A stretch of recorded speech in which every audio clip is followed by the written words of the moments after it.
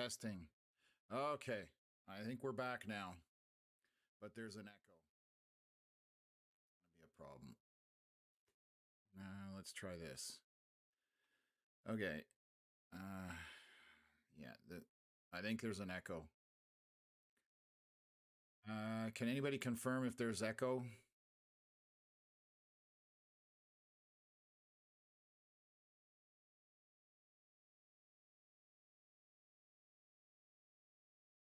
Okay. Well, so maybe I'm just hearing the echo on my end. So, yeah, no, we having some audio issues. I don't know what's going on. My Bluetooth didn't want to work, and then, now the microphone wasn't wanting to work. So, anyways, definitely, let's start that all over again. So, welcome to Canadian Weather live stream again. Hopefully, everybody's having a good day. I said it's starting to feel like Groundhog Day. We're just constantly going back and forth, doing the same thing over and over again. Lather, rinse, repeat. So here we are again. There is some more severe weather on tap for today. However, it's not to the level that we were expecting yesterday. It is very much lower than that, so should be okay in that regards.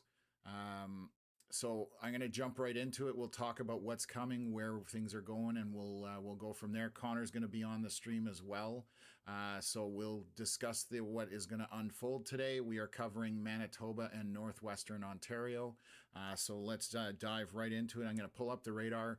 These are our outlooks for the weather today.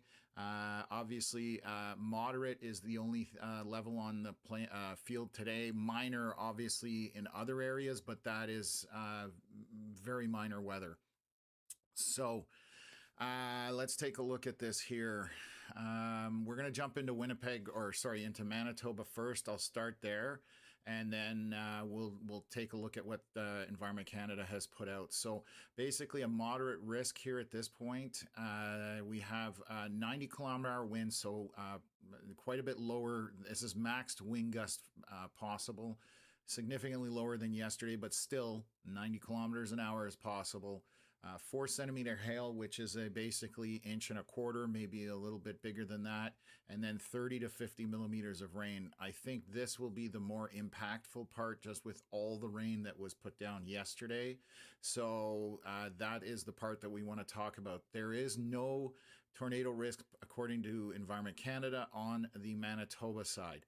Switching over to Ontario, so Northwestern Ontario, this is along the Trans-Canada Highway, just to the west of Thunder Bay, heading across 17 and all the way through into Manitoba. We have this line that kind of arcs from top left to bottom right in that risk area.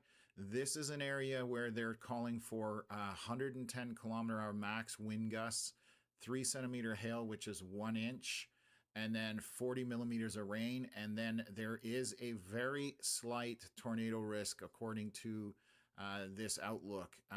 It's not zero, it's near zero, but obviously that's what we want to stay on here and warn you folks about. So that's what we're going to be talking about, and that's what we're going to be covering. That's essentially where we're at right now. I'm going to go to our main screen here and see if I can get Connor on the stream. We just got to plug him in here. Give me 2 seconds. And I'm going to get him coordinated in here. So little technical difficulties, but it's been, a long 24 hours, let's put it that way. And we're still going to be on that tonight by the looks of things. So another longer day. I don't think it'll be to the extent that we had yesterday, but it could be into the evening anyways. So let's see. There's Connor. I've brought him up on the stream. Welcome to the chat. I'm just going to make sure your audio is all set. Can you guys hear Connor?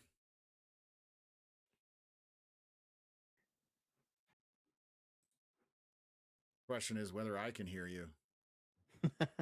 Yeah, there we go. Okay. So if there is an echo, please let me know. Just want to make sure that the echo isn't an issue. For anybody, just because we're doing things a little differently, I normally have a earpiece monitoring the audio. At this point, I have to do it a little differently.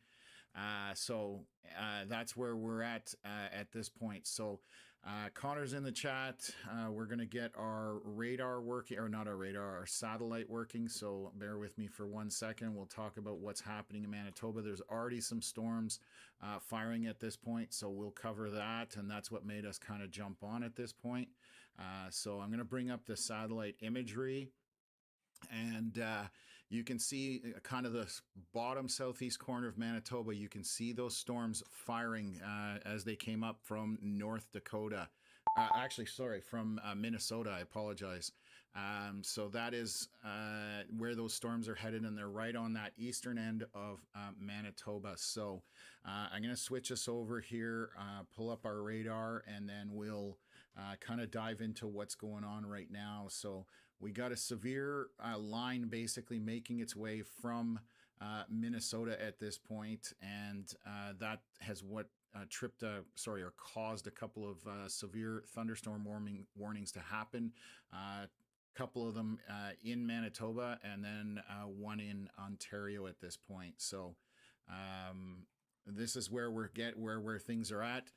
Again, we are not talking a higher end risk event today. This is just going to be a lot of thunder, a lot of lightning, and unfortunately rain over areas that already have rain soaked ground, or it's saturated. So again, flooding could be an issue. We did hear yesterday kind of northwest of Winnipeg, that we did have 200 or almost 300 millimeters of rain in certain areas, and we did see some significant flooding issues. What else? So the audio is a bit low. Let me see if that's something I can adjust on my end. I don't know if that's... can you hear me fine, Connor? Yeah, I can hear you very fine. Oh, but you're hearing me through Discord, so that's different. So bear with me for a sec, folks. I'll just check my audio settings. I don't know what's going on, whether we've got... okay, that's good. Okay, so there's something wrong with the audio, so let me fix that so that we can get this up and better. Let me just go from there. System, sound. Okay, microphone. Let's try that. Is that better? Much better. Test, test, test. Can you guys hear me? Just want to see if somebody can jump in the comments and let me know that that is better or improved, so you don't have to have things cranked all the way. I've got a little bit more adjustment as well.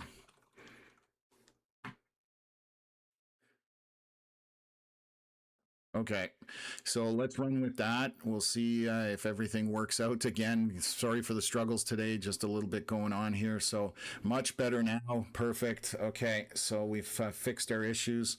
A little bit, I guess the technology is just as tired as we are. So again, what we are talking about right now is Manitoba for the basically the eastern portion of Manitoba, and then the northwestern portion of Ontario. That's where we're looking at our threat today, and basically there are severe thunderstorm watches out for both. So let me pull that up.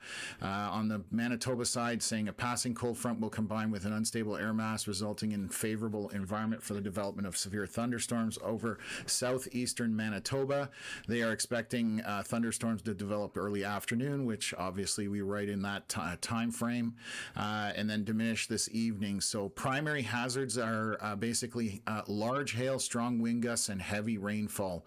And obviously they're talking about the same stuff, saying that because there's heavy rainfall, those waterlogged areas from last night's storms are definitely going to result in some flooding. So that is something that we need to keep in mind. And then what else here? So now on the Ontario side, I'm going to look at that thunderstorm watch, and they have put in conditions are favorable for development of severe thunderstorms, or they're saying dangerous thunderstorms that may be capable of producing damaging wind gusts, large hail, and torrential rain. And then those parameters that we talked about: 110-kilometer-hour winds, 3 centimeter hail, and they put slight risk of tornado. And again, I'm going to reiterate, very, very slight risk. But if something does look, off, we are going to let you folks know about it. So this is where we're at right now with the storms starting on the Manitoba side, and they're kind of drifting eastward. So this may be actually a somewhat short interaction on the Manitoba side because it's sticking along that border a little more than models were predicting. We do have some storms firing here out by Brandon as well, so we're going to monitor that. They are along the Highway 1 corridor.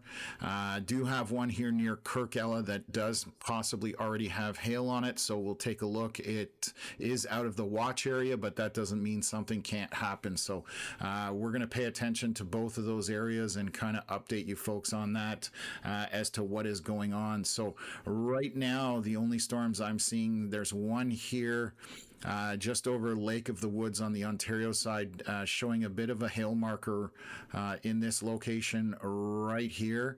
And that again is moving in a northeast tract and drifting eastward, but essentially in this general direction as it moves along. So that's why they've pre-warned this area for the leading storms that are going up, along with the storm kind of to the southwest of that warning. So they've put this thunderstorm warning out. And they're saying they're tracking a severe thunderstorm capable of producing strong wind gusts, quarter-size hail, and heavy rain. It is moving northeast at 40 kilometers an hour. See, this is the difference here. Yesterday's warnings, we had a lot of them that were just cut and paste. This tells us where that the storm is moving at 40 kilometers an hour, and then what locations are in the path of it. So that's good information to have. We've got Falcon Beach, Caddy Lake, West Hawk Lake, Indian Bay, Ingolf, Kejak or Kajik. I'm definitely not pronouncing that right. And then Sherwood Lake. So those are the areas involved at this point. And they have just expanded and updated that warning as well to the southern end. So they kind of pushed it out here down along that 71 corridor over all these lakes and all the water up that way. So again, pretty should be a reasonable day ahead. I'm hoping that we're, that this isn't a sustained event and it's not too high end, but we're here that just in case that's the case. So they just updated this warning as well. Just quarter-size hail and heavy rain again, but I think they pushed it up. I'm not sure. Connor, do you remember what this looked like? The warning? I think it may have just been pushed north. No, it wasn't pushed north. It was just expanded down. Okay. So we'll keep an eye on that, and as this progresses through the day, let's just take a look, and something else is beeping, so I'm just going to take we got a bunch of heat warnings here in northern Ontario and Quebec. The temperatures up that way are significantly warm, so that's what those warnings are for. But for now, we're just tracking these storms. Again, nothing crazy like it was last night. I know that was a wild ride for a lot of people through the day and evening. I promise today is going to be much better for most of Manitoba. Again, we're not dealing with a ton out that way. I'm going to look here back to the west. We do have kind of storms in an arc. I'm just going to play that out. That is on the Saskatchewan side. We don't expect anything too severe, but you can see how that is rotating down as it gets into that southeast corner of Saskatchewan. Quite a bit of lightning with it. Moderate rain would be a good way of describing it. I'm just going to see from the Regina radar. So there's a lot more back here. Did we lose our Canadian temperatures? We did.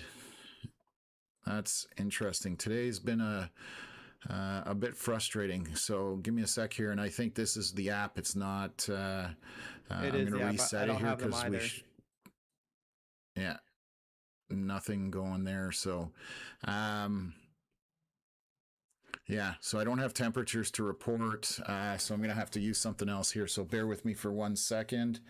Uh, okay, so those are the storms. So still a lot of rain again in that northern portion of Saskatchewan. We've got around Melville. They had a ton of rain. Yorkton. So obviously more rain is not going to be good. The ground is already saturated there. So that's going to be the difficult situation over that way. So we're going to monitor these storms to the west and the ones that are southeast of Winnipeg at this point. So I'm going to jump into the comments now that we've got things rolling a little bit here and try and respond to things for you folks. Give me a sec here. Yeah, okay, so just all comments about my audio, which obviously was an issue. So, yeah, it's pretty hot in some ends on Manitoba right now. The wind was fairly strong last night, though. Even it was cloudy, it was still pretty warm outside. That's from Keeney. So yeah, yesterday again, northeast of Winnipeg, around Selkirk, there was some very strong straight line winds that we were reporting on as it was happening and warning folks in front of that. It definitely got pretty crazy at that point. Lake Time, good to see you in the chat as always. Yes, we broke through 10,000 yesterday. So that was pretty phenomenal. We were super excited. So thank you for everybody that's subscribed to the channel. What else have we got here? Curtis saying, I'm amazed you guys are not zombies today. We threw on a lot of makeup and splashed some water on our faces and got rolling again. So again, I'm hoping today isn't too bad. And, I don't expect it to be, but in case anything does go, severe and people need to be made aware of it, we are here for that. So that's what's going on. Okay, so all about sound here, and if anybody has questions about specific areas in line with all of this, we're happy to answer that. So Carol Martino asking about Williamsburg area. So please, when you guys have questions, just let me know, because I don't know every town or city, whether it's in Ontario or Manitoba. That will help me drastically, just so I can get back to you guys and give you as much information. So let me see if I can. Williamsburg is just a little bit of rain showers right now, Carol. Where is it, in Manitoba? No, it's in Ontario. Okay. Oh, that's Just down in. Yeah, just south of me here in Winchester. Maybe a couple little thunderstorms later on. It's pouring over my house right now. I'll tell you that much. I can hear it raining pretty hard here. So actually, I can pull up probably a camera. We broadcast from Ontario, just so folks understand. We are based out of just south of Ottawa, so Eastern Ontario. But today's forecast is mostly to do with Manitoba and Northwest Ontario, just because that's where the severe component is. We are expecting, and I'm just going to check something on my phone here. We are expecting some minor showers going through Eastern Ontario, but maybe Connor can comment on that. I know he was trying to post a video. Do you have a second to chat about that, Connor? Or? Yeah, sure. So I was going to post a video, and then I also had technical difficulties, so that didn't work. We're looking at some slow-moving, lighter thunderstorms, but generally the problem is that they're slow-moving. So Environment Canada issued a special weather statement for much of Eastern Ontario, but mostly the focus for that is extreme Eastern Ontario, closer to the Quebec border, and Western Quebec involving Montreal and stuff like that. Models were showing around 50 millimeters of rain after the slow moving storms move out. However, there is a chance for some very localized areas to exceed 50. I wouldn't be shocked if somebody sees 75 millimeters, if I'm being honest. But that is why the special weather statement was issued. And then Environment Canada in Quebec did issue a severe thunderstorm watch, basically for the same thing. They could have done a special weather statement there as well, but they opted for the severe thunderstorm watch. But yeah, just very slow moving thunderstorms. A lot of rain today. We need the rain. To be quite honest with you, it's getting pretty dry pretty quick here. But at the very least, Just some slow moving thunderstorms here in eastern Ontario and western Quebec, and then as we said, up in northwestern Ontario, mostly a windy day, windy storms, a little bit of hail. I was going to say in my video that the tornado threat is basically next to zero, as low as you can get, but it's non-zero, as Tom said earlier in the day. So, and that's where we're at. So, yeah. Awesome. Thank you, sir. So that's kind of an update on Eastern Ontario. But again, mostly what we're looking at is Northwest Ontario and Eastern Manitoba. And it looks like they've pushed up some severe thunderstorm warnings through even further north as this line basically is going to march up that way.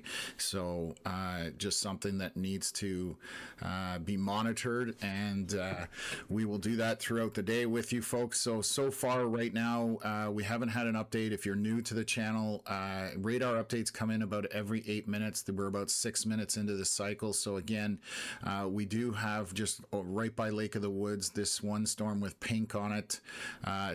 That would be indicative of some smaller hail in there. So that's an area that we're watching as it moves northeast. There are a couple of pixels here by the Trans-Canada, literally over the highway. So we'll see if that develops into something further. They have pushed some of the warnings. They've put some more additional severe thunderstorm warnings ahead of this. So I'm just going to see if they're any different than what they've put out for below. So they're just same thing: torrential rain, large hail, damaging wind gusts, and that's basically, and obviously that very slight risk of a tornado is mentioned in there. Same thing for this one here, but they're not calling for the tornado because the further you get away from the Trans-Canada Highway, the less likely that risk is. So we are, so essentially everything else is on the table, but that tornado risk is kind of tucked in to that bottom southern corner of Northwest Ontario for that. So and my voice, I apologize if it gets crackly. I'm going to try and save it a little bit today because this is now, I want to say day 4 or 5 out of the last week that I've talked for 7, 8, 9, 10 hours. So it's definitely getting worn out a little bit. So let's go back here to the other side of Manitoba with Saskatchewan. So there are some showers that are moving through. This line here is picking up a little bit of intensity. Basically makes its way back, and I just saw a comment from Curtis that I guess we've lost all of the Canadian weather stations, so it's not just our software, it's just an outage across the board. We had issues yesterday with the Woodlands radar northwest of Winnipeg not giving us velocity data, so it was a bit of a frustrating day yesterday. It definitely got to me at the end of it. So so thank you for the update on that, Curtis. Always good to have a technical individual who can pass on that information. So around Moose Jaw, and I'm going to show you guys these storms as they're firing through here. They're dropping in a southeast pattern, but they're rotating out somewhat. So you're going to see how the eastern end of this line kind of starts to swivel a bit more east and then turning north. So you can see those showers dropping down. These are very small line of storms with some lightning associated with it and moderate to heavy rain in them, but they are short-lived. The rain up north by Melville is, again, the scale. If you look at the top of the screen, orange, yellow would be kind of in your middle. When you get into orange, red, and pink and purple, that's the high end of things. So this is just, for the most part, moderate to light rain, but it is a large section of it moving through the area. So again, going through those saturated areas, water is going to accumulate very quickly on the surface. So something that folks need to pay attention to. Ditches are already full. We've been hearing about that. So again, something to worry about today is that quick accumulation of water as some of these storms move through. Just east of Esterhazy on the Saskatchewan side, a storm showing a couple pixels of pink. So there may be hail hail in that storm, but it is not severe warned yet. Some lightning associated with that, and then a smaller cluster of storms. It looks like we got the temperatures back, so that's perfect. Basically we've got a couple of minor storms, nothing, no hail in them at this point, just heavier rain, and they're tiny in comparison to what we saw yesterday. So back to the west again, we've got this line of storms coming back, so we will monitor those and update you. Right now in Winnipeg, 25 degrees Celsius, so still quite warm, and these storms are moving into those environments, and that's why they've got potentially more energy available to them, along with moisture on the eastern side of Manitoba and Winnipeg, versus back to the west. If you look in Saskatchewan, temperatures are in the teens, upper teens, low 20s, so very different environment back to the west, and that's why they don't have a severe component to it. However, there is a special weather statement out there for development of funnel clouds. So you may see some funnel clouds. These should not stretch all the way to the surface. They're just going to be visible at the cloud deck, where you may have some enhanced vorticity. So that is going out as well today. So a bit of a unique situation out there, just with those funnel clouds being warned on today. So let's jump back into this line. There is some hail. There's a lot of lines here. So what is that? Angle Inlet to the northeast of there is a storm that has a very large signature for hail in there. I would venture to say that we're talking probably ping pong ball sized hail and smaller associated with this storm.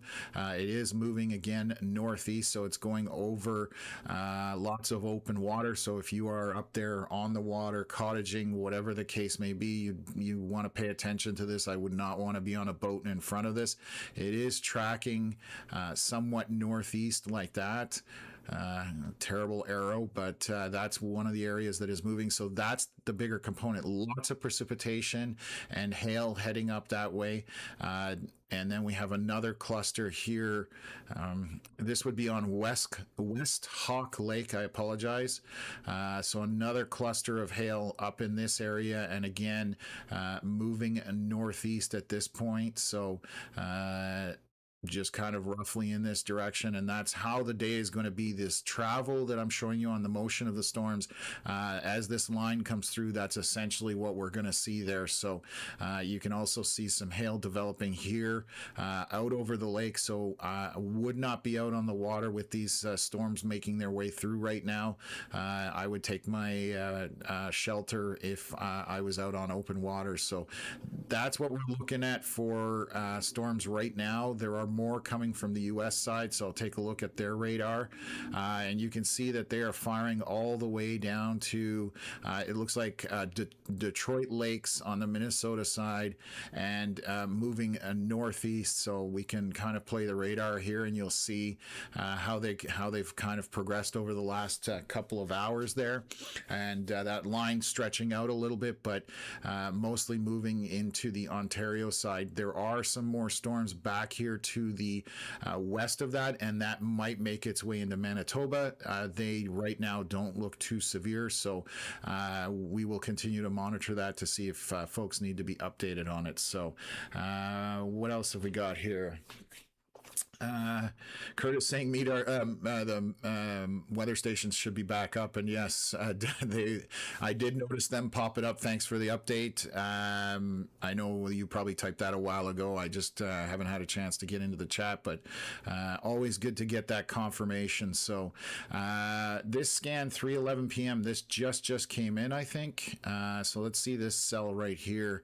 Yeah, again, I think I was just covering that, so I'm gonna double check that whether that's a new scan or not.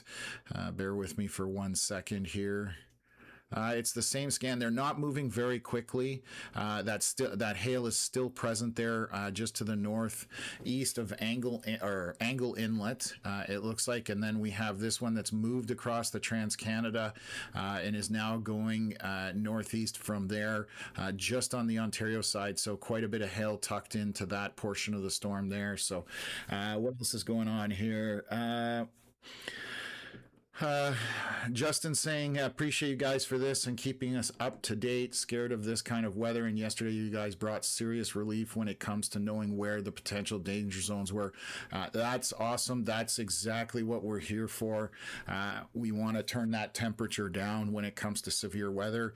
Weather isn't scary if you understand it and you know where it is and you know what's coming. And that's what we try and do. But the unknown, if you just get these weather alerts and there's not much information associated with it, or you don't understand it, which is okay. That's what we're here for. Okay. Our Toronto, yes, saying, "Hey Tom, what a day yesterday," and definitely yesterday was the craziest day on this live stream that we've ever had. I mean, I don't think I can recall a day like that in Canada in recent memory. You would definitely have to go very far back to get that kind of size of system and how complex it was and what it actually did throughout the day. Hopefully I don't live through that again, but you never know, I guess, with things. So what else here? Reed Gutzman out of in Eastern Ontario. Hi, Tom and gang. Watching this one closely as we have family in Brandon. So good to know. Just cloudy in Arnprior. You might see some showers out that way, but again, not going to see a whole lot in Eastern Ontario. There'll be isolated storms, as Connor mentioned. So we do have a couple of showers kind of to the northwest of Brandon, but they are just minor showers. Nothing to get excited about there. They're barely over the moderate side of the precipitation with a few lightning bolts. So I'm just watching what's happening here with a couple of storms. Again, small, tiny raining storms, basically. No hail that I can see in that right now. The one with a little bit more intensity, just a couple pixels of pink in there. So there may be tiny hail, smaller, pea-sized hail, that type of thing. I would not be surprised if that was the case. Quite a bit of lightning on that. That is to the east of Esterhazy. So I'm going to just show you guys how this storm is moving. It's got a bit of a northeast trajectory on it. But as this line swings around, things are going to change in terms of the direction of these storms, and we will update you guys, but their potential is very low compared to further east. Just the environment isn't good enough there, so that's why we've got these storms not being on the severe component side of things. I mean, Estevan down in the southeast corner is showing 16 degrees Celsius, so that's not very conducive to any kind of strong storms or anything like that. So it looked like most of this, to be honest, is going to stay out of Winnipeg. The question will be these storms in North Dakota. If they come across, they may make their way up there, but and that's why the watch extends kind of to Portage La Prairie down to the west of Winkler and up to what's up in here, Fairford, on that Highway 6 corridor up there, and then over to the Ontario border, essentially on the Manitoba side. So right now it looks like everything is making its way up from Minnesota and staying closer to the Ontario side, and that's where the severe side of thunderstorms is right now. And again, it's nothing too severe. The only area right now we've got some bigger hail coming in along the lakes, because those storms are probably picking up a bit of moisture as they're going across that open body of water as well. So what else? You're welcome, Reed. Happy to update you on Brandon. And again, if anybody has questions, by all means, throw it into the questions and the comments, and we will do our best to answer them. If it even has to do with yesterday, we'll try and answer any questions. We haven't had a lot of time to review anything.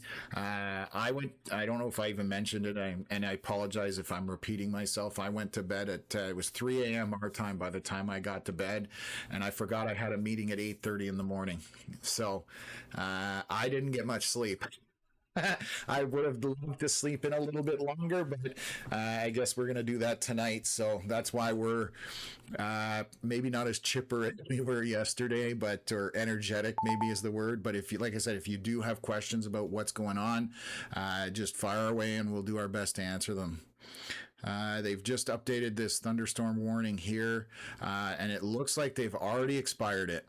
So, because the storms have drifted east of the Manitoba Ontario border, right now on the Manitoba side, the only thing you have is moderate to light rain. As you can see that based on the yellow, the green, and the blue, that's the low end of the scale. So all you've got is rain showers there. The lightning and the heavier precip with some hail associated with it is just to the east of that border, the Ontario and Manitoba border. They just updated the severe warning for that, so I'm going to take a quick look at it. I see them updating a couple of them, so I'm just going to take a look here.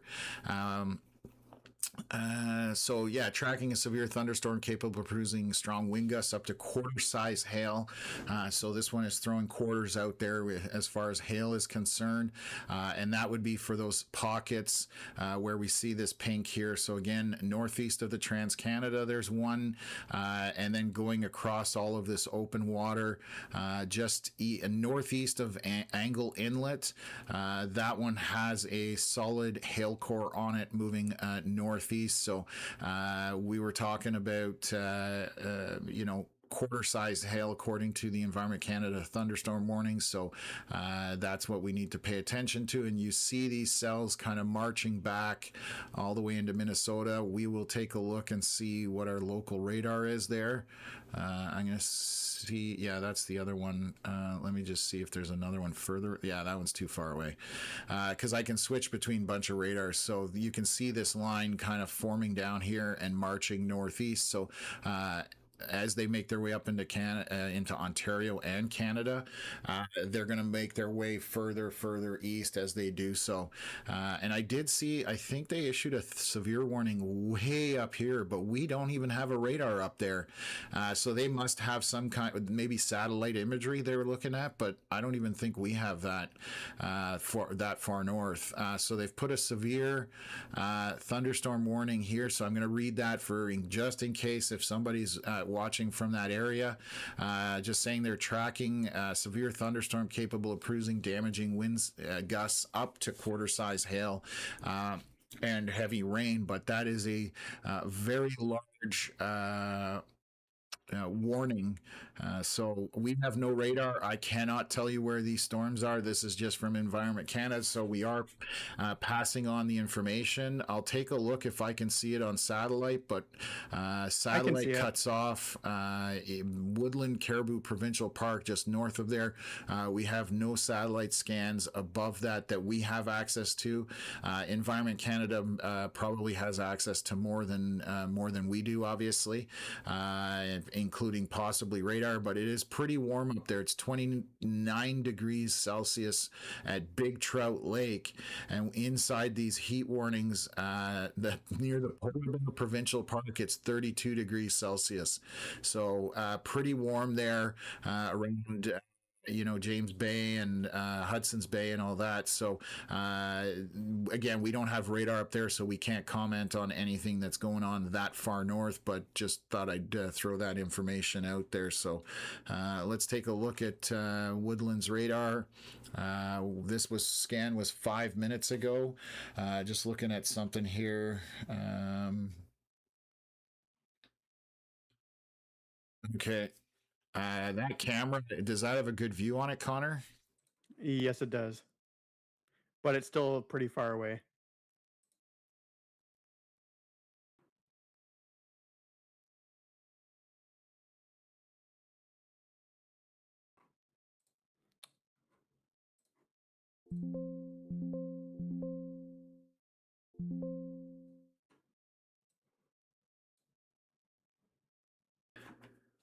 Sorry, I'm just adjusting here to see if I can get Connor's audio working for me. My card goes to sleep for the speakers.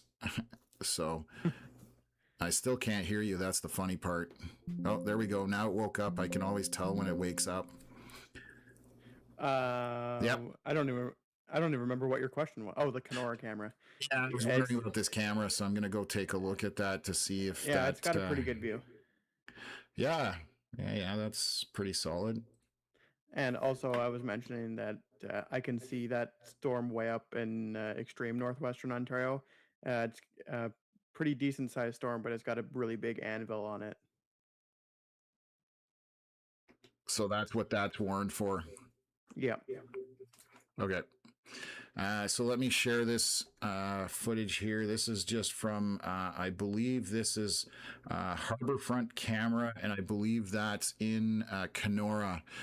Thank you, Veronica, for sharing that. So you can see that is looking south, probably on the right-hand side is kind of southeast from there. So this is as that storm is approaching.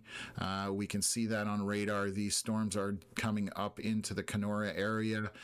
So they are definitely looking a bit nasty on both radar and visually when we look here on the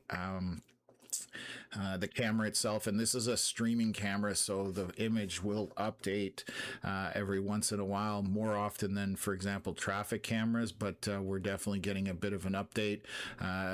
I don't know how many boaters are out there yet at this time of year and time of day, and being during the week. So don't see a lot on the docks, but definitely want to let anybody know that might be in the water or on the water that these storms are approaching. I mean, it's pretty obvious when you look at that, but yeah. Where else?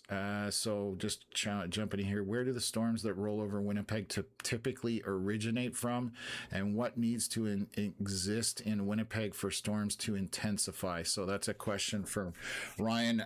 It's so typically for Winnipeg, a lot of our storms basically come from the west for the most part. Yesterday's system was a little bit unique, and the storms basically came out of the U.S. That does happen as you're seeing today.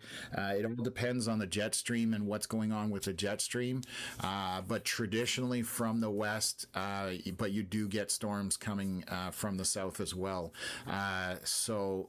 For any storms to happen, you need warm temperatures and you need moisture for them to intensify. So if you're getting that moisture pushed up from the Gulf of Mexico, that's what we as forecasters look for when we're talking severe thunderstorms and that kind of higher end potential. So if you've got that moisture and you have that warm temps, which yesterday there was plenty of both. Obviously, I think Winnipeg, at times this week has been in 30 degrees Celsius or very close to it.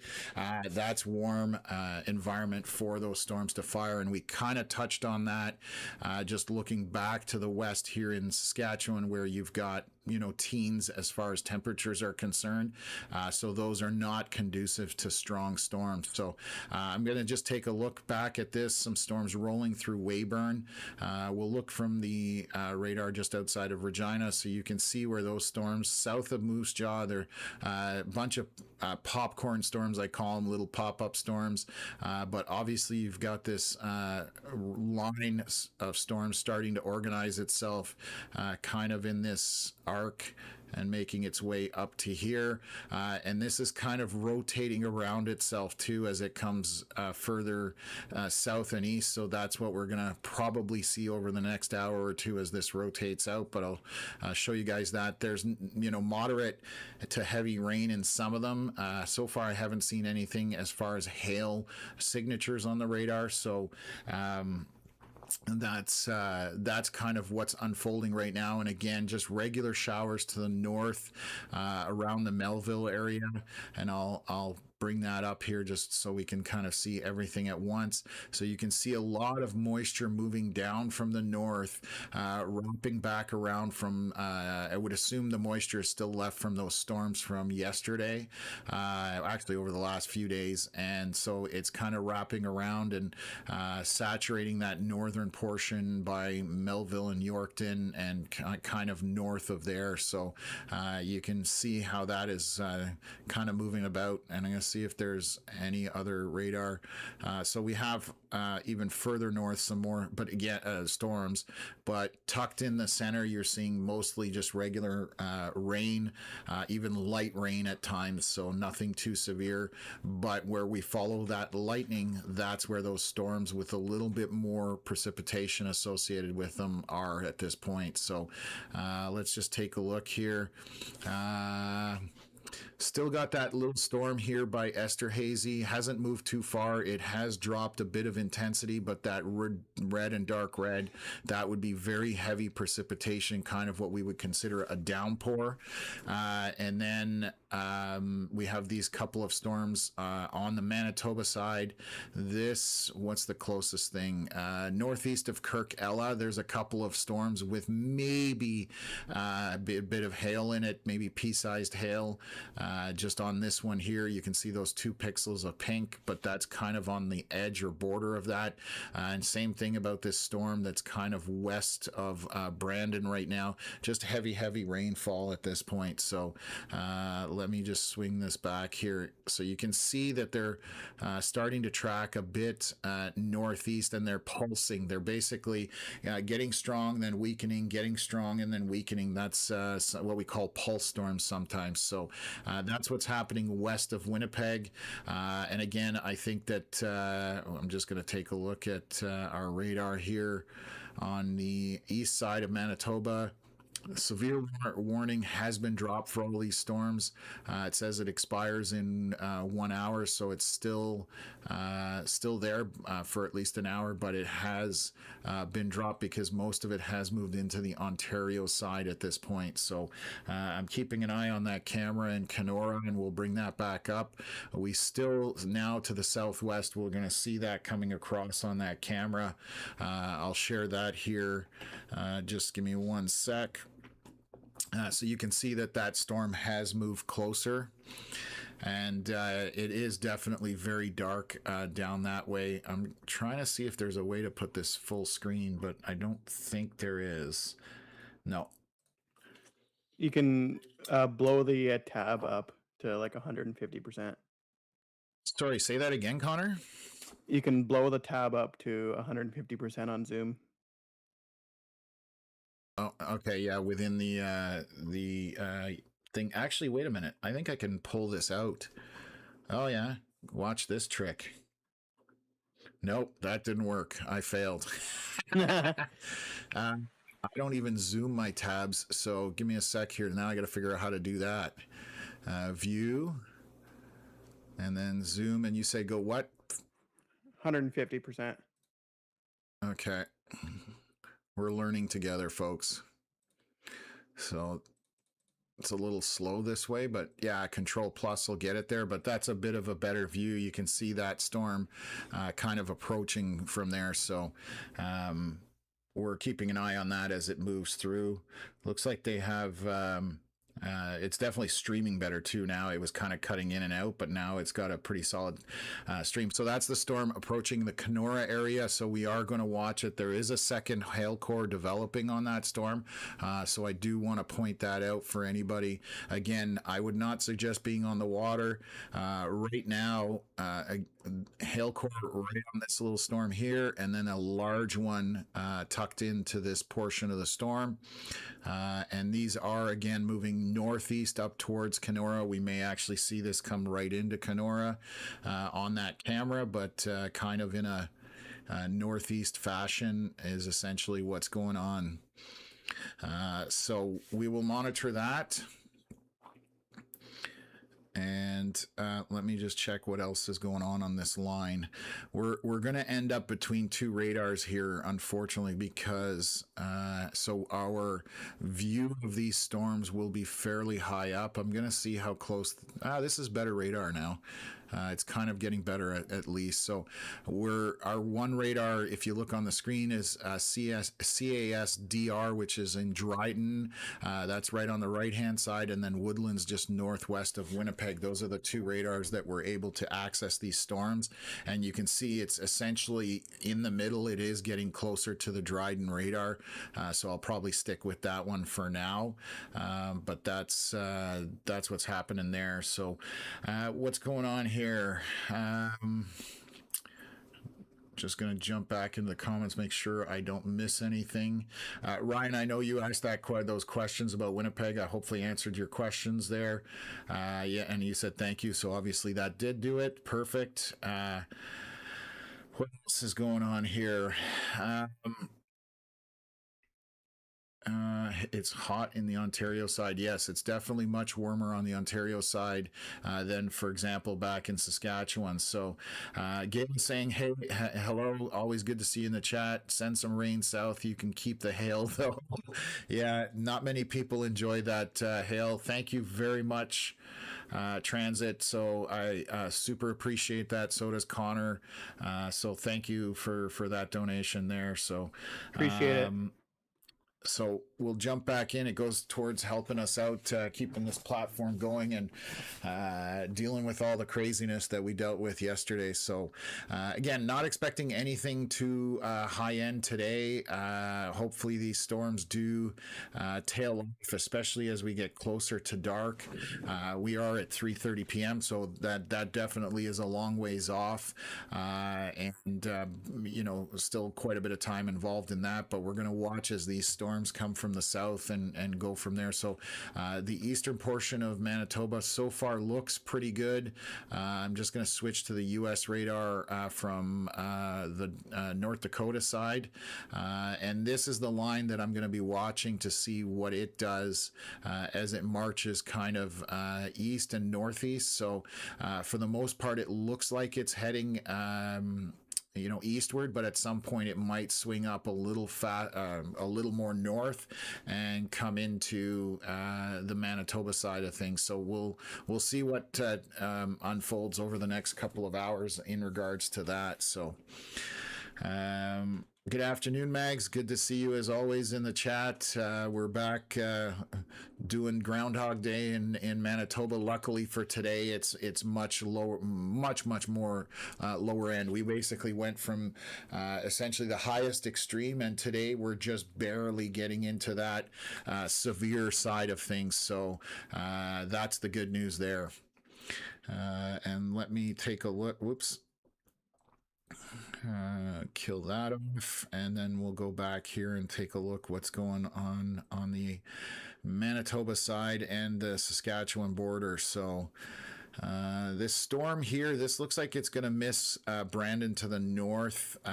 Basically, these are moving somewhat in a northeast pattern, so that's probably going to miss there. There is a bit of a hail marker on it, probably very small hail at this point. So that's a good sign. We do have, again, these storms go up, they pulse up really quickly. Just to the northeast of Welwyn, Saskatchewan, there is a pretty solid hail core in here. I would venture to say Environment Canada is going to monitor that for the next scan or two. And they may have to severe warn that if it sustains that hail core that's happening. Same thing up here by Gambler, just to the north west of Gambler, we do have bigger hail signature in here where we've got those pinks and bright pinks. So that's well, look at that. Literally, as I finished talking about it, they severe warn that storm. So let's bring that up and see what they're saying. So they're tracking a severe thunderstorm, obviously producing damaging winds, but the quarter size hail is what they are calling for in that. I would suspect it's if it goes up on the next scan, it may even get bigger than that, but we will monitor this for you folks and update you, and I'll show you which direction this is moving. Again, this is near Gambler, Manitoba, so just kind of mostly drifting northeast. So probably just going to go to the south of Russell. Between Binscarth and Russell is where we'll cross on that 16, but may make its way into Russell. So we'll see if Environment Canada, if that continues to sustain that hail core, because we've seen those storms kind of pulsing up and down in the environment they're in today. So those are two I just wanted to point out there. And you can see this severe thunderstorm warning is way outside the thunderstorm watch. That just happens sometimes. So just because they just severe warned the other one down below, which we were just talking about. So that's awesome. So this one here, they're going to say quarter size hail again. It's just kind of a cut and paste. So they're talking about this storm here. It is, I'm going to move the radar and just show you guys the last few scans. It popped in the last two scans, so went from nothing to 3 scans basically, roughly about 25 minutes. We went from no storm to having quite a bit of hail on that. So this is also for reference to the southwest or west of Berthold, and it is heading northeast as well up to Foxwarren area where our radar is located. So like I said, we will continue to monitor those. And as I was saying, you can have a severe thunderstorm that happens outside of the thunderstorm watch area. Sometimes parameters just come together, and that's what happens. So that's why we're here to just continue to update you guys as things progress through the afternoon, because they don't always go according to what models or people are thinking. I'm going to bring up that camera in Kenora, and you can see a beautiful what we call shelf on that storm. It's going to get closer here. We'll have a view of it, but that I can point it out here where you see my mouse in the center of the screen. Along the leading edge of this storm, there's kind of a shelf looking structure, basically a solid line, and that person in the boat is probably second guessing their life choices about being on the water today if that's coming at them. But that's the beautiful storm that's coming in. Nice shelf cloud on it, and we'll bring that up once it does get closer to show you guys that on radar. We've got some large hail in there now, so we're getting into dark to purples, and that's where you start to get into those larger hailstones. So this is our first storm right now that is indicating that. It is in this area here that has that 1 pixel of purple right in here, and then we've got another hail core stuck to the back to the southeast there, and we're gonna just pull that up so people can see, but it is heading northeast essentially is what's going on with these storms as they again travel today. So I'll back it up. You can see here as it kind of marches forward, it did turn a bit east at this point. So I just want to take a look at some velocity scans, but I don't see anything that jumps out at me per se. What velocity scans, if you're new here, when we talk about that, that is the speed and direction of particles.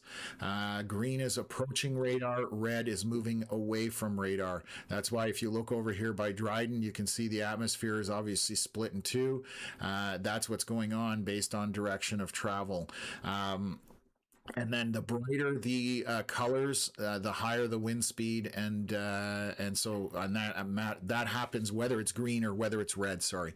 So I was just looking to see whether we had any kind of rotation associated with it. I don't expect any, so I'm just checking again out of an exercise of caution. So we're going to see if this pushes into Kenora. Sorry, I gotta jump in for a second. Take a look at that camera again. So Jordan saying, I hope less warnings or pop up just like last time. Yes, yesterday the warnings got to the point where pretty much most people were somewhat ignoring them because it became so repetitive. Even storm chasers started to ignore them because it was every 30 seconds you were getting a new warning that you had already gotten. So a little, like I said, a little frustrating yesterday, I would say.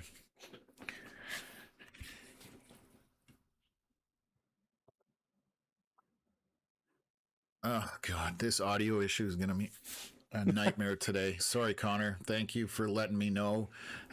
You can jump in. I'm going to try and get my audio to work again.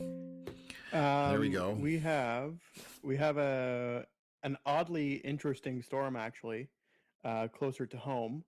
It is north of Ottawa. It is painfully obvious when you see it on radar. You cannot miss it. So we have a rotating storm with a low-level mesocyclone north of Ottawa near White Deer, Quebec. Um, it's got about 110 kilometers an hour gate-to-gate shear. It's been on radar like that for 3 or 4 scans at this point. So I'm just kind of watching it to see what's going to happen with that storm. It is north of Ottawa in White Deer, Quebec.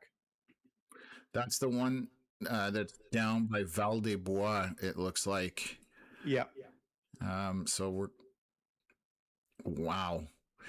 So this is rotation, not what we were really truly expecting here on the stream for the Ontario side.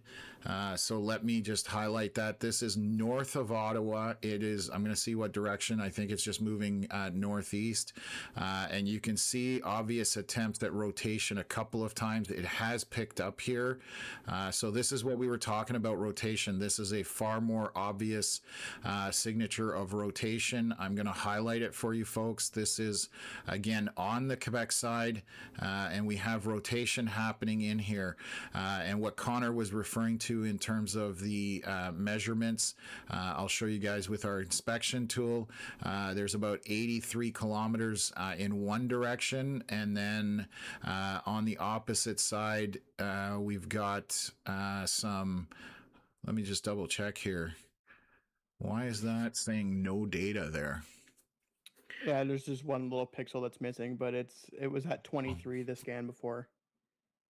Yeah, okay.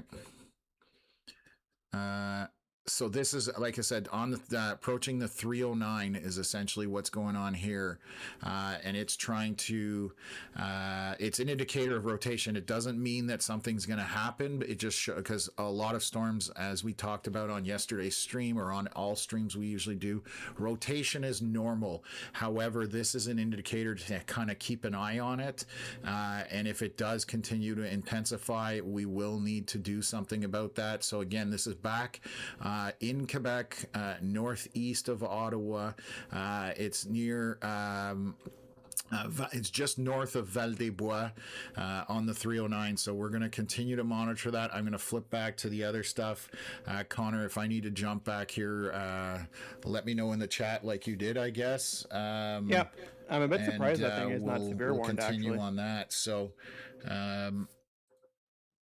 I'm just seeing. Okay, so I'm gonna, like I said, I'm gonna flip back here, and we'll go back to Manitoba and northeast Ontario, or northwest Ontario, I should say. Sorry.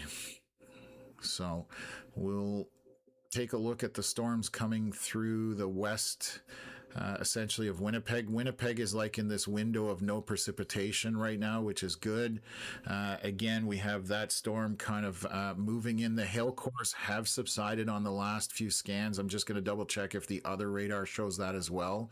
It does, which is good. As these storms are approaching the Kenora area, we had 2 areas of pink, and they have kind of subsided at this point. So gone down. That was our previous scan where we had 2 larger areas of a lot of pixels of pink and 1 purple, and now we've gone down to essentially 1 area only. So that's good. That means the storm has pulsed down a little bit. So definitely a good sign as it approaches, and I'm going to share it with you folks. This is what it looks like as it's coming into Kenora. You can obviously look at it. It looks scarier than it actually is. So it's definitely got precipitation, heavy rain in it, and maybe some lightning. But that's about it. Nothing more than a regular thunderstorm. But it does have that that shelf cloud out front, which a lot of people sometimes mistake for potential of tornado or anything like that. This is more shelf cloud. Definitely not a concern at this point, but that's what you're looking at on the stream. So let's come back here. And we've got a question here. Yale saying, why is there a warning for Winnipeg still? There isn't a warning for Winnipeg. There is a watch. So I'm going to explain the difference between a watch and a warning. Watch means that the potential for ingredients or conditions for storms are there. So that's all that is. That's saying that's potential is there. When you get a warning, then that means your ingredients have come together and your cake is now baking in an oven. That's basically the analogy. All the ingredients have come together and the potential is there for that. Whether it's a tornado warning, a severe thunderstorm warning, all of that, it is actually ongoing, and that's the difference between a watch and a warning. So there is a watch on the eastern side of Manitoba, and it again is to do with storms coming out of Minnesota and North Dakota. So we're watching that. That's where these storms are originating from. They did come up on the very far east portion of Manitoba and crossed into Ontario very quickly. So that's why we've got what we've got going on, where there was a thunderstorm warning here on the Manitoba side, but it's already been marked as expiring and will be gone from there in 29 minutes. That is just regular rain that is happening on that side. So thank you again. Appreciate the donation, Yuli's World. So anything for Montreal, Connor, that's happening? I'm going to let you kind of answer that question. Montreal is likely going to be in that area where there's a bunch of rainfall later today.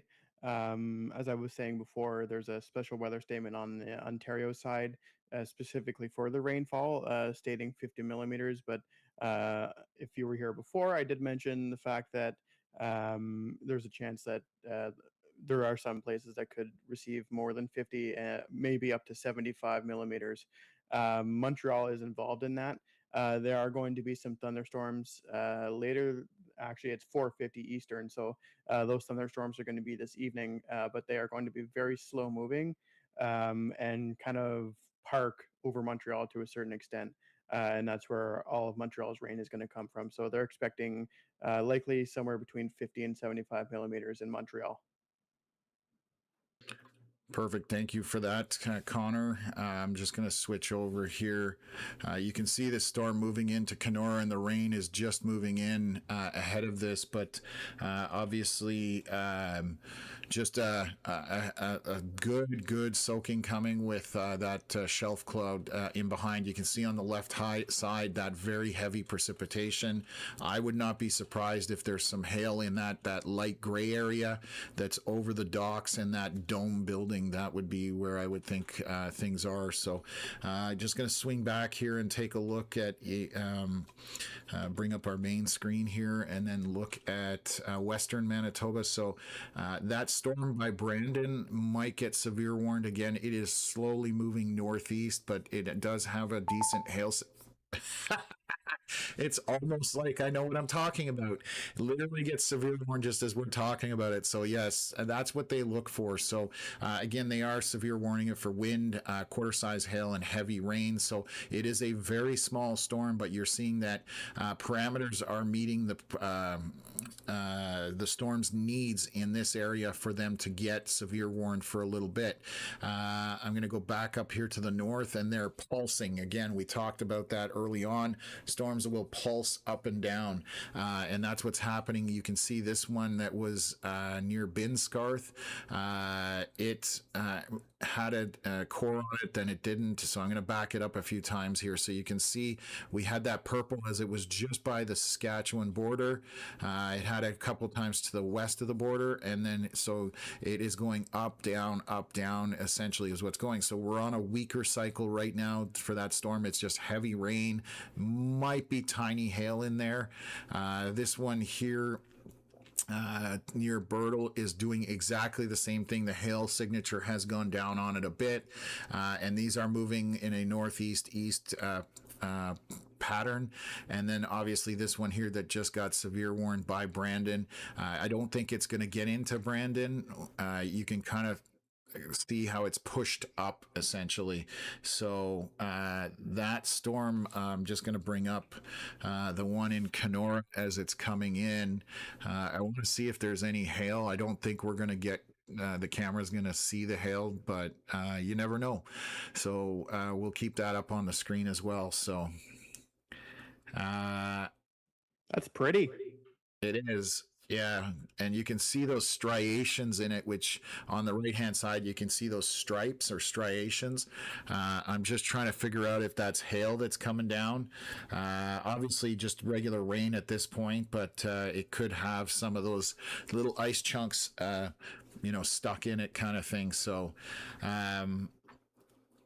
while we watch that, Connor got a question in the chat from, there was a nice lightning bolt just now on that stream. Scared that bird into the water. Grayson is asking, what's the main threat of the line of storms, for the line of storms coming towards Ottawa? If you could kind of give him an answer there. Just mainly just heavy downpours and a little bit of lightning. Maybe the ever so slight chance for some pea-sized hail. But otherwise, there's nothing severe about today whatsoever around Ottawa. Okay, perfect. Thank you for that. What else? Thanks on behalf of the Winnipeg area for your stream last night. That was pandemonium, and you all were so helpful to keep on top of the endless alerts. Thank you. That's why we're here, and we are glad that it is paying off. That people are getting that information, and heeding the warnings and using our information to help them understand what is coming at them. So that, like I said, that means a lot to Connor and I. That's why we do what we do. And again, I'm glad to hear that it did help people last night through that chaotic event. So we're going to switch from that camera here. I do see that they just warned this storm a little more back here to the west. So I'm going to take a look at that. They pushed the warning out a little bit to the east here. So you see the box is kind of a bit of an L shape. They just flashed it up. I'm just going to see what they've updated here. So this is fantastic. So they basically telling you the location of the thunderstorm, says near rivers, moving northeast at 40 kilometers an hour, and then the locations in the path of this warning of the storm is Rivers and Rivers Provincial Park. So that's what they're giving you on that warning. So that's plenty of detail, and so that's good to see as far as those storms. Again, I don't think it's going to get into Brandon at this point. It's just kind of hovering around that area. And then I'm going to make my way back here to Saskatchewan and take a look. We still have kind of that line of storms here by Weyburn. Obviously, heavier rainfall associated with this line that's more intense. I'm just going to bring up our camera. It's starting to pour like crazy in Kenora as this storm moves over. So far, I'm not seeing any splashes in the water, which is what we would normally look for if we were getting any kind of hailstones happening. But this is kind of what you can expect for the temperature as these storms come through, what you can expect in terms of rainfall, just to give you an idea that they're nothing too severe. And that's why, we're saying that most of the severe component hopefully will be on the very low end of things today. So just wanted to show you guys that. If anything crazy happens on the cam, I'll jump back to it. So again, back in Saskatchewan, from Swift Current down to Weyburn, we've got essentially a line of little isolated storms popping up. And again, the most intense area would be just to the southeast of Weyburn. We did have a tornado last night in the southeast corner of Saskatchewan, sorry. Unfortunately, coming into Oxbow almost directly, but we did report live on that yesterday. We've heard some damage stories and stuff, nothing completely confirmed, but hopefully everybody's okay from that. We never want to see that, but that's unfortunately a reality of what takes place with these storms. And Tom, there look was at the just a wind in this wind camera shift. as that storm is moving through. So we got all that precipitation, and look, the camera itself is even oscillating. And if you look further back onto the water, you're seeing that this is going to get very windy here. This camera is going to shake and bake here for a minute, and we'll see what happens. This is actually a good bird's eye view of what to expect as that these storms progress on that eastern Ontario, or sorry, east of the Ontario border with Manitoba. I'm curious what the winds are going to do here. I love watching them on water because you can actually visualize them, and there's a big impact coming here with wind. There's some strong wind coming right now.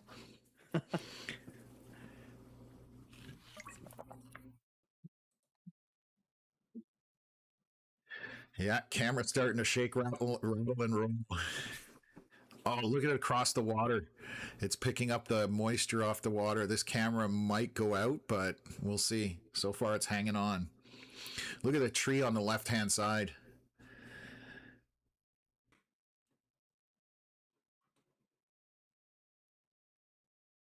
Yeah. It. Oh, Are those white capped or is that hail? That's white caps. I'm just seeing the white on the water. So you can see as the storm moves through, it gets very windy. So that was a cool little thing. So Veronica, thank you for finding that for us. So I'm going to zoom back into our radar, and you can see that hail signature just going right over. Coming into Kenora on the far east side. That we have here. So again, two areas of hail happening as this comes up to 17 Trans-Canada Highway on the Ontario side, and these are moving northeast, and you can see those hail cores go and they come back. They're again pulsing storms, which means they're going up and down as they move along. So they intensify, they cycle down, and then they re-intensify. And there's another hail core tucked back here in the corner. So I'm bringing up the camera because it's getting a little windy in Kenora right now. So just to show you guys what's underneath these radar scans, this helps us to be able to give you those visuals. So you know what to expect. And again, this is just wind and rain. It's nothing too high-end crazy. But it obviously, if you have lawn chairs out that can be blown around, that kind of stuff, you don't want them out in this kind of environment. That bird is doing its best job to not get blown around. I don't know if you guys can see that bird on stream, but he's on the struggle bus right now trying to fly in this. So yeah, anyways, that provides a little bit of entertainment for the afternoon on those storms. Just zooming in here. What else did we have? Bonnie, see, already they're giving you more information. Well, yes, we try to. I don't know if you're referring to us or to the Environment Canada alerts, but yes, there's definitely more information available, and that's what we try and help directly. Kyle saying, I got hit directly by the storms in NOLA and Beausejour, Manitoba. Thanks for the stream. It helped me to get to a safe place, even though it flooded up to my knees. Oh, man, sorry to hear that. That was definitely a concern yesterday, was that flooding component. Even if the winds weren't going to be an issue, in terms of rotating, that kind of stuff. Hopefully you'll be okay, but at least you did get to shelter. That would have been the storms early in the afternoon as they moved up that southeast side of Winnipeg, and that's what started basically everything yesterday. Sorry. So hopefully everything will be okay, and I'm glad you were able to get to shelter. And I'm just taking a look at this right here. We do have quite a bit of hail still kind of surrounding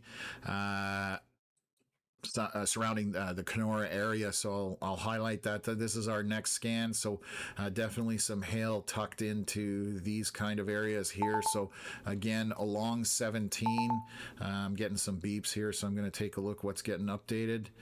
So they've updated both of these. So let me jump on this big one that they've put up here. This is on the Ontario side. They've updated basically a severe thunderstorm updated just now, capable of producing strong wind gusts, quarter-size hail, and heavy rain. And that's for the stuff moving through Kenora right now along this entire line here. But the more intense component is right over the Kenora area. I will bring up that camera, and she's still blowing around out there. The feed is a little less stable, would be the word I would use. So definitely well, it could. I was going to say definitely struggling to get us the video pictures coming in here, and you can see the temperature on the camera. It was at 24 degrees. It's already dropped to 21 degrees, so you can see that difference in temperature, and that will continue to drop as the afternoon progresses here, as more and more storms trail through the area. Because if you look back to the southwest, there's still a bunch of storms coming and more rain to the west, but far less intense that what we just saw coming through on the camera there.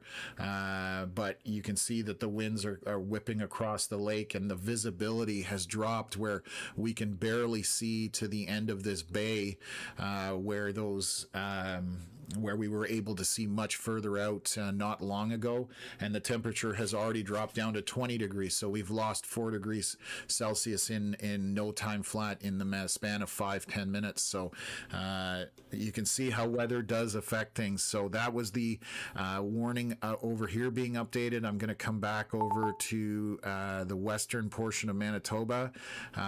They did flash this box up here by Russell, and they've expired that severe thunderstorm warning for this one that was between Binscarth and Russell.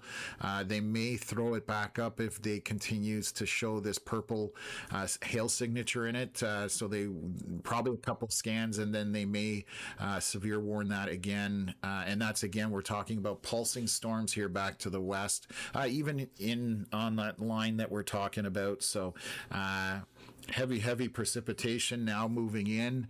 You can see the visibility. We can't see past the dock very much at this point. So heavy rainfall coming in, and you can see it on the camera itself right in front with the grass and the tree, just those big raindrops coming in. So blustery, but the wind subsided because you can see on the left side that tree is no longer throwing its branches forward. So the wind subsided, but there's definitely a lot more rain coming in.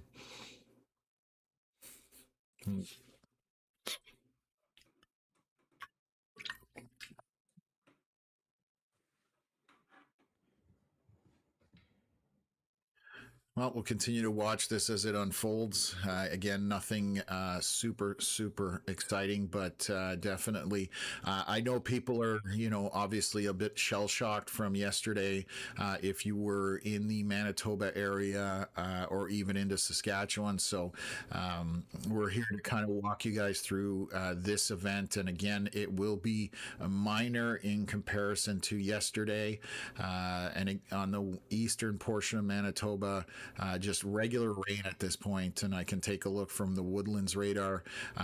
Saturation is going to be an issue, so my biggest concern in this southeast corner, basically along the Trans-Canada from the eastern portion to the north would be some flooding happening possibly, because these storms have been putting down quite a bit of rain, as you just saw on that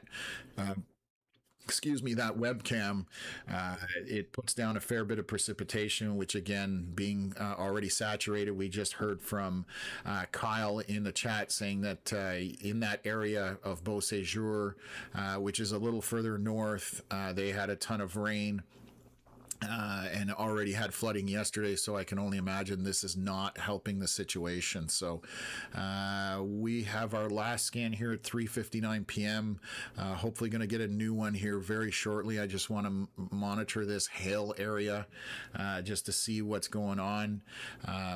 While we're waiting for that, we can show you here. These are the storms. So Manitoba Ontario border is right where that line of white is exploding, and those are the thunderstorms. You're looking at all the updrafts coming with these storms, and so that's just a visualization from satellite of what has transpired over the last couple of hours. We've only been on the stream for about I say an only hour and a half, so it's short compared to yesterday so far, but we're just keep monitoring that camera. Most of the precipitation has moved out. Temperatures down to 18 degrees. So far that has dropped 6 degrees Celsius as these storms move through. I'm going to bring up my radar here, and there is a solid hail core signature right on this storm, just to the northeast of Kenora, going over that 17A bypass around Kenora, and it is moving essentially northeast at this point. So there's quite a bit of hail probably tucked into that, some brighter pinks. I'm going to look at some velocities. Nothing on velocity that jumps out at me right at now. Connor, can you comment back on that storm in the Quebec side? Yes, so they have finally severe warned it. Although the rotation couplet on the storm itself has weakened the last couple of scans, but they did finally severe warn it, and it is likely going to keep moving towards the east, um, but it's probably not going to sustain to the strength that it was before. Okay, perfect. Thank you for that update. I'm just going to read the severe warning again. This is back in Quebec, Western Quebec, northeast of Ottawa. This one storm is severe warned. It did have some rotation on it. So we'll just read that out, just saying they are tracking a severe thunderstorm capable of producing strong wind gusts and very heavy rain. So that's what it's been severe warned. It is currently sitting just over the 309, or the precipitation has moved a little bit east of that for the most part, and it is tracking eastward. So I'll continue. We've got a line forming here back to the west, Connor, down from Petawawa. Right, kind of arcing back here through almost to Bancroft. So down from almost Deep River, arching back through Pembroke, and then all the way down here. That is going to march, I believe, just eastward, but I'm going to double check here. It's moving a little bit. It's mostly moving northeast, it looks like. That northern tip looks like it's trying to hug that Ottawa River in typical fashion. We do get storms that try and turn and go down that Ottawa River just because all of that available moisture that's there. However, I don't think it'll be able to turn that much today, but this might straighten out the line. And this is moving east. There's no lightning. Well, sorry, I stand corrected. On the Quebec side, there is one lightning bolt indicated. The rest of the line has nothing. So this is just moderate rain, and it's very short-lived, and it is marching east.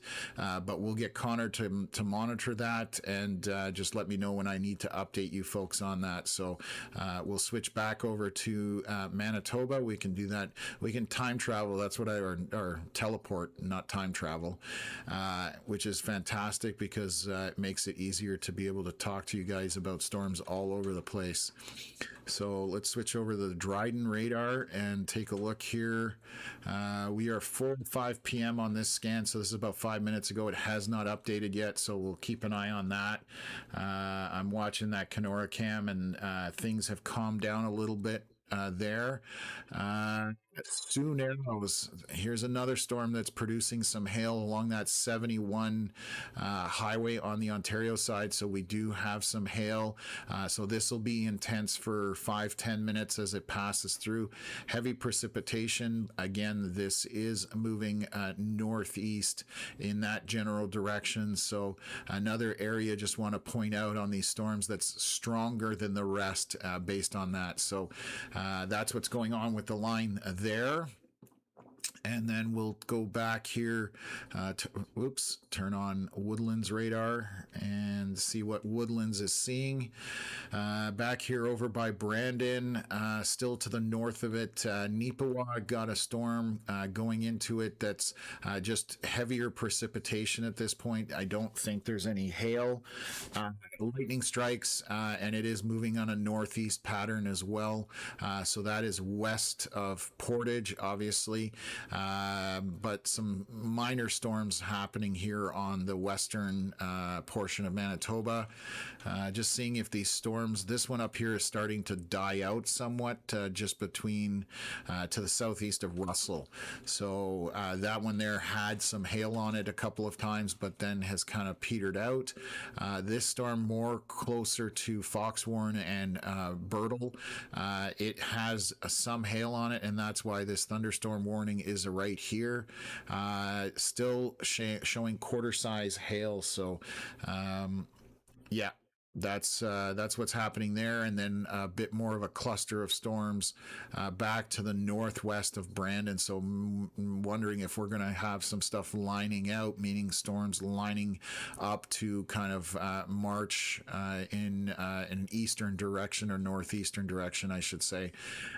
Just looking at this stuff back to the south of Swift Current, south of Moose Jaw, Regina, and then to Weyburn. That's essentially where this line has not settled in, but it just seems to be sticking around that area a bit. But you can see as I back this up, dropping south and then turning a little bit and trying to go east. But the eastern portion of this has basically almost evaporated would be the word I would look for. We can see that on the scans here. You see those storms just to the getting close to that Manitoba and Saskatchewan border. I see a boundary kind of pushing out from all these storms as well. That's probably going to come into play here, but these storms are dying somewhat on the Saskatchewan side, at least on the eastern portion of Saskatchewan.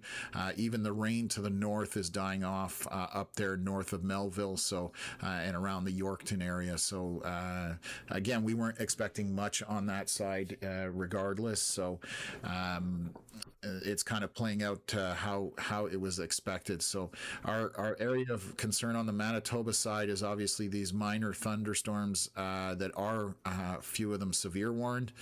That's the biggest talk on that side. And then we'll continue to watch these ones west of Portage just to see what they do.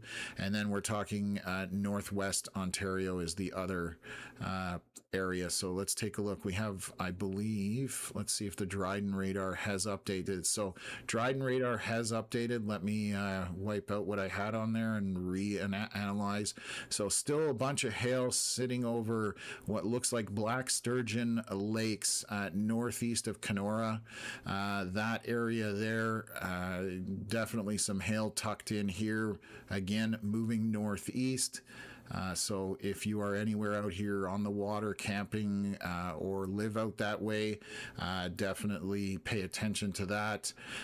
Stronger area. And then the hail signature here by Sioux Narrows has basically subsided. There's only a few pixels left at this point. So it's weakened from the last scan, and I'll show you what the last scan looked like.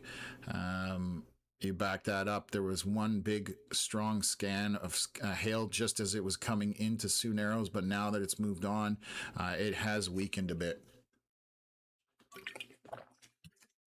Okay, well, let me see if we've got some more questions in here. Yeah, Bonnie saying yes, the info from Environ Canada. And again, you can tell when there's experienced people on the board, and maybe less experienced would be the word for that. Sometimes when we get these copy and paste warnings in terms of the text that's put into them. So yeah, it's always good to get better information.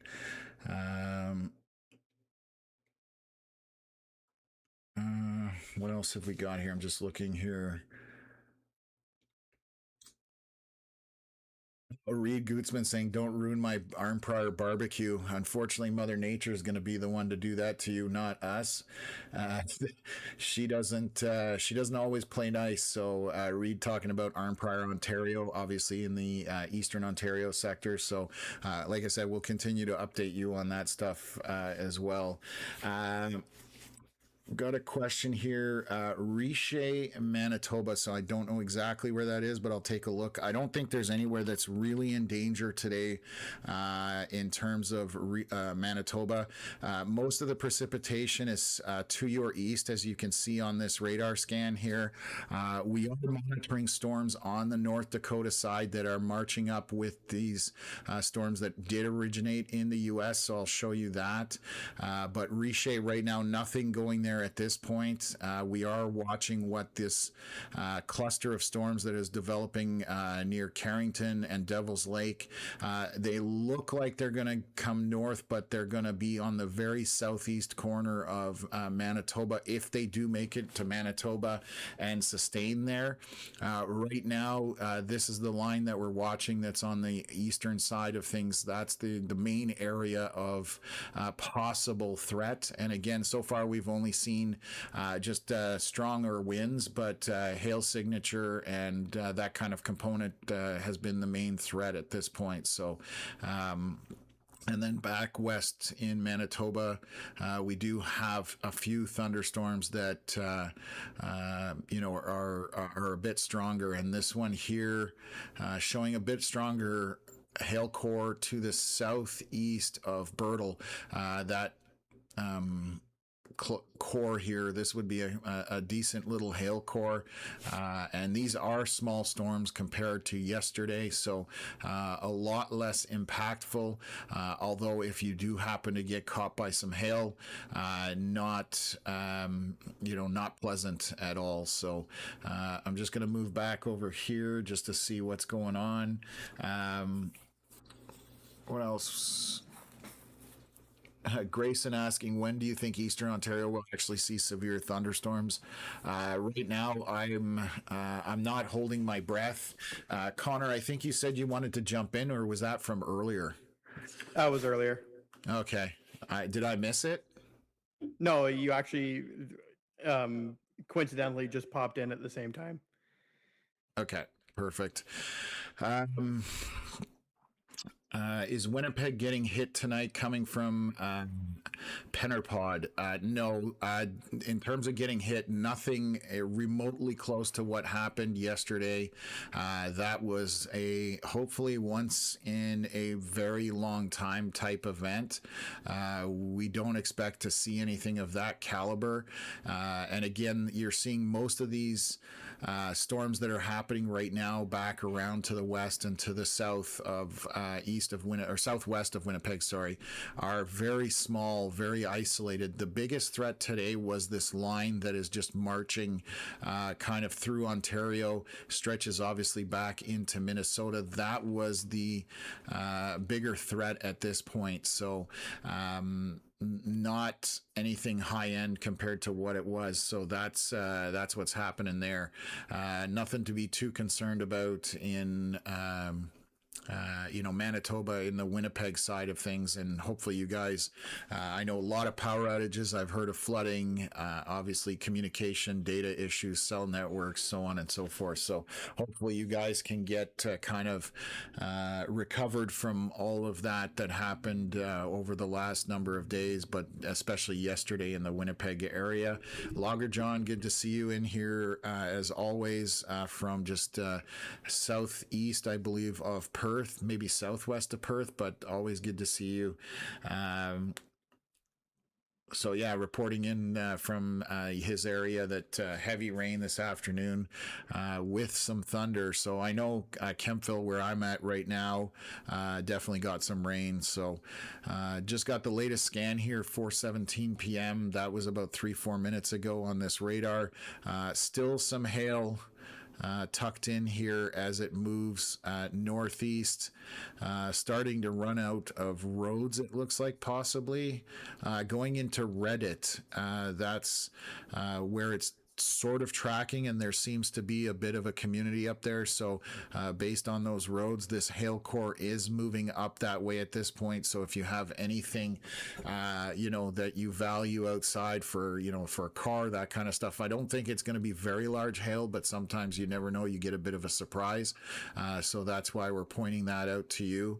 I'm just looking further north here, and it's funny how quickly we run out of radar on this side. So we can only go so far north before we are a little bit blinded.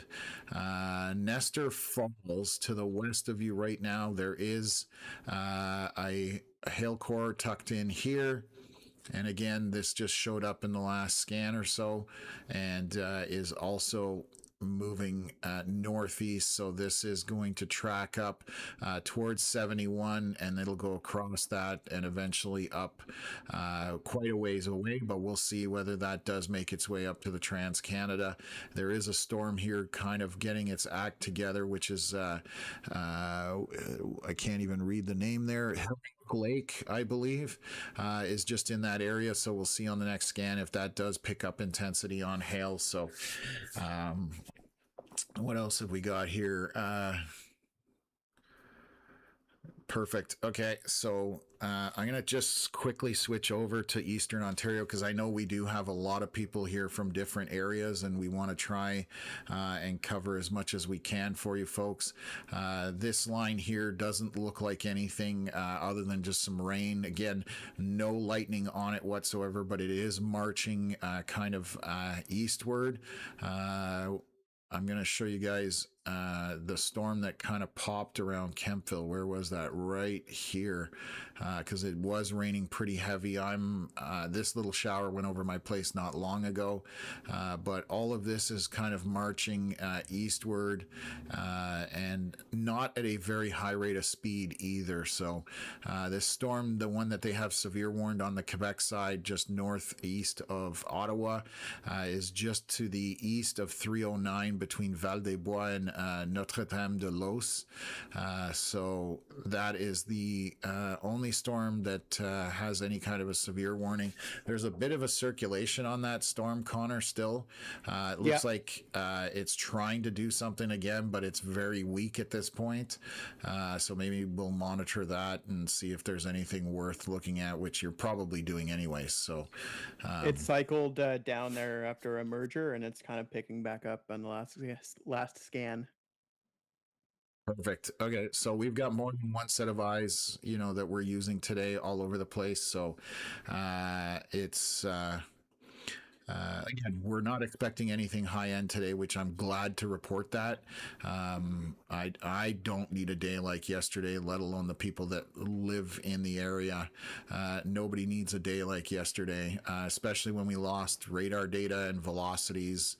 That definitely made things a little more difficult. So some of these storms are popping out in front of this line quite quickly, and I'll show you what I mean by that as this line kind of on the Ontario side, you can see how this has developed, and you can see that secondary line that kind of explodes out in front of it.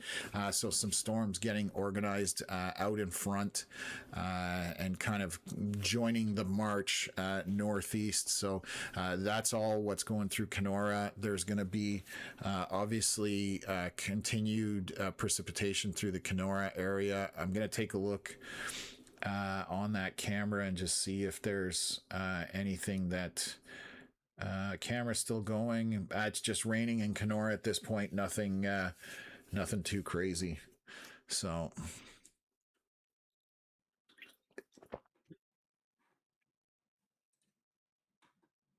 okay. So we've got that covered. We'll continue to watch this. Our last scan here is at 4:23, so that was just now. So on the Ontario side. So let's take a look at this. Bit of hail here just east of 71. Three little three little pockets per se, just along the 71 near Sioux Narrows. Just going to see if that hail is still persisting here. It popped up ahead of it, didn't go through Reddit, which is good. However, there may be hail just northeast of there.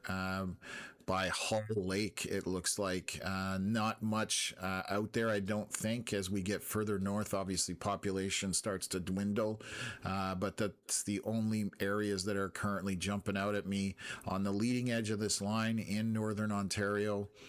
Sioux Narrows, that's basically where the most of our hail is. I'm going to take a look at velocities.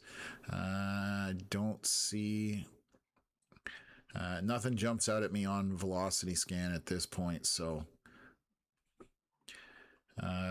we'll continue to monitor that, and I'll flip back over to Woodlands to see what's going on. Small little storms. These are nothing, just heavy precipitation, but tiny little storms at this point. And then we'll take a look at this stuff northwest of Brandon. This is kind of congealed. The storms have joined up, and they're maybe trying to reach out for this backstorm as well. So let me just kind of move that forward, and you can see how they combined right there. The storm reached out for each other, and they're now holding hands. So this is a line just walking across here a little bit. Heavy precipitation there, and maybe a bit of hail, just around rivers, Manitoba. So there may be hail happening there. And again, a fairly saturated area, so more rain, not good for them up there. It's amazing. We have times where it's drought and we want rain, and then we get too much rain. It's almost like we can't walk that fine line. So I'm just looking at this other storm here by Bertle. Again, heavy precipitation, and it may join up right here on the next couple of scans with the rest of the storms, and then we'll see what kind of transpires from there. So, question about Hawkesbury, Ontario. There's not anything of any significance out that way. They're just kind of regular thunderstorms at this point that Connor was explaining. So, nothing in the Hawkesbury area to worry about at this point. So other than heavy rain, if you're caught up in some of these storms, but no really high-end severe, there is a special weather statement out there. But again, it's to do with how much precipitation is going to happen, not anything to do with winds or high-end. And I'm just looking here at Kenora has gone down to 16 degrees Celsius. So they've dropped 8 degrees Celsius before those storms moved in. It was like 24, I believe. So you can see how quickly those storms do change the environment essentially. So, and let me take a look back here. We're going to look at the stuff coming into, or that's in the southern portion of Saskatchewan. Let's rotate that around and see what's going on.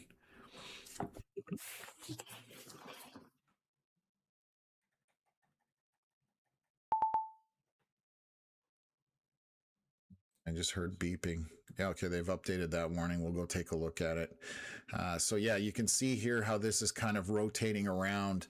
And again, that eastern portion of the line seems to be dying off for the most part, very weak. And it's kind of been raining over Weyburn for a little while. There's a bunch of little storms that have kind of parked themselves around that area and expanded out. So Weyburn definitely getting some more rain in that area.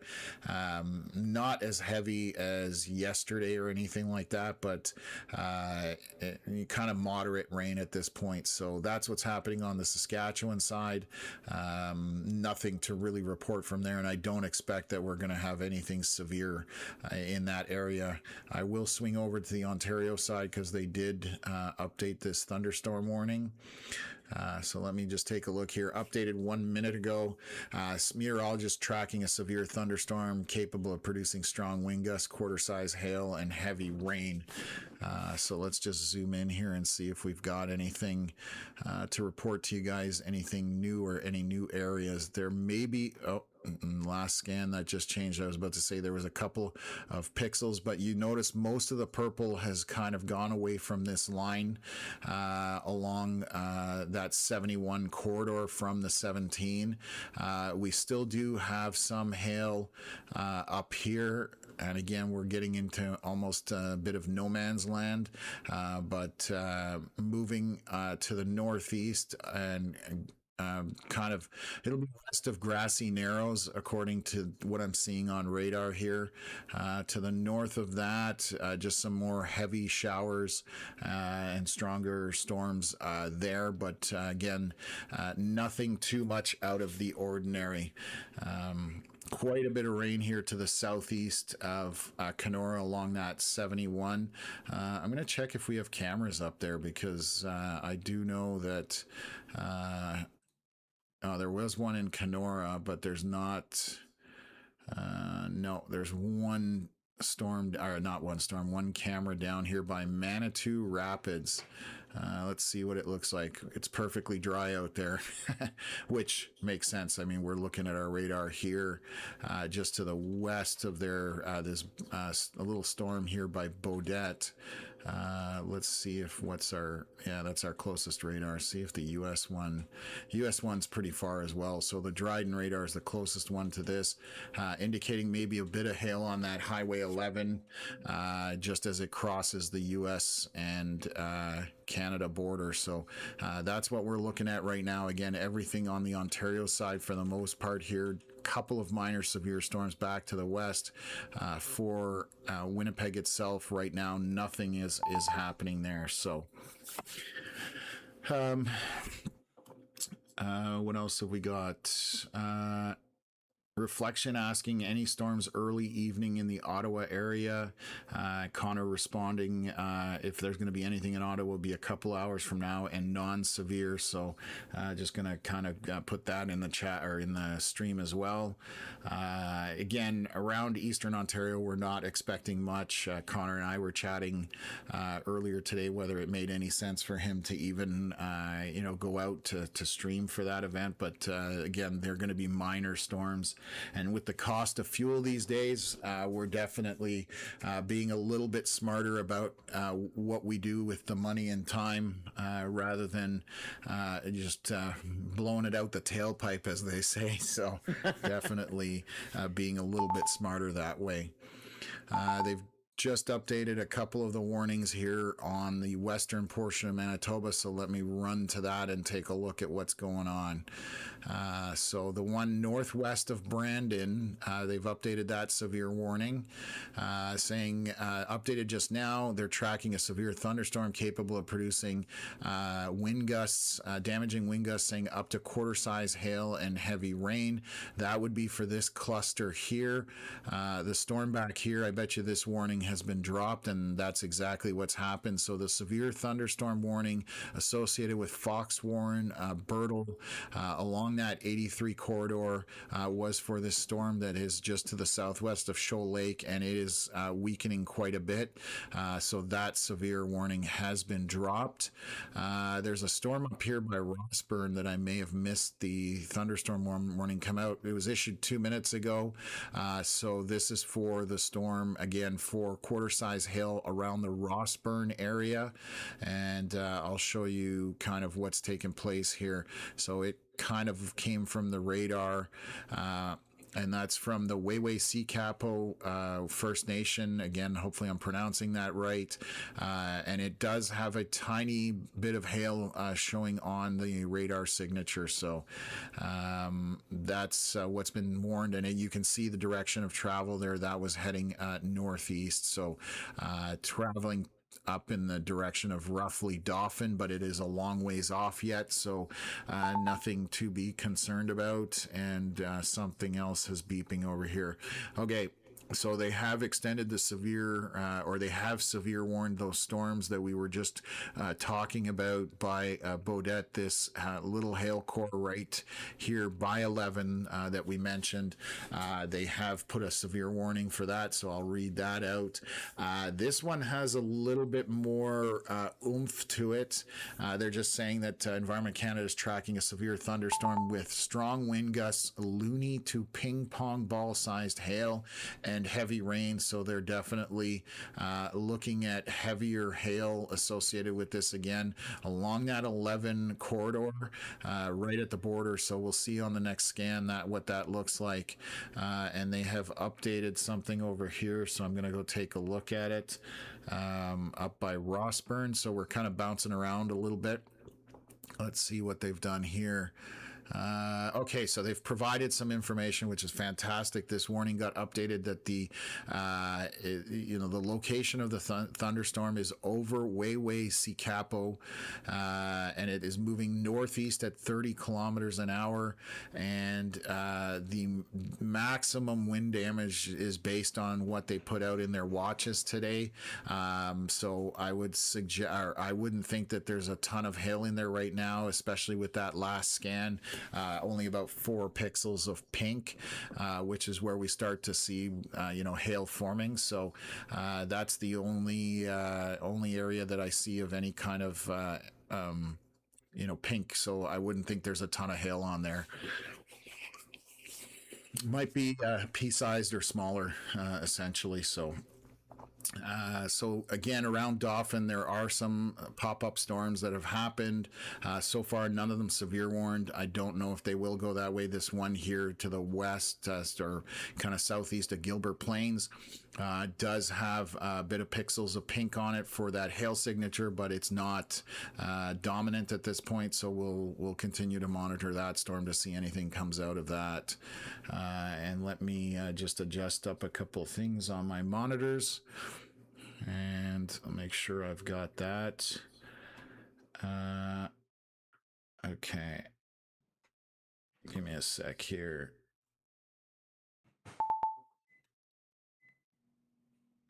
And we've got some updates happening. I hear some beeping, so I'm just going to take a look at what's going on. So they've updated this warning here on the Ontario side. So Northwestern Ontario, they've updated the severe warning. Just going to take a look at it. So they're saying line of severe thunderstorms is located from North Branch to Stratton, moving northeast at 50 kilometers an hour. Locations in the path: Stratton, Finland, Barwick, Burdett Lake, Manoman, Emo, Dance, and Northwest Bay. Those are in line for this for these storms right now. The hail is tucked in right here. I can only see a very little bit of, 3 pixels of hail. So it's gone down a little bit from the last scan. And you can kind of see how this is lining out. So this is getting a little more intense just in this area down here. Let me just loop that out. So this definitely is heavy precipitation, some stronger winds in there, with some embedded hail as well, more than likely in that line, and it is moving northeast again. So gonna take a look, see if a Highway 17 camera might see something. Unfortunately not. It's pointed, I think, in the wrong direction. I'm just gonna double check where that is. It's pointed. Is there a road there? Yeah, no, it's pointed in the right direction. We just can't see much. It's over the trees kind of thing. So, yeah.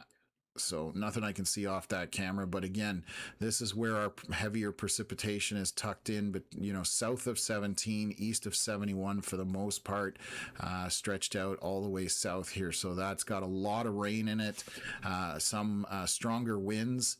And that's why we have that severe warning there. I'm just going to look at our wind speeds. So there are some decent winds tucked into that. And if you were here earlier watching our feed, we showed that camera in Kenora, and you could see basically you could see how windy it was going to get behind that rain, but not high end. I wouldn't say that was probably 50, 60 kilometer hour winds, maybe a little bit more than that. So nothing like what we saw in the Manitoba region yesterday. So let me just wipe this out here. Question from BRS.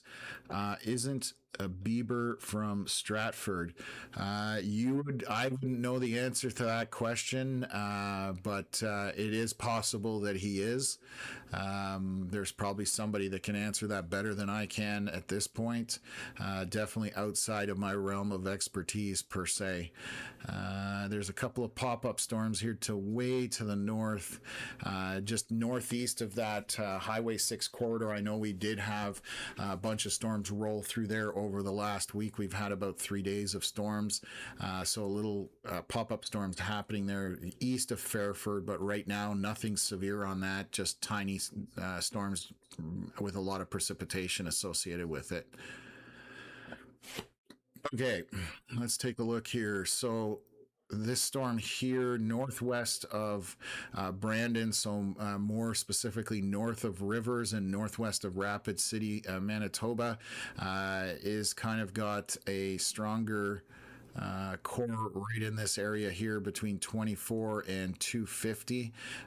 So that's just possibly some smaller sized hail out of that moving in a northeast direction. It may be it's combining between two storms, I know that, so we'll see whether this is gonna maintain. You can see it kind of reaching out and then almost squishing from the outside in, and so we'll see if this kind of takes over and go from there. So nature is not done yet with Manitoba. No, I mean, today is 100 times better than it was yesterday. We are looking at mostly storms on the west side with a few smaller ones, but the east side of Manitoba definitely faring much better today. Our only area that we are kind of watching is outside of Grand Forks. There is some rotation being picked up here on this line. I'm just noticing our software on the US side does detect some rotation. It's very low, 44% confidence, and it's a new feature that they've put out, but on the US side we get to see if that's something that's happening. So anyways, just seeing that there's a bit of intensity to that line, but this is marching northeast and might sneak into the bottom corner of Manitoba, but we'll see whether that's the case.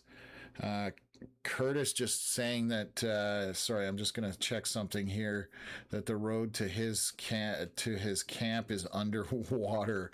Yeah, that's underwater pretty much. A lot of rain in the Saskatchewan area yesterday, and obviously Manitoba as well. So Curtis was chasing yesterday. He's for those folks that don't know him, he is out of Saskatchewan. Curtis Fafford, great photographer and chaser, provided us with some great views yesterday. So he just was updating us that there's far more moisture on the ground than there should be, which I'm sure a lot of people can say. So again, going back to this, we were watching the storms south of the border to see if they'll make their way up into Manitoba or not. But again, far less severe event today compared to yesterday. And we're just here more to keep people informed of exactly what's going on. And again, hopefully most of this is pretty weak, and we don't have anything exciting to report on. Basically, we're hoping for a boring stream. That's a good way of describing it. So what else? I'll pop in really quick. Gonna switch over to the Dryden radar, and we'll take a look and see if we had an update here. 4:41. This was about 3 minutes ago, so you can see those bright red areas are obviously where there's very heavy precipitation. So to the west of Emo, I don't really see hail in that, but definitely very strong precipitation on that leading edge, moving northeast once again. So I'll show you the guys that. What else have we got here? Jordan Carruthers, another storm chaser, out yesterday.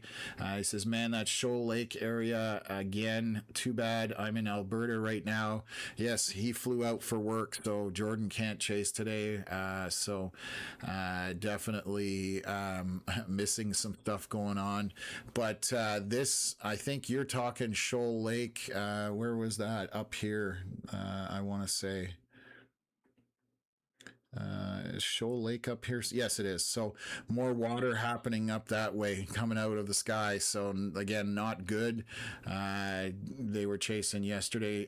Yeah, Connor wants to jump in, so I'm going to get my volume going here and see if we can get Connor to commentate for a second. So go ahead. All right, so I got a little bit of an update on the Quebec storm there that we were watching earlier. It has weakened significantly. There was basically no mesocyclone on it at this point. And then further down south towards Cornwall and Casselman and Rockland and stuff like that, we do have that storm development going on where the extreme eastern part of Ontario is going to see that 50 millimeters of rain, which is mentioned in the severe or the special weather statement, I should say. And then we're still watching that very weak line of showers to the west of Ottawa in the Ottawa Valley that is going to move towards the east. That's probably going to arrive in the Ottawa area. If it sustains, probably in about 2 hours, it's moving pretty slow. So just a quick update there for Ontario and Quebec. Perfect, sir. Thank you for that. And as you know, we're covering several areas. The storm that he was talking about that's weakened is here again to the northeast of 309 Notre Dame de l'Eau.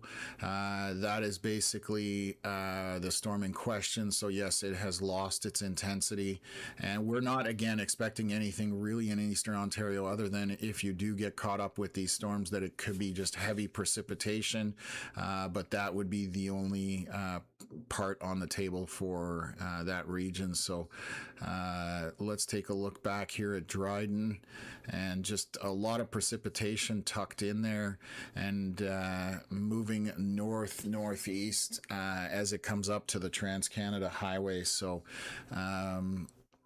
just looking back, let me switch over. And we're going to look at some more storms here northwest of Portage, just a small storm going over kind of 16 next to your Westbourne. But again, just precipitation at that point, nothing too crazy. And then over Highway 16, a bit of intense precipitation to the west of Gladstone. And just going to adjust here. So that just nothing, again, it's not even severe warned at this point. And then we have this slightly larger storm, Fox Warren radar. This is to the west or to the north of Rivers. These two storms kind of smashed into each other, and I can show it on radar here. It's kind of an interesting little loop. Let me minimize that. So I'll show you. They reached out for each other. You can see that here, and then you can see the cores moving towards each other. So kind of merging or smashing into each other. And now we have a bit of a hail core here to the north of, again, Rivers area. So one we've been monitoring for a bit, and that's one that's also been severe warned for a while. So yeah. And we'll jump out here. Will there be any storms in landmark Manitoba? Let me take a look here where that is to be sure.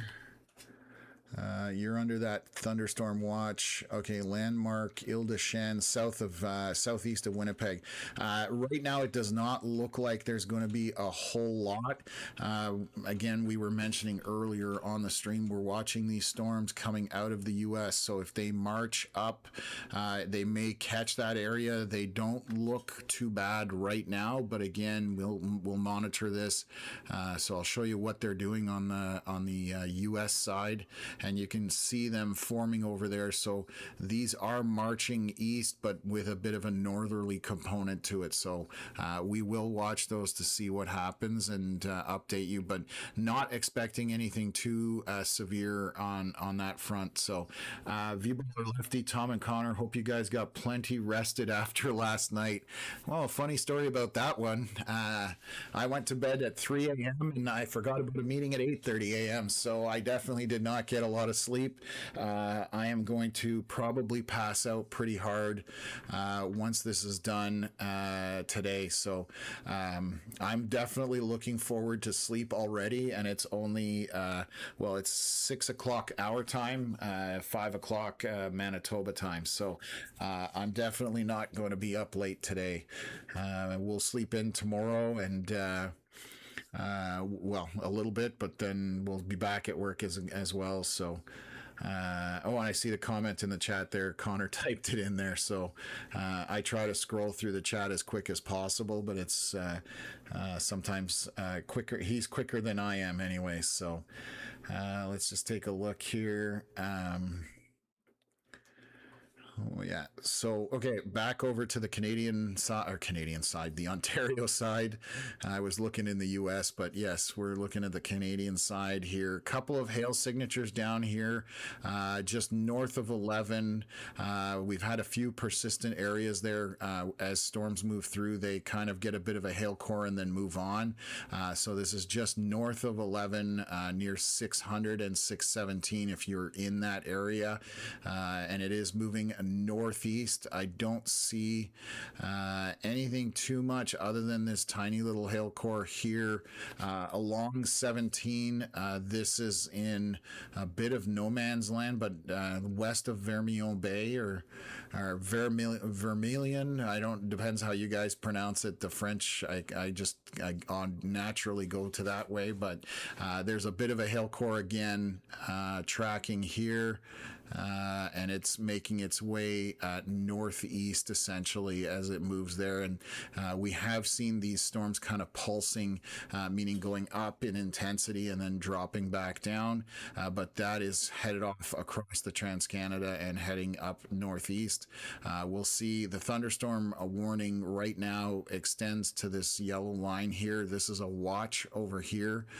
So to the Dryden is right now still only in a watch, but not a warning. So we'll see whether that changes here shortly and kind of go from there. Barb saying, I appreciate your efforts. Thanks to you, my cat and I were in the basement. I didn't see it because I was in the basement, but a friend said a funnel cloud had started to form over my house. So that's what we want, because you never know when it would spin up real quick. And by the time you see it, sometimes it may be too late. So definitely the right play that you made for you to, take shelter. Again, we talked about it on the stream, and I do all the time, whether we're, talking Manitoba, Saskatchewan, Ontario, Quebec, wherever. I would rather you be in shelter, not need it, than not be in shelter, and then you're trying to figure it out on the fly, and that does make it difficult. And seconds count when it comes to something high-end severe like yesterday with that potential. So definitely good to hear that you heeded the warning and it worked out. So glad to hear that. I appreciate you letting us know that. So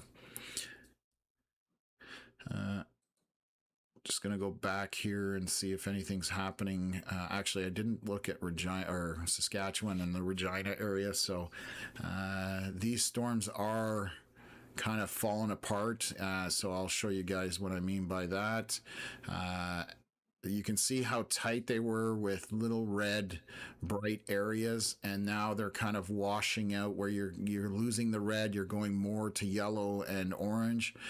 So that line is just regular precipitation for now, and you can see down here that it kind of washes out yellow, green, and blue, which is very light rain, and there's our latest scan on that. So these storms are losing intensity, and I'm not surprised, just because they are in an environment where we're in the teens. That's just not conducive to storms at all. So, and then let's take a look up here. This is 4:53 p.m., so this is 2 minutes ago. Still a bit of a hail core registering on this last scan north of Rivers. Again, those pink pixels is what we're looking at. And that is, again, just hanging out, moving a little bit northeast, and that's just two storms that got together. I suspect they've dropped this thunderstorm warning, which is the case.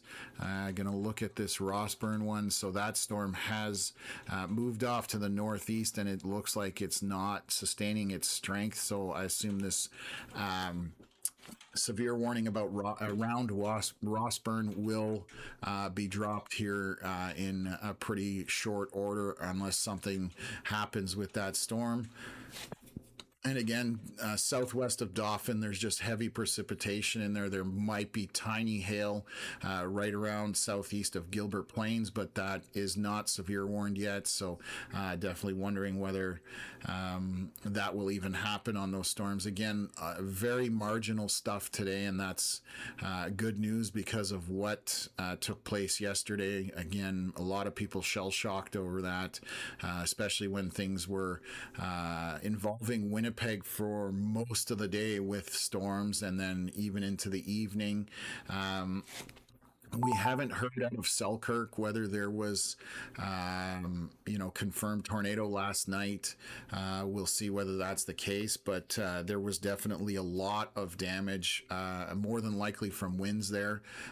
We'll have to see what gets reported, or what gets reported out of there. So we'll continue to pay attention. We like to know, what's happened. So when we see stuff on radar, we know. It kind of corroborates what we were telling, or what we were saying. So okay, what else have we got here? Miles saying some rotation just south of Grassy Narrow in northwest Ontario. So let me see exactly where that is. With it. I believe that's going to be radar noise. Okay. Yeah, so we unfortunately, there is a lot of radar noise involved up here, so it does get hard to read these radar scans. But again, this was something that happened yesterday. I see what you're talking about, the red and green together. It could be this is minor rotation if it is rotation. However, when we're talking radar noise, this is a perfect example. All these pixels kind of spread out with different high-end colors. Looks like cake confetti or whatever. It's you can kind of see it sporadically placed around here on some of the scans. So we definitely need to watch for that when we are looking at radar. Here's a couple of red bands of that radar noise. So we always watch for a few scans to make sure that it is active rotation. So let me just take a look here.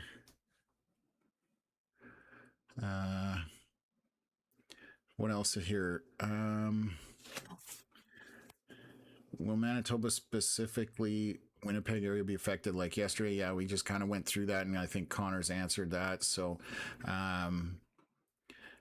northern parts of Winnipeg are experiencing flooding, and I'm not surprised to hear that at all. We've seen a lot of videos coming out from there, and I've seen footage and photos and stuff like that. So definitely one of those things that we don't like hearing on the Winnipeg, anywhere, but with the amount of rain that we saw. Connor, actually, I had a question for you. Sure. Did you see what the total was around the Stonewall area for total precipitation? I did not, but I can try and look it up. Yeah, I'd be curious to know what actually the total was. I think we were seeing somewhere around 200 millimeters in that area, and that was even before the storms finished. So that's, you're talking 8 inches of water at 200 millimeters. So okay, we'll wait for Sorry, we'll wait for Connor to come back with that information. I'm just going to check a couple of things here. What's going on? I'm getting some messages. I just want to make sure.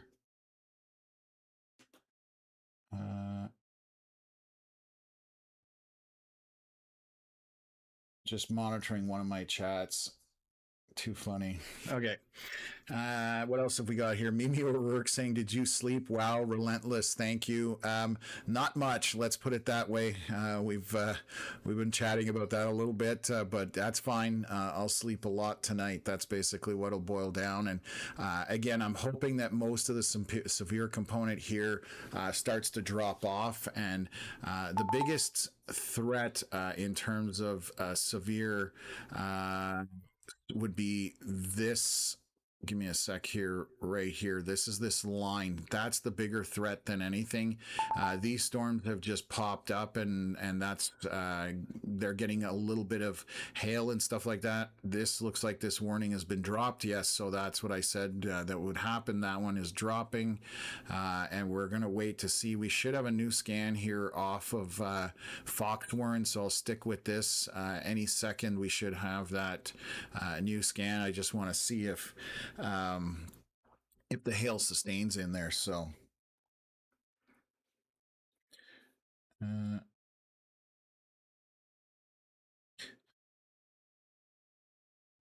So let's just wait to see. Hopefully this updates. So again, if you're new on the channel, that's the other thing. Our radars here in Canada, usually we get our scans every 8 minutes. So we have to wait that window till the new information comes out to us. The last scan, as you can see at the top of the radar, and there's the newest one that just popped up. It was at 4:53.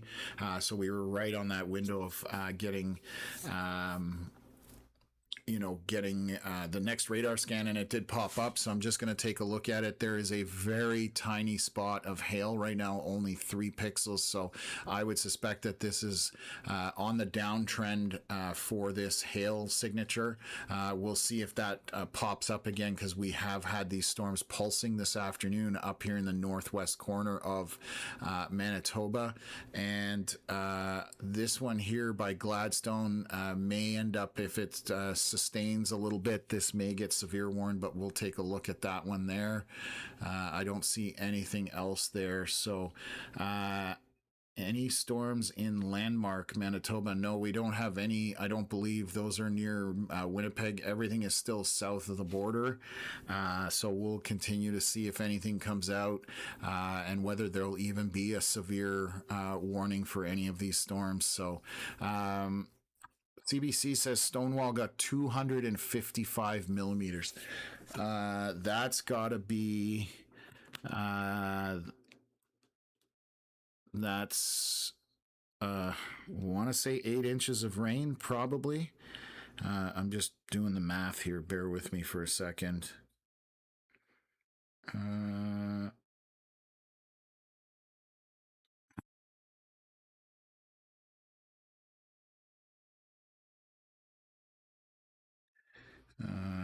Sorry, bear with me for a sec. I'm trying to get. There we go.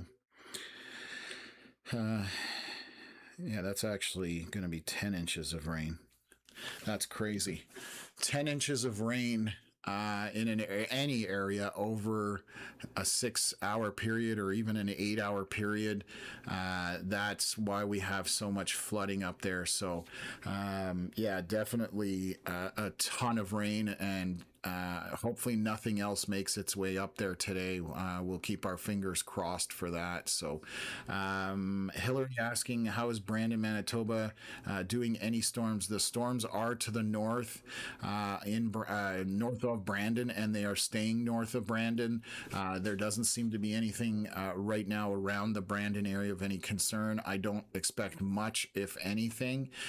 These pop-up storms that happened were a little bit of a surprise, but the only one that's currently still severe warned is this storm that's northeast of Rivers, or to the west or northwest of Rapid City, Manitoba. So, and that is kind of moving northeast and east. It hasn't moved a whole lot. It's been pretty stationary. So again, nothing super exciting there. So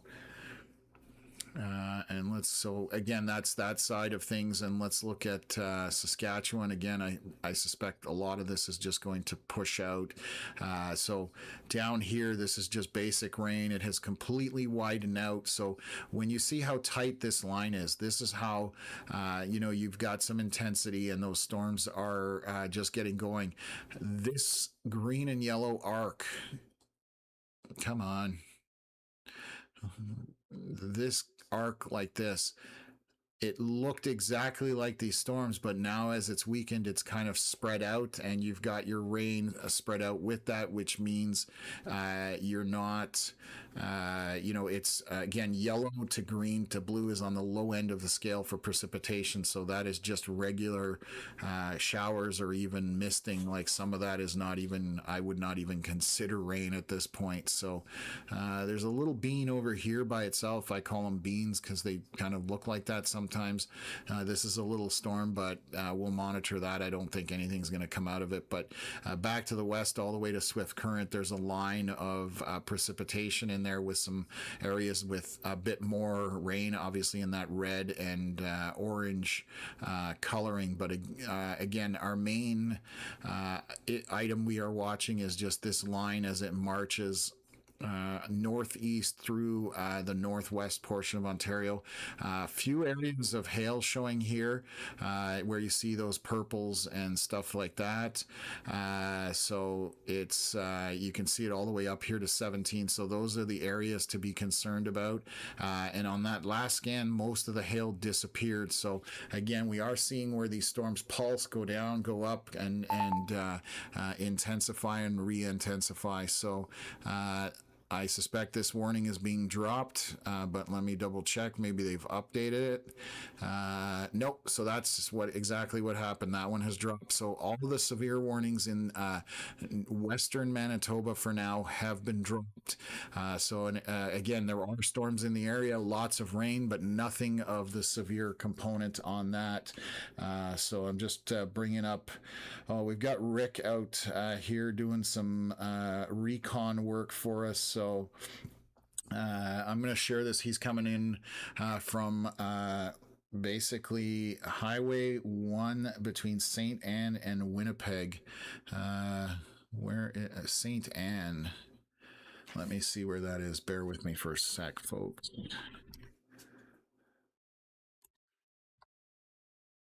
All right. Okay, so I'll share this photo with you. This is from yesterday's storms. And the ditches are swimming. Let me bring it up here for you guys that aren't out in that area. You can see the amount of water, and I guarantee you this ditch is extremely wide. I bet you it's probably 6 to 8 feet deep, or maybe even more than that in the center. And the field behind it is completely flooded as well. So huge amount of moisture was dropped out of those storms. So Rick, thank you very much for sharing that with us. And I'm just going to see if there's anything else. Okay, what time is it right now? He has some drone shots too, so let me bring that up here. This is again out in that roughly that same area, so you can see the moisture just sitting on the ground here. Very, very saturated soil in the area. So, and again, that's around the Winnipeg and the Manitoba area, and a ton of moisture out there. So it's going to take a bit of time for this to dry out, and get things back to reasonable or normal. So, okay, let's back out here, take a look. I'm going to look from the U.S. side just to see what's coming. There are some storms starting to make their way to the border. These don't look too bad right now. So this is Cavalier on the North Dakota side, slowly making its way towards the border. We'll see where we think it's going to cross. Might be right near the 75 if it does. And a little bean popped up here near Winkler. So that's a little storm. Nothing of one lightning bolt on it, essentially. So between Winkler and Morden, that is just a rain shower at this point with one lightning bolt. But we will monitor that just to see whether that does anything at this point. There is another storm trying to pop just to its north of Roland or Carmen. You can see that there's a bit of agitation there. So again, these are just rainstorms. There's nothing to worry about at this point on any of this stuff. And I'm monitoring these storms that are kind of encircling Gladstone. Lots of precipitation, but nothing dangerous on those either. So Mary saying storm is in Cornwall now. Yeah, they're and that's in Ontario. So we've been bouncing back and forth here. Just going to come up and take Franktown radar and bring it up. So there's kind of a line of a storm here going all the way from Montpelier down across Cornwall. There's obviously a bit of a gap here, but that might fill in. We'll definitely have to see if that's the case. While I'm at it, we do have some weather cams in Eastern Ontario that we have installed. So I may have a view of some of that. So I'm going to pull it up here for those in Eastern Ontario watching. And let's see. Oops. Let me see if failing to type properly today because I'm probably tired, but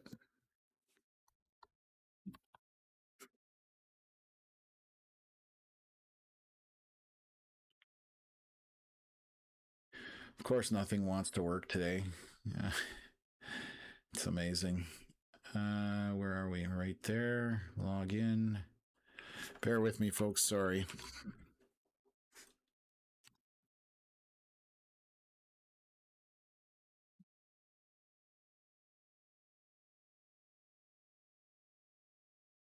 Okay, let's bring this up. I do have a camera out that way, so I'm going to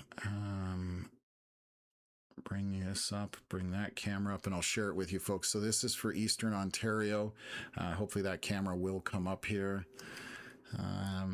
If it'll load. It's taking its time, unfortunately.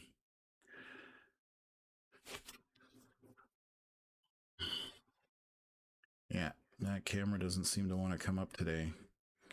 I'm going to check if another camera wants to come up or if it's just my browser. So we do have some heavy precipitation along the Ottawa River and moving eastward down the Ottawa River, and I'll kind of play the cycle. So again, this is Ontario-Quebec border, and that's what's happening there. So I'm just going to see if I can try and get this camera to come up again. There we go. So I'll share that with folks. Let's see if we can get this up here. So that is a camera that is along the Ottawa River. As you can see, Quebec is on the right-hand side. The Ottawa River is on the right-hand side. Dark and stormy, lots of rain associated with this storm, but nothing too bad there at this point. And so that's a live view from one of our weather cams. And that is in Lefebvre, which is again right on the Ottawa River, just to the east of Ottawa. So it's looking at this storm right here that's coming through. So give me one sec here.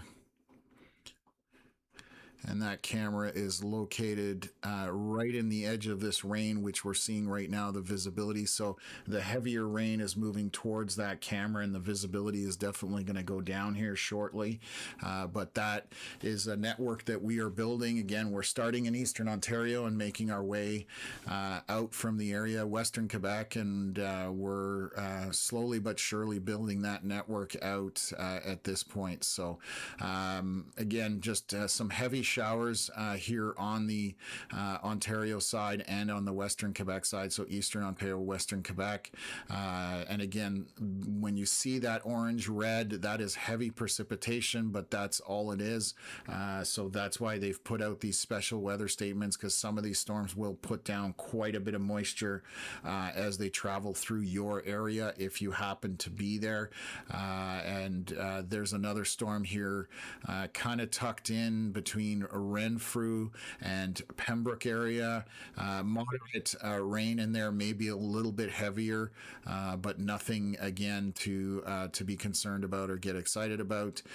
Let's move back over to our area up here on the northwest Ontario portion as well. So let me bring this up. I'm going to kill that camera. Alanis, thank you very much. Saying our volume is always much lower than all other channels. Cornwall is getting hammered with rain and thunder. We had some audio issues early on. I hope they're not continuing at this point. So I don't know if anybody else can confirm if my volume is low or not, but if you can give me some feedback, that would be great. I appreciate you letting us know that. But I've got this thing cranked up as much as possible without screaming in here, and I'm just looking at my audio settings as well. So hopefully that's not across the board. I hope not anyway. So and while I wait for somebody to confirm whether the audio is not loud enough or if it's fine for others, I just need confirmation one way or the other. I'm going to take a look at some stuff happening here in northwest Ontario. So far, it's just heavy rain on this leading edge. I'm not seeing a ton of hail in there anymore. There are, some heavier precipitation areas, but the hail that we were seeing early on seems to have worked its way out of this line. I don't know if that's going to stay that way, but we'll keep an eye on it and go from there. So what else have we got here? Going to go back to Winnipeg, take a look at things. This storm here by Gladstone may actually get severe warned, so we'll have to see whether that's the case, but very heavy precipitation as well. So perfect. Just getting what I was going to say here. Okay, beauty. Okay, just monitoring a couple chats as well, so I just want to make sure I'm not missing anything. Seeing what I've got from Rick. Okay, so perfect. Okie doke. What else? Hey Tom, everything is good. Hope everything is good with you. We in Montreal have a yellow warning for several severe thunderstorms. What time you think it's going to happen? So it's mostly severe warned only for the amount of precipitation in the Montreal area. I don't think we even have. I'll bring it up here. It's heavy rain causing flash flooding. So they're talking about heavy precipitation, and we were just looking at the radar there. It is marching its way towards Montreal, and this line here has started to kind of stretch out, and it is moving in that eastern direction. So you can see right now a bunch of rain happening as it went through Cornwall. It's now east of there, and it's making its way to the Ontario-Quebec border. On the western Quebec side, already across the Ottawa River to the north of Ottawa, there are some storms there. So this is all making its way into Montreal. But again, the only severe component of this is just going to be the heavy rainfall. That's why Environment Canada Quebec has put that out there on that side. As you can see, this marching eastward. So not expecting anything other than just strong downpours. So okay, perfect. So that hopefully answers your question. What else? Jay just saying, I got crazy weather in my area. They call Glenburn east of Rockland, lots of low clouds. And that's what we're talking about. That's this line of storms going through Montebello and Papineauville, all in that area as well. So that is definitely is what you're seeing in that. But again, it's just heavy rain for a short period of time, and then it's going to move on. So very isolated storms today in eastern Ontario and into western Quebec. So the rain that we have here in northwest Ontario, this is that line. Anybody who's just jumping in here, I'm just going to pull it up. You can see how it has unfolded. It has unfolded, I guess, this afternoon over the last few hours. So that is the biggest thing that we've been paying attention to. The rest of it is a very minor. And so far, this has been pretty good. Early on, we did have some hail embedded into this line. Right now, it does not look like that's the case. So yeah, that's what's transpiring here in again northwest Ontario. The Manitoba side has been pretty quiet, other than the first hour or two when we came on about 2-3 hours ago. But we are now watching these storms that are happening. These are just very minor storms. 5:17 p.m. This is our last scan that we have from the radar. Just let me take a look here. I'm just seeing what's happening. So no intensity on these storms right now to the south as they're coming up into Canada or into Manitoba. The only area that would be around Gladstone, we do have a bit of precipitation, heavy in spots, but again, not severe warned. So this is around the Gladstone area on 16. And then let me just take a look here. These other storms are dying off. There are a few going through Riding Mountain National Park. Again, heavy precip cores, but small storms overall, and nothing too crazy over there. And then what else? I'm going to just bring up the radar here. A lot of rain associated out here in Saskatchewan, especially along the south. And there's been rain kind of north, around Melville, Yorkton, and kind of back to the west and northwest from there. But again, orange and yellow, yellow and green and blue down on the bottom end of the scale. The orange is a little bit heavier rain, and then you get into reds, pinks, and purples, but we're nowhere near that. This is just regular showers, no lightning on that whatsoever at this point. So and then down to the south, there are some more intense, tight little bands of precipitation, but those are not going to, I suspect, are not going to sustain for very long. So that's on the Saskatchewan side. So that kind of gives you a rough idea of what we are seeing this afternoon throughout all these areas. Some storms up there to the north of Ottawa. That's autopilot. Winnipeg, they are not severe warned. Yes, this is around blood veins, so that's what's happening up that way. So we're going to continue to see where these storms all track this afternoon. And you're welcome, Chase. Glad you could jump into the chat as well. Alana, sorry, I feel bad that the volume's not working for you, and I don't know what to do because, again, I mean, we had 1,600 people on here yesterday, and I didn't have any complaints about audio. So I wish I could help. I don't know what it is. I don't even know how to point you in the right direction on that one. So I don't know what it would be. It doesn't make much sense to me what would cause that, but hopefully you can get that sorted out. I've got the volume basically almost into the red on the mixer. So any higher than that, I'm going to start, blowing stuff up. Anyways, hopefully that's just a glitch, and I apologize for it. What's Nameless Mocha? Looks like some storms brewing in Saskatchewan. Any worth noting? So I kind of just went over that. So probably your question came in before I was talking about that, but there's nothing very notable out there. The environment is just too stable for the most part. And again, we're talking temperatures in the teens versus back here we're in the mid 20s, so significantly warmer environment for these storms. And even into Northwest Ontario, we are talking almost 30 degrees. So that's why you're seeing all that intensity, because of these 30-degree temps with good moisture. Mohawk Warrior saying, would that be it for Cornwall? It's not necessarily it. There could be a couple of isolated storms coming through, but for the most part, that should be it for Cornwall as this moves through. However, again, there could be some isolated storms that pop up that are just not on the radar yet. So, thankful for just rain. Been a wild 5 days, and I will agree with you.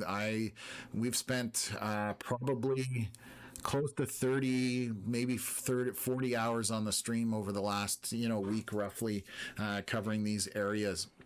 So what else is going on here? Starting to see more of you than my wife lately.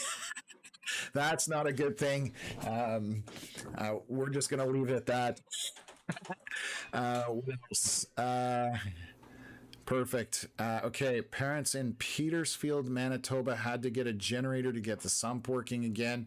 That's frustrating because, flooding, like I said, that ruins everything, unfortunately, and it's just as impactful as other stuff. So we don't like hearing about it, but we realize that it is part of what happens with severe weather. So let me just take a look here. So they've just updated this severe warning. Let me just bring that up on the screen. So again, this is in the Northwest Ontario. Just saying they're tracking a thunderstorm capable of producing damaging wind gusts, quarter-size hail, and heavy rain. And that's for this entire line. So not just, one particular area. We do have a little bit of a hail core just isolated on this little cell right here. But I suspect that will not sustain for very long if it does continue over the next few scans. And then we have some more storms coming over from the Minnesota side. So that line is continuing to march, which is again what we expected. And we'll just see whether that sustains for the next few hours, that type of thing. So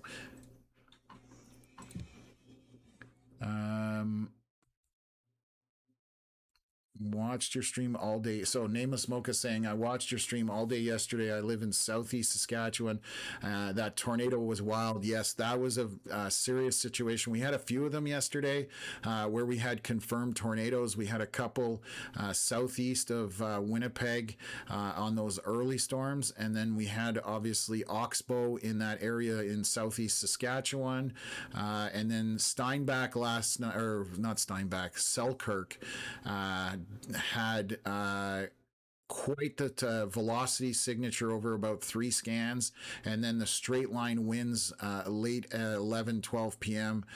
Were just screaming through there last night, and we pulled the stream. I think it was about 1 a.m. when we pulled that stream. So and it did weaken. I actually stayed up till about 3 a.m. our time, just because I had to unwind my brain. I couldn't go straight to bed. I was just going a mile a minute. So kept an eye on it, and I was glad to see that it started to weaken as we had predicted, and that what we were saying was accurate. And then it slowly was dying out as it kept moving eastward. There were a few tornado warnings in Ontario from that line overnight. So I did notice that when we got up this morning, but we can't be on 24/7, unfortunately. Sleep is needed at times. So let's take a look at this warning that they just updated here in, again, Northwest Ontario around International Falls area.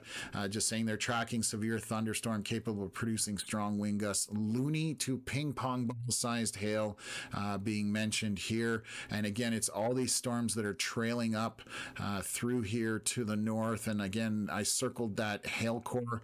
That's probably what prompted that little alert to come up while it's still in that area. So let me kill that off and bring this back up and kind of give you guys a full view here. Krista coming in here saying, please don't say Winnipeg will get it as bad as last night. Absolutely not. You might have a minor storm go through there. There is nothing remotely close to what happened last night. I hope I don't ever report on that again or for extremely long time from now, because that was absolutely chaotic what happened throughout all of yesterday. So no, you're good to go. Hopefully you can get some good sleep on that. So age of a Canuck or whatever, over under on 146 and a half alerts tonight. What is your vote? We can definitely go under on that one. So we should be good to go. What else? Krista saying she has quite a bit of damage. I'm sorry to hear that. That's not fun. We have another update here on the severe warning. Look at those boundaries just kind of working their way in around Dryden, around that radar, those blue lines that you're seeing there. So let's take a look at this, see what they have to say about this update that just came out. Well, this says 5 minutes ago. Oh, so they've updated the direction. So they're saying there's a line of severe storms located from Cedar Lake to Eagle River to 15 kilometers southeast of Brooks Lake, moving northeast at 60 kilometers an hour. So these storms are moving fairly quickly. And the location in the path of this, obviously those strong winds, quarter-sized hail, and heavy rainfall is obviously the biggest component. They're saying in the path, Tikwa Lake, Vermilion Bay, Red Lake Road, Eagle River, Lower Manitou Lake, Dryden, Upper Manitou Lake, and then Wabigoon. It's an interesting name. Hopefully I didn't butcher that. But as you can see behind this line, so once this line passes, you see to the west of it, it's all yellow and green. So it's just very regular rain. So once those lightning subsides, you're out of the severe component of it. And again, it is just getting to the edge of severe. So this is very low end severe stuff, but we're going to continue to monitor it for you. So, what else is going on here? So just getting a comment here. Selkirk, they have confirmed 3 buildings and 3.5 buildings, or 3 buildings half gone. Sorry, I was totally computing that the wrong way in my head. So I'm sorry to hear that. There was a lot of damage I suspected last night, and we're only going to hear about it as far as over the next few days. We're going to see more and more damage stuff coming out of there. So I feel awful for anybody that's being affected by this severe weather. We always do. And hopefully folks can recover from this. Alanis, no need to apologize. I wish I could point you in the right direction to help you out. I'm a bit of a techie, so it baffles me why our channel would be the only one giving you issues. And I don't, like I said, wouldn't know what that would be. So I'm going to let Connor jump in here with some rainfall totals. So I'll jump off here and let Connor take over. So we have some wild numbers coming out from Manitoba from yesterday. Just a recap from Environment Canada on their weather summary from yesterday.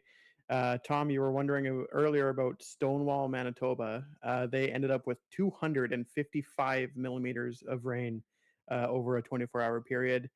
Some of the other top ones were Winnipeg with 122, Woodlands with 120, Toulon with 97, Dugald and Eli both at 90. And then we have some peak wind gusts after that line came through overnight after the tornadoes. Peak wind gusts around Dand and Deloraine, 130 kilometers an hour. Souris, 115. Other places like Beausejour, 111. Eli, 107. and stuff like that. And then down at the bottom of the summary, they have the largest hail size. And this one is actually going to shock you, Tom. There's a place south of Winnipeg called Otterburn. Otterburn, sorry. They had confirmed grapefruit-sized hail, confirmed by Environment Canada. Sanford, tennis ball sized. Winnipeg, tennis ball sized. And Headingley, ping pong ball sized. So some wild stuff coming from the Environment Canada summary from yesterday. I don't think I've ever heard of grapefruit sized hail in Canada. That's crazy. Yeah, that's well, I guess it's they would have that in Alberta. That's bigger. That would be not as big as the record breaker countrywide from Alberta a couple years ago. I'm just looking where Otterburn is. So it's southeast of St. Agathe. So that's where those afternoon storms were very strong. And we had some strong rotating storms in that area. So that's crazy to hear that. And hopefully everybody's okay. I know the damage from that kind of hail would be what we call catastrophic. So thank you for that update, Connor. 255 millimeters of rain is 10 inches. So 10 inches of rain in the span of, what is that, 6 to 8 hours, would you say, yesterday, roughly? Yeah, roughly. So yeah, that's definitely not fun. And we've seen some flood photos, and even Rick, I was sharing. I don't know if you were. I think you were gone there for a bit. Rick was taking photos of the ditches, and they're absolutely overfull with water. And these ditches are not like 3 feet across and 2 feet deep. These are 25 to 30 feet across and probably 8 to 10 feet deep, possibly. So quite a bit of rain happening in those areas. So that's nuts, to be honest with you. So what else? Thank you for both for the great work in your channel. Krista, you're welcome. That's what we do here. And we appreciate you guys tuning in. If you're new here, please hit the like button, because it does help get this into that YouTube algorithm that everybody tries to get into. It helps us out immensely. It doesn't cost anything. It's a free little button you can press. So it goes a long way towards helping out the channel. So thank you for that. And we're going to continue to monitor this line here in Northwest Ontario. Again, just a lot of precipitation on that leading edge. I'm getting some beeping here. Oh, they've updated this severe warning up here, so I'm going to read that. So basically, updating the severe warning, Environment Canada, thunderstorm capable of producing strong wind and heavy rain. The line of severe thunderstorms is located from 20 kilometers west of Little Vermilion Lake to 15 kilometers of Ear Falls to Cedar Lake, moving at 60 kilometers an hour, so still moving very quickly. 90-kilometer wind gusts in there and heavy rain.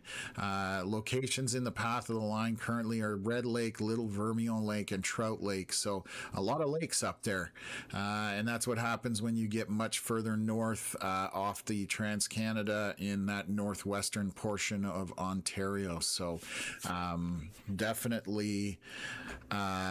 definitely a lot of rain in the leading edge, but once you get out of it, again, that heavy rainfall will subside, but and stick around for a while, but eventually it will move off. So I'm going to take a look at our storms down in the U.S. to see if any of them are marching up into Manitoba. They're right on the very edge of coming into Canada. So let me just take a look here.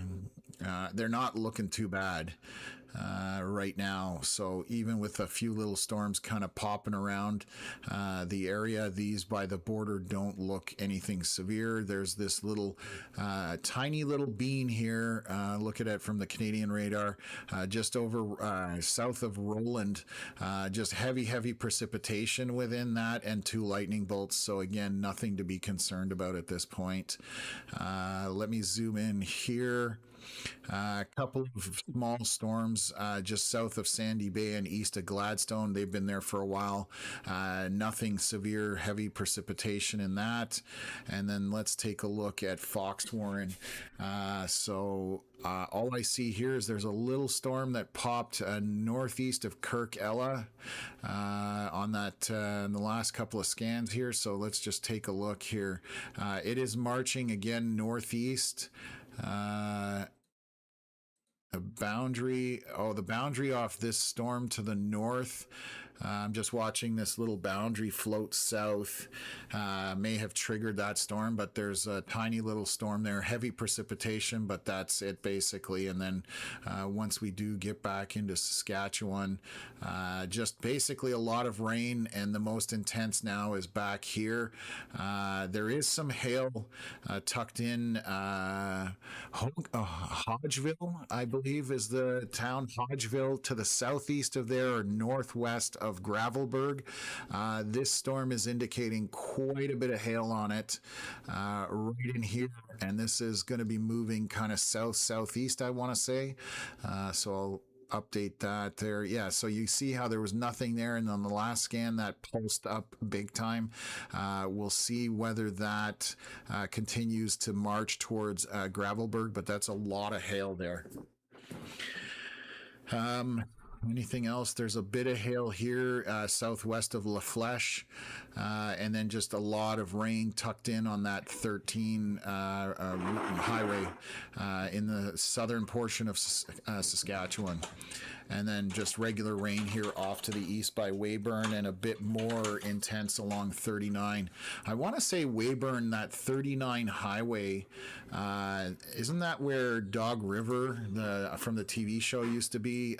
Somewhere along there was the TV set.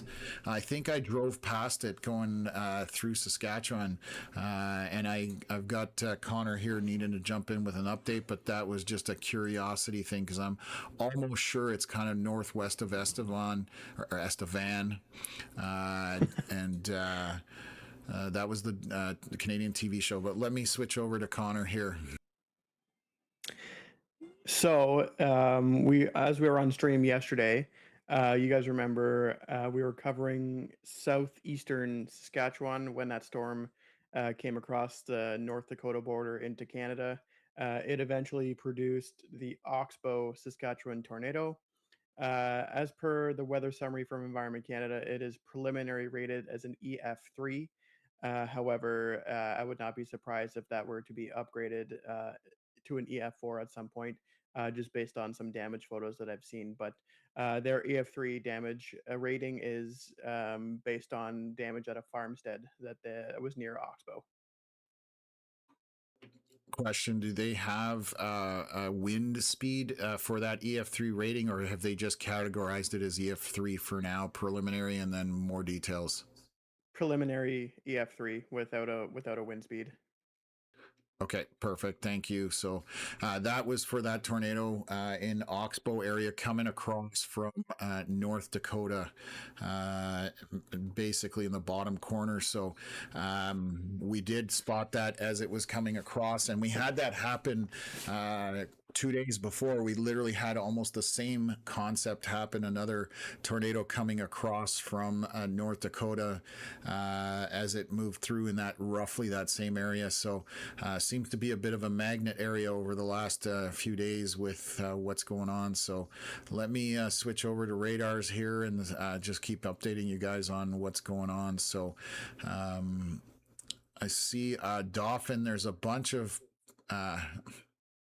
mixed bag of storms up here, just a lot of precipitation going around south over Dauphin, obviously, and then south of there's some storms starting to pop up there. I'm going to see whether that's just that bottom storm slamming into the rest of it. So that's what it is.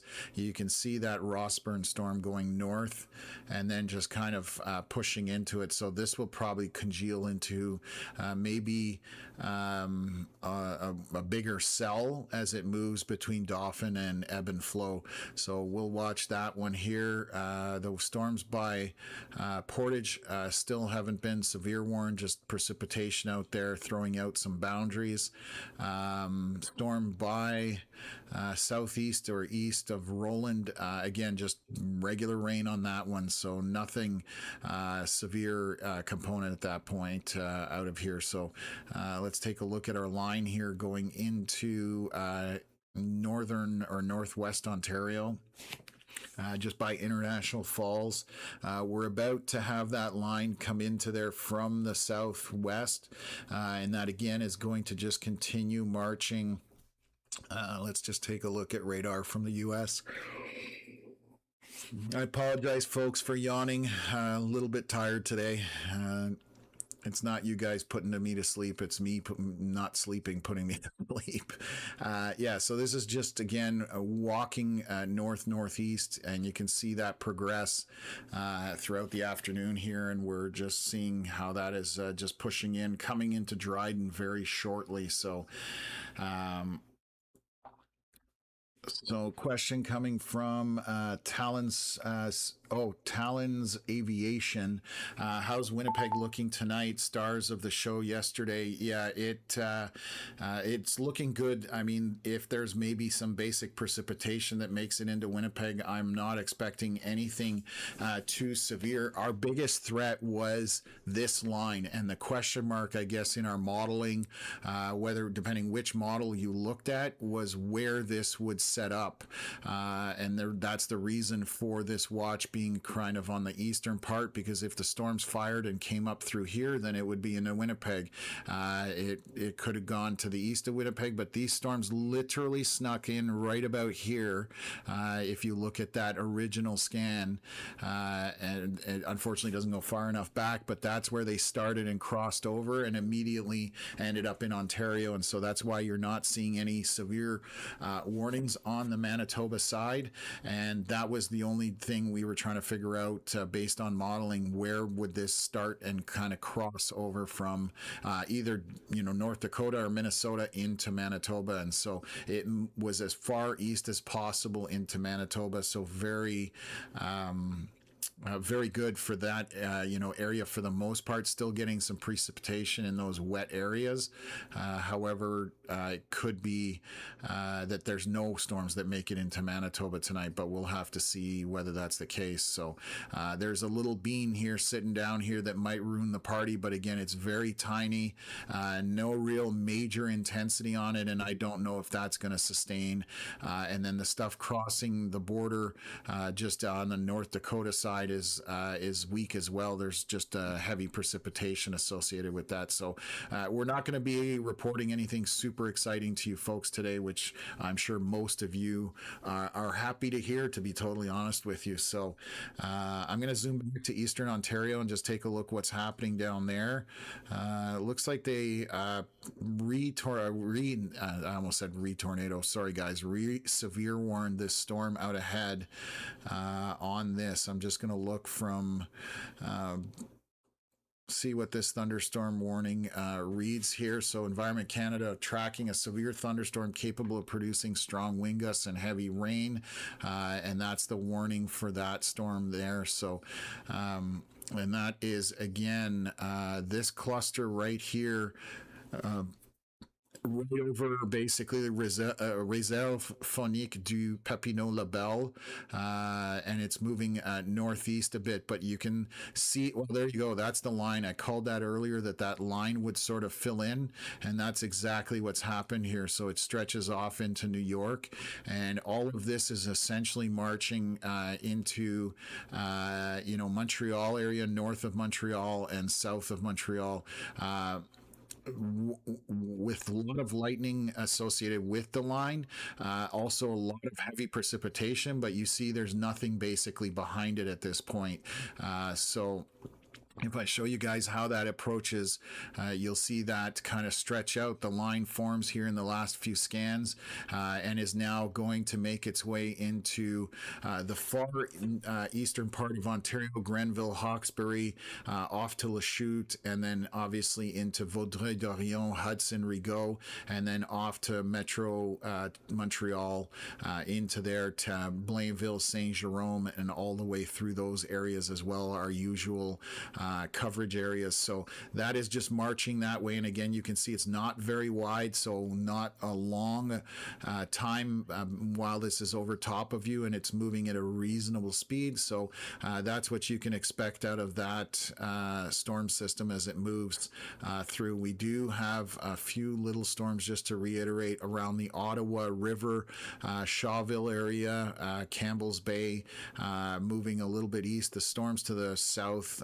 near Arnprior, Renfrew, very little weak showers, and then there's a line here trying to get a bit of action going around the Caledar area, but again, no lightning on it and just a little bit of rain, so nothing to worry about there. And again, our biggest thing that we're eyeballing is this Ontario side of things. So so far progressing pretty straightforward, very easy compared to yesterday. That was a different ball game altogether. So let me just mark this up here. So there's a bit of hail on this latest scan right here. I don't see anywhere else, maybe. Oh, there is one more up here. Ear Falls, south of there on the 105. There's a bit of hail indicated here. This is just a lot of rain and lightning and obviously some wind associated with it. And this is just moving in that northeast pattern like everything we've been talking about out here, Manitoba and Northwest Ontario. So nothing else or new to report for you there. Marie Rochon, skies are darkening in Thunder and Hawkesbury. Winds are calm, 6:48 p.m. Eastern, 5:48 Central, obviously. And you are definitely getting a storm today, unless that suddenly miraculously collapses, which I don't think is the case. So what's going on here? So what other comments? I may be missing something here. CTV News is reporting. Oh, they're reporting an EF3 tornado in Manitoba. That I know Connor's commented here that I agree that seems questionable. The strongest couplet that we saw last night was around Selkirk, but we haven't confirmed anything on that one at all. Environment Canada and Northern Tornadoes Project are your two main sources for rating of tornadoes. Nobody else does it. So until Environment Canada puts it out or Northern Tornadoes Project puts it out, you definitely it's not an accurate source, would be my statement, because they're the ones who grade everything. So or rate it, I should say. Those are your two sources for that. What else here? Another address. Good time to be planting a garden. Depending where you live, good rain for the new plants is always good. And I know Connor's probably already responded to this, but Saint SD Adapt, do you think there is going to be a tornado in Manitoba today? Absolutely not. There's just the parameters are not there. So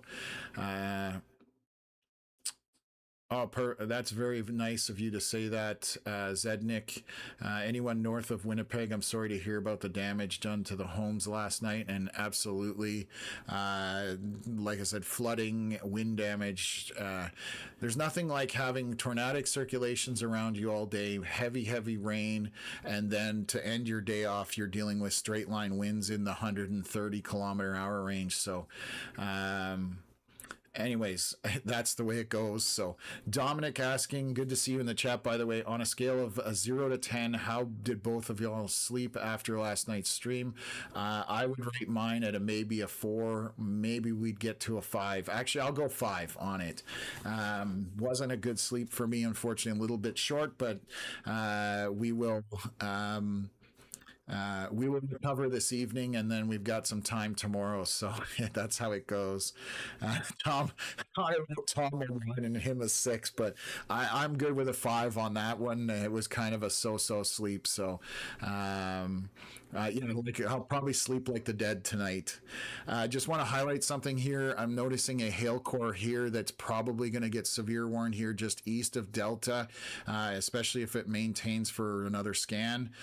This is just east of Delta, and it is moving kind of east northeast. So we'll see if Environment Canada does severe warn that at this point. So an area to pay attention to right now, just on that storm, north east of Portage La Prairie. Let me just take a look.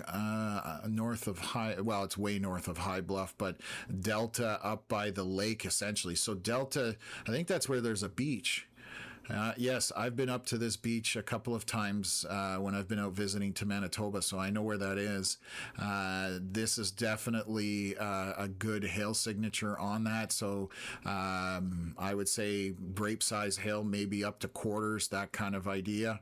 And we'll see that was a 5:47 scan, that's 6 minutes ago, so we should have a new one here in about 2 minutes. So I'll reset that, and we'll pay attention to see if that storm does get updated or severe warned.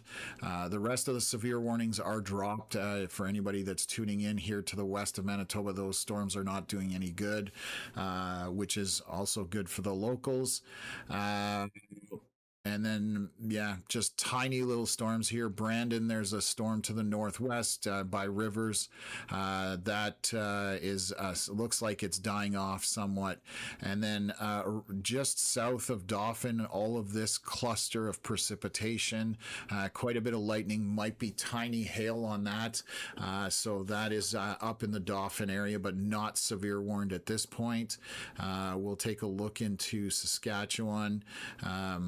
Just basically some decent showers out that way, and then southwest of La Flèche, we still show a little bit of hail signature here in the bottom corner of the end of this kind of line of storms. That is continuing to persist somewhat.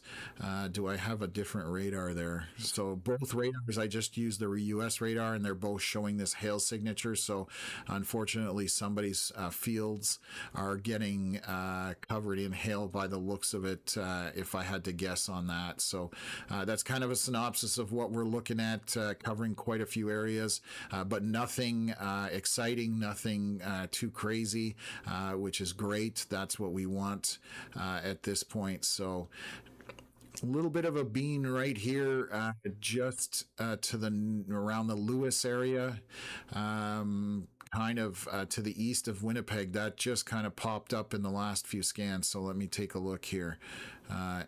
It actually, in the last 3 scans, that kind of popped up. It is heading northeast. That'll go into Pinawa and kind of on from there northeast. And that's that same area that had those really strong straight line winds just before we kind of called the stream last night and had to call it quits. But minor little tiny storms here, nothing of anything. We call these yellow ones garden variety showers, even into the orange.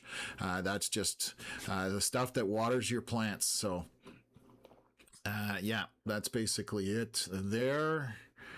And just looking at if there's anything else that I'm missing here. Okay, I'm gonna take a water break. We are 3 hours and 20 minutes into this. Amazing how quickly time flies. Let's take a look at the Ontario side and see if this is getting worse, better. The Dryden radar is located right in front of the storm, so as it gets closer, we'll lose some visibility here around the Dryden area just because storms are higher up.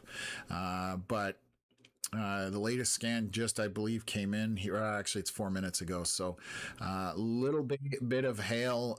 Ear Falls, there's tiny hail that's up there, but nothing too crazy on that front.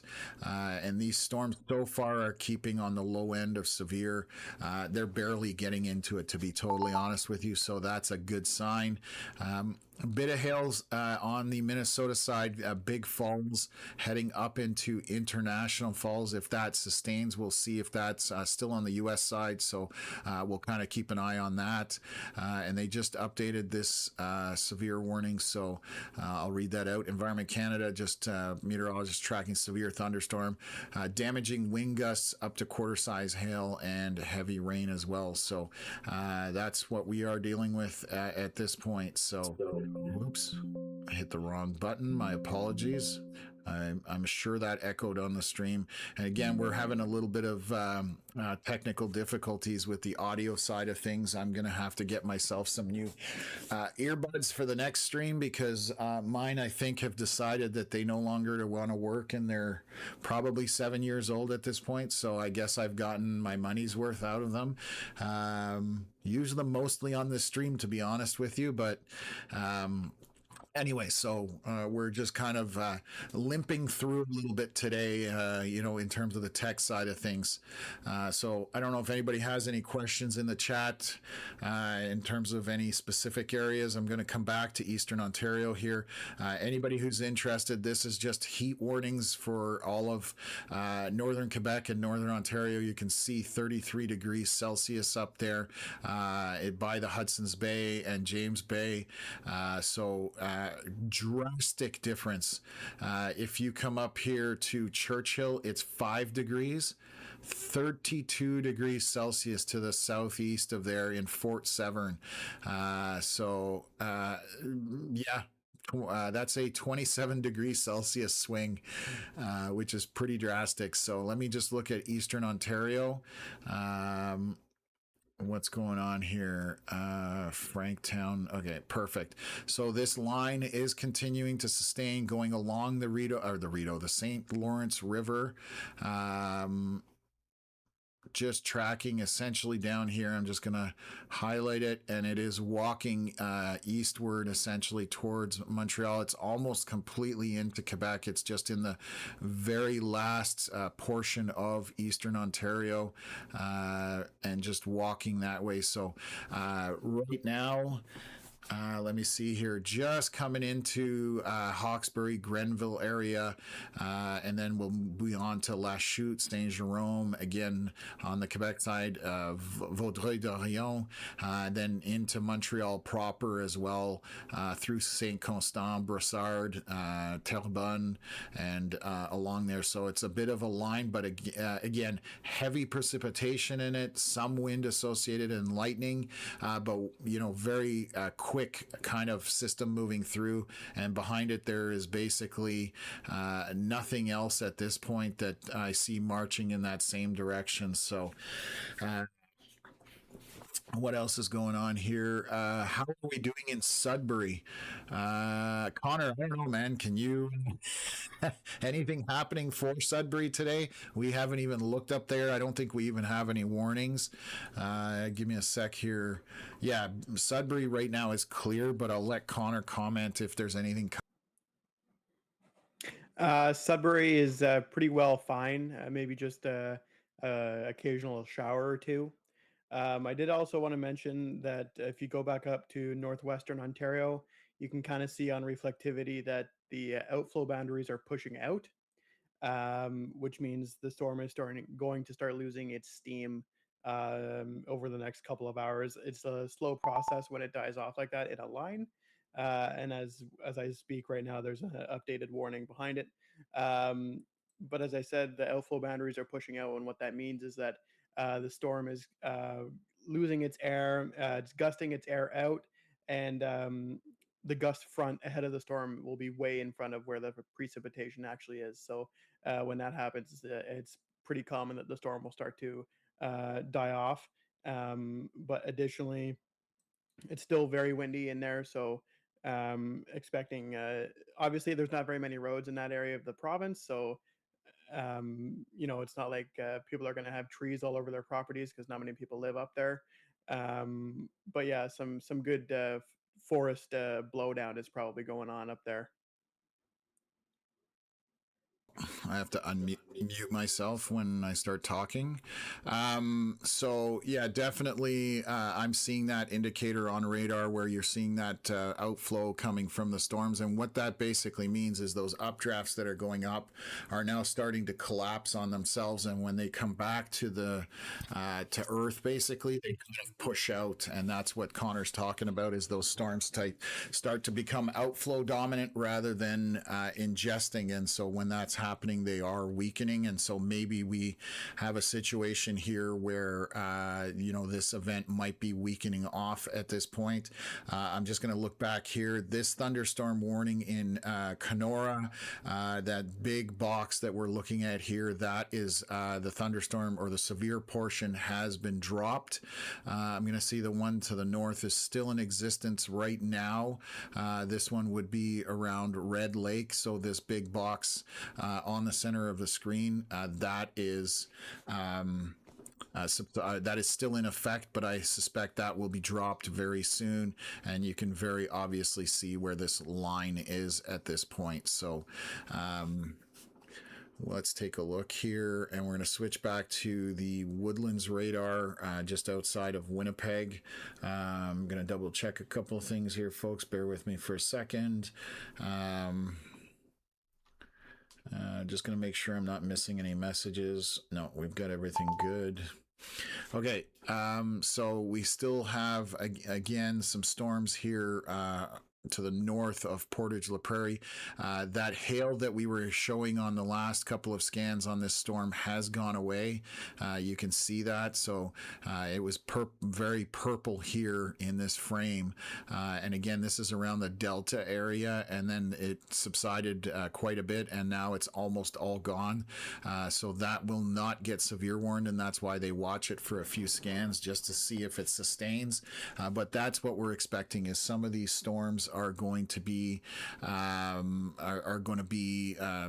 heavy precipitation associated with some lightning, but nothing on the severe side of things.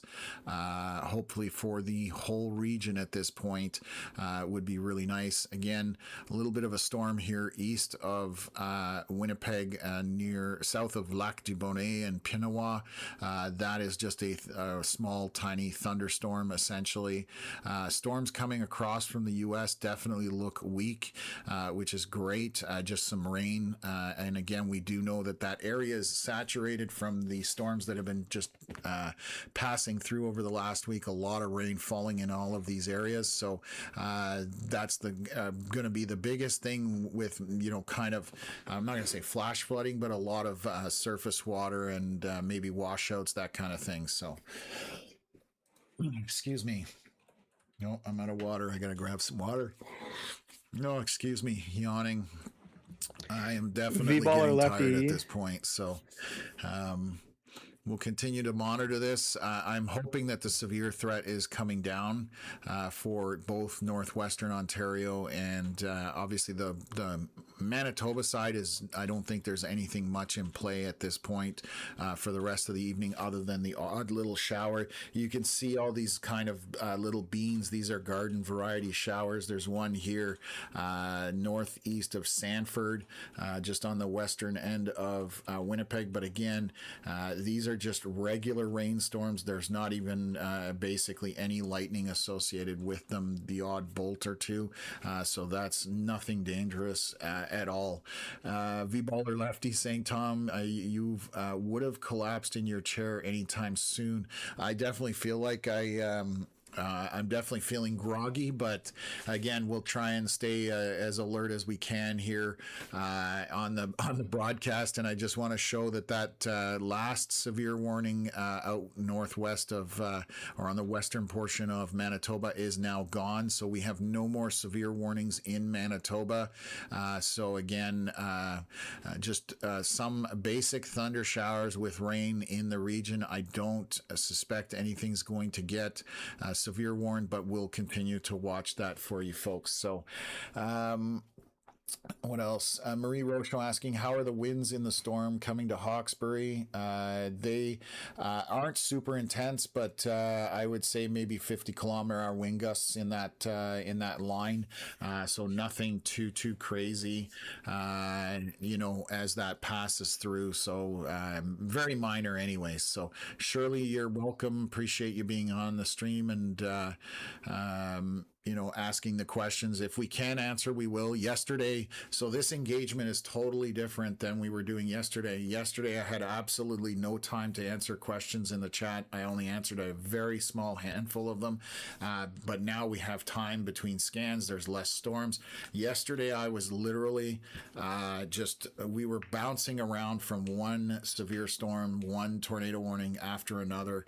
And in the evening, there was every 10 seconds there was a tornado warning going off. So it was definitely one of those nights. So this is much easier where we can interact with you folks in the region and even outside of the region that we're concentrating on, and makes it easier for us to be able to give you guys some answers. So this thunderstorm warning just got updated for a whole box. Did they just put that out for the whole thing? Why would they do that? Interesting. They combined the two in the north to make this one giant box. Just tracking a severe thunderstorm capable of producing strong wind gusts and heavy rain. And that is obviously for this line here. But you're starting to see a lot of the darker reds are subsiding into orange.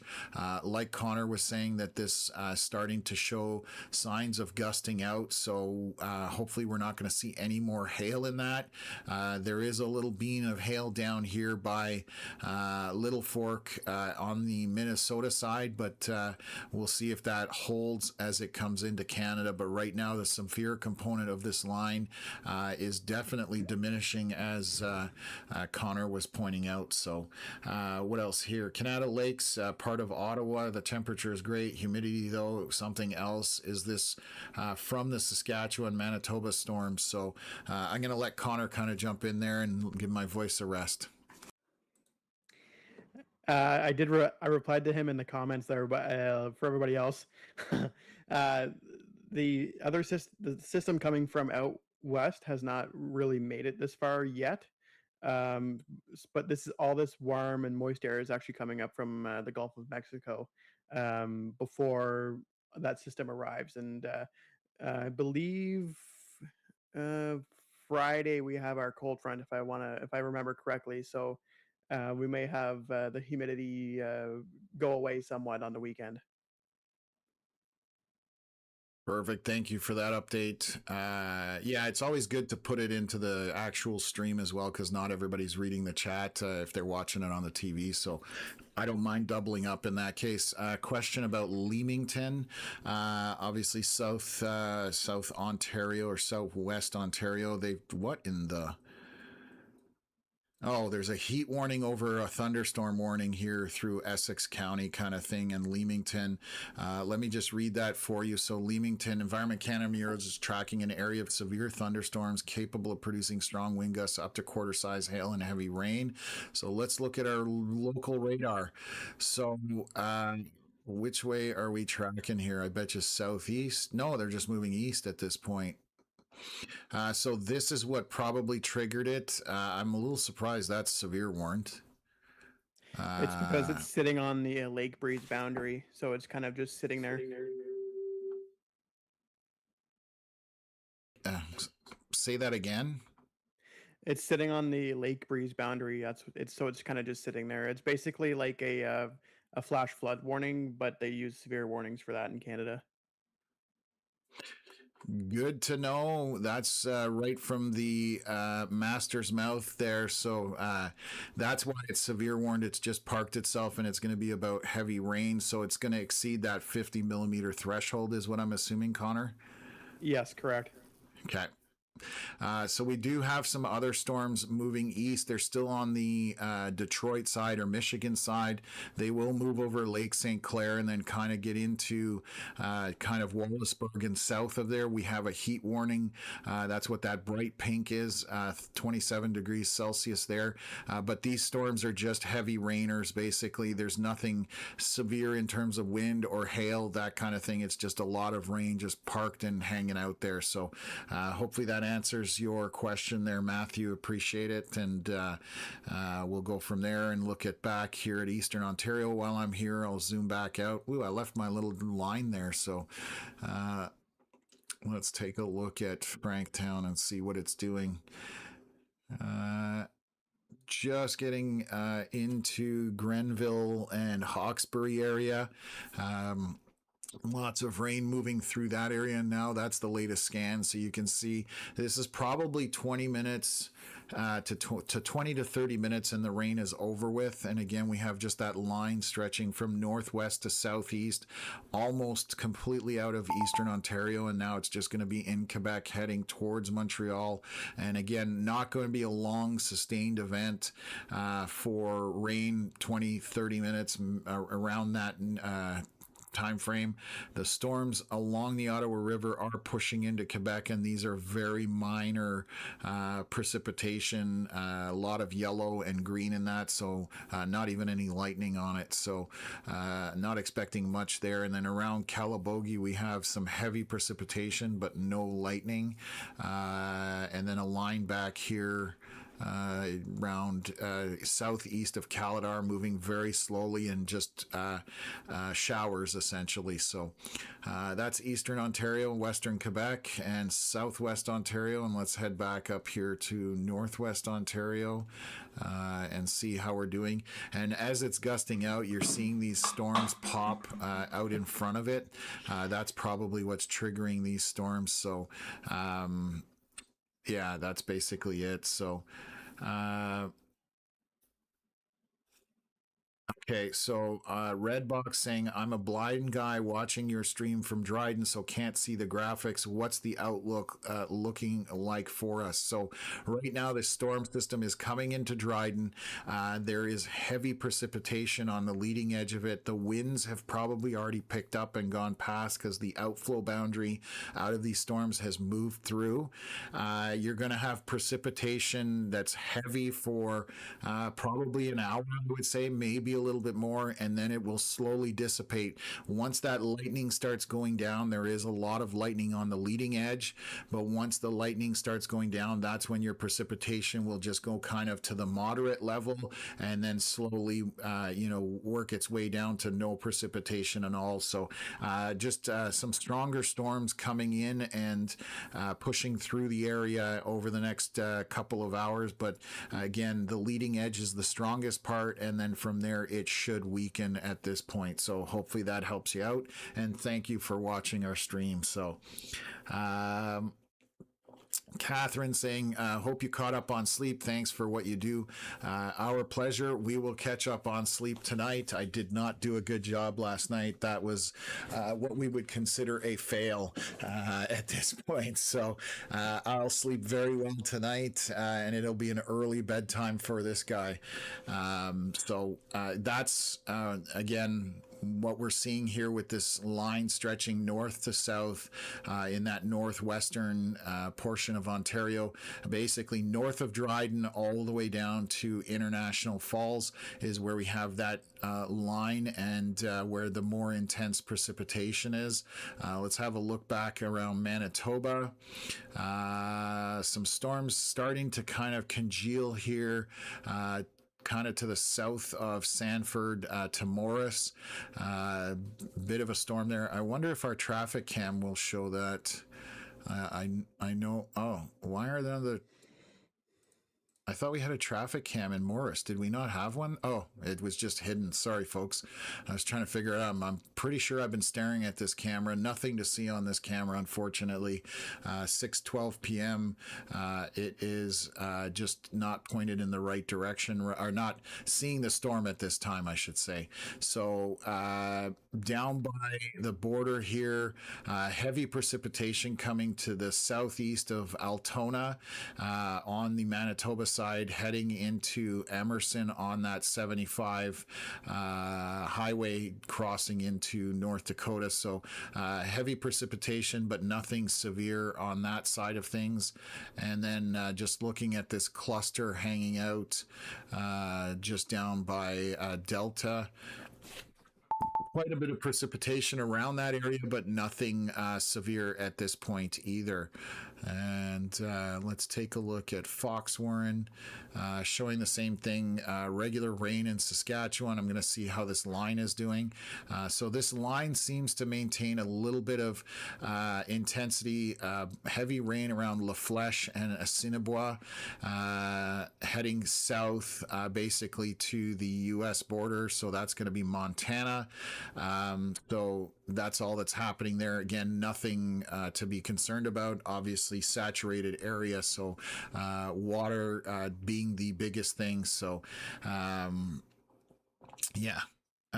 What else? I think that's basically it right now. We're just waiting on this here. So, again, hopefully this is downtrending in Northwest Ontario, and it's just going to be a line of storms that are going to come through. Again, short-lived on that front edge of things. It will last for probably 15-20 minutes, and then from there, just regular showers. So obviously windy, gusty at that point, and subsiding down from there. So The outflow boundary is probably about 25 to 30 kilometers in front of that line. That's pretty impressive. yeah, I'll highlight that actually here for you folks, what Connor is putting out here. So let me run the cycle on this radar, and I'll show you kind of where the line is camped. Right, whoop, zoomed into the wrong area. It's going to be this right here where these kind of little storms are popping. Let me just play here. I'm just watching it. Yeah, so I'll zoom in here. I'll highlight it. So this is the outflow boundary. So if you watch the cycle on my mouse, that's awesome when it does that. This is the outflow boundary. Let me kill this off, and you'll be able to see, if I back it up, you'll see that blue line kind of coming from the leading edge of those storms back here, and you'll see it kind of marching out and shooting out in front of it. So as Connor was indicating, that is out in front of the main parent storms in the line, and roughly 30 kilometers ahead of the storms, as Connor was mentioning. So I'm just measuring it on here with our tool, just so I can show you guys what that is. And you can see that's what spawned these little storms that are out between the line and the boundary.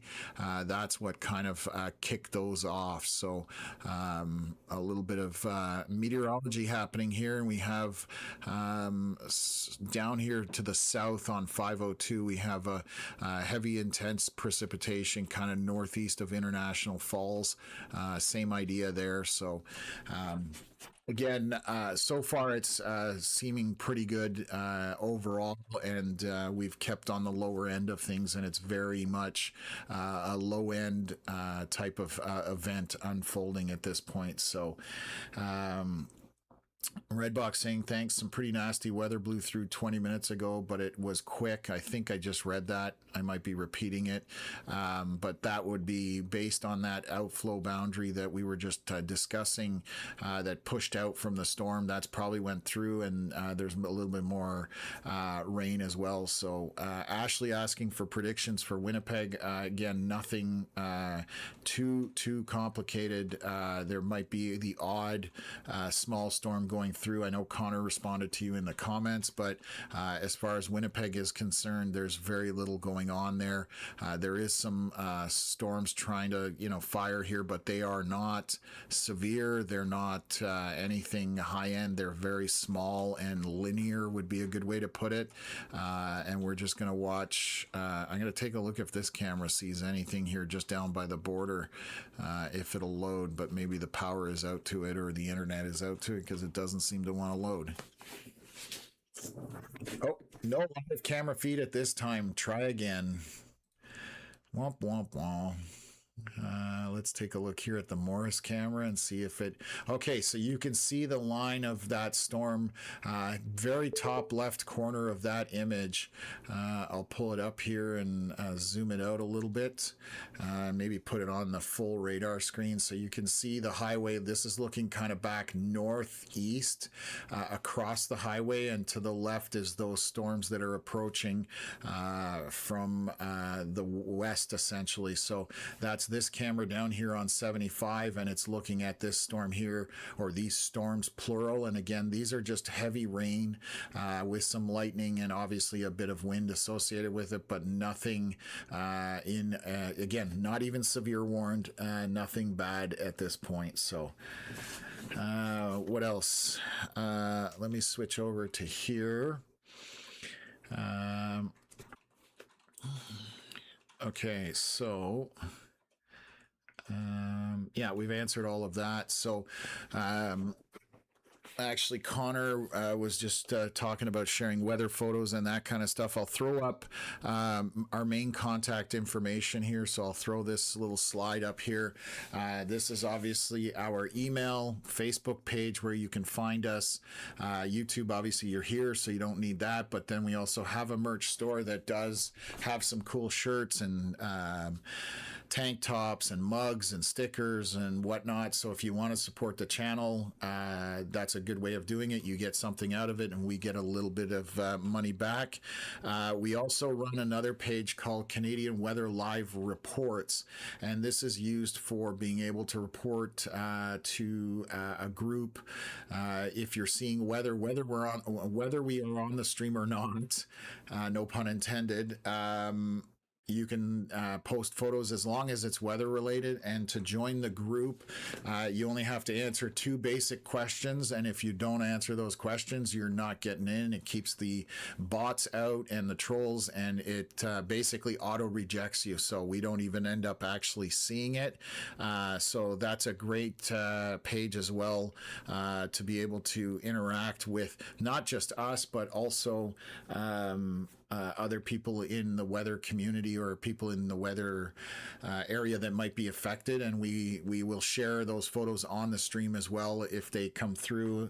During the event, we will do our best to share it out as well to the live stream. So again, it's kind of that boots on the ground idea where we have community weather, and we love to be able to share that with folks. So when it's happening, that's kind of ideally what we do. We have 3,000 members, I believe, in that group and growing.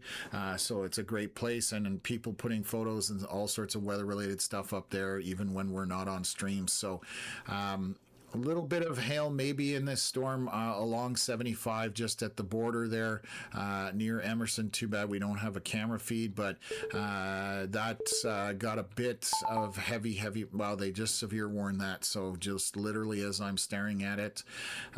So yeah, give me a sec here. Thunderstorm warning, and obviously it's for the storm that I'm pointing out. They're tracking a severe thunderstorm capable of producing damaging winds up to quarter-size hail and heavy rain. This is essentially moving east with a slight north component to it, so that's what that warning is to the southeast of Morris. It's this tiny pixel here. We'll see if that sustains, because again, most of the storms today have been pulsing somewhat, meaning going up in strength and then dying and then coming back up. So we'll see if that's the case for this. I don't see anything else that jumps out at me. Tiny little garden shower to the southeast of Steinbach. A little storm happening here on some boundaries by St. Francois Xavier. And then obviously storms back here to the north of Portage and to the northeast of Portage La Prairie. And it looks like they've thrown out a boundary, I believe. Why does it do that? I'm just going to back this up so you can see those lines out in front of those storms. You can see them kind of turning yellow a little bit right in front of the storms here. There's a bit of a boundary as these storms are moving through the area. So okay, so that's, I think, it. A V-Baller Lefty. Oh, damn, I forgot I was supposed to PM you about caps. So I did actually have a meeting with a local supplier for ball caps. We're looking at having a couple of them done and designed and put together. So we are working on that. I'm expecting to have actually an answer back this Friday, hopefully, in regards to that. So it is a work in progress at this point, but definitely V-Baller, send us an email or DM us on the Facebook page, and we'll chat about it and see what we can do to, get that done. So, yeah, this is definitely starting to weaken, especially with all those storms starting to pop out in front of it off of that gusting out boundary. So, our severe component may be coming down here sooner than later, I would say, on all of this in Northwest Ontario. Going to look on the US side just to see what's down there. There's some intensity in some of these storms down on the Minnesota side. I just don't know what they're going to do as they move north. So far, they look to be kind of weakening off, but I'm just going to see what's happening here. An outflow boundary I see in being put out by the storms out in front, and this is now all interacting with it. So we'll watch these storms again down here. A little bit of hail kind of tucked into this line down on the Minnesota side. So we'll see if that's the case as they move towards Canada there. And I'm gonna.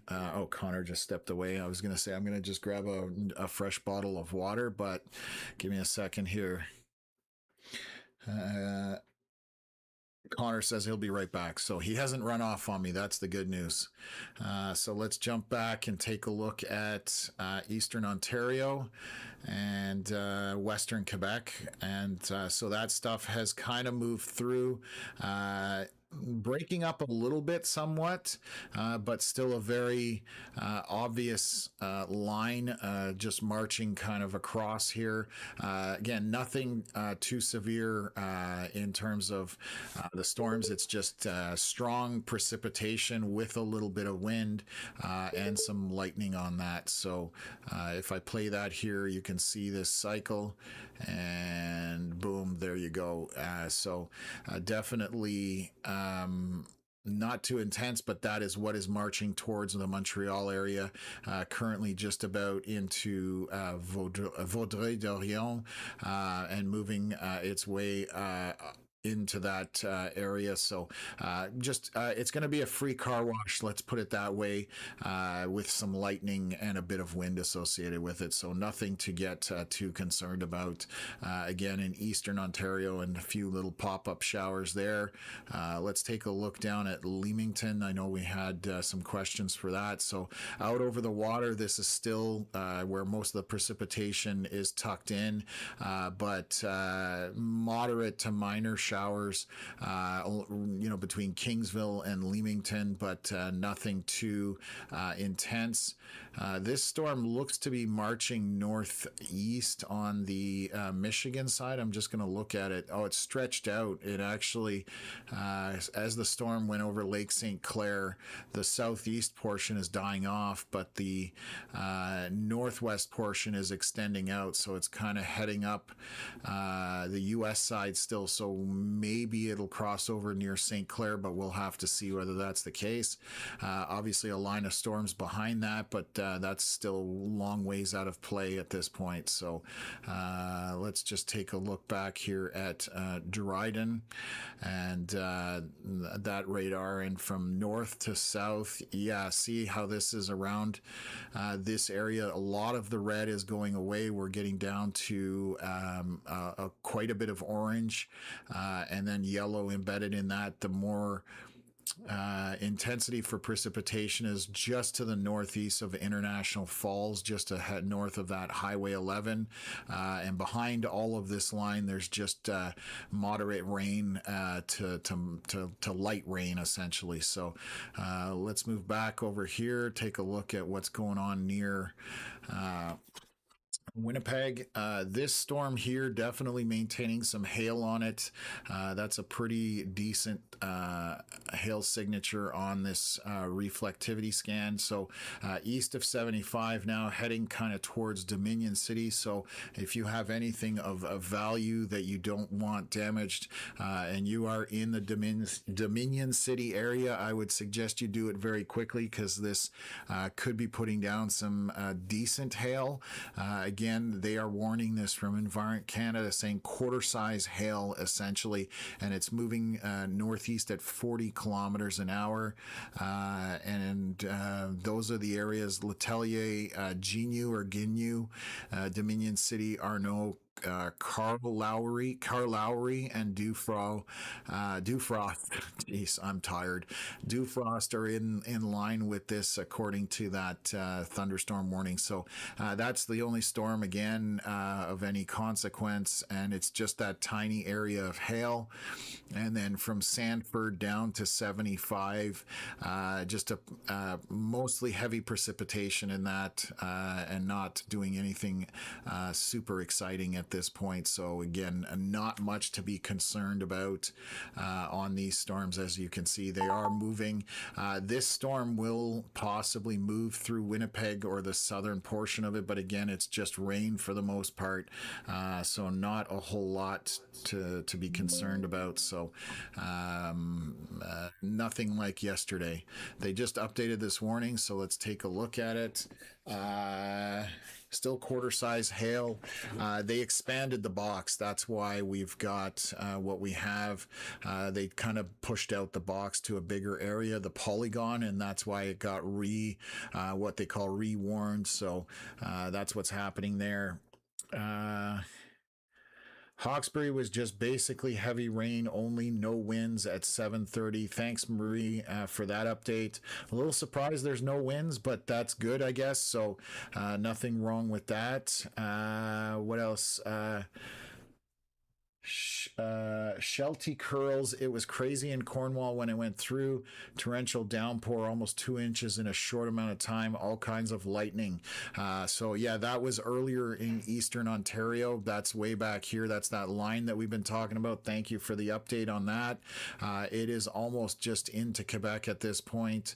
I'll highlight it from Franktown or from actually Blainville radar here. So you can see, yeah, the line is breaking up somewhat, so it's becoming a lot more kind of broken up essentially, where you have open spaces where there's no precipitation. So that may be the case, and it's not going to last for long when you do go through this, but it is heading eastward into Montreal. So are there any tornadoes or storms that might form tornadoes right now? Absolutely not. There's nothing of any severe consequence in that category whatsoever at this point, and we don't expect it to be, because the parameters are just not there.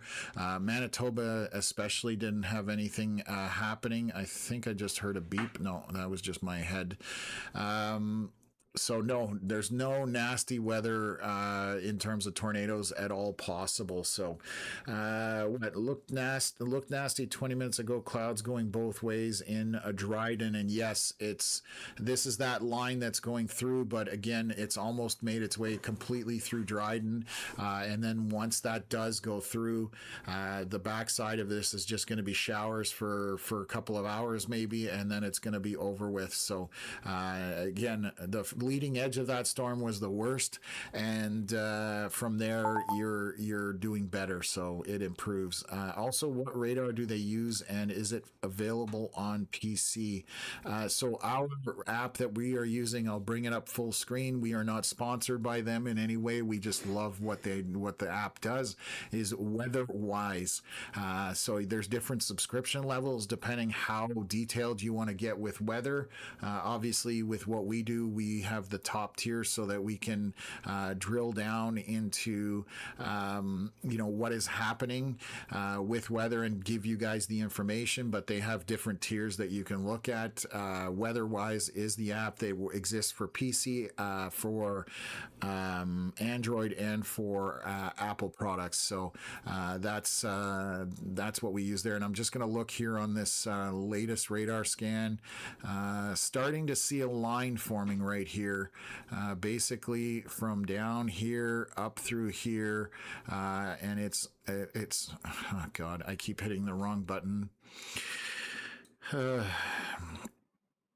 Just moving up through Winnipeg, kind of to the west of Winnipeg at this point. So there are going to be a few storms that do kind of go through Winnipeg possibly. Right now there's a shower that just popped up on the southwest corner, but this is rain. There's no lightning on it even, and even if there was, this is very weak, very inconsequential, other than if we're talking about what was I going to say? Other than if you're talking about the extra rain being put down, obviously a very saturated area. So that's basically what it's about here. And again, nothing severe.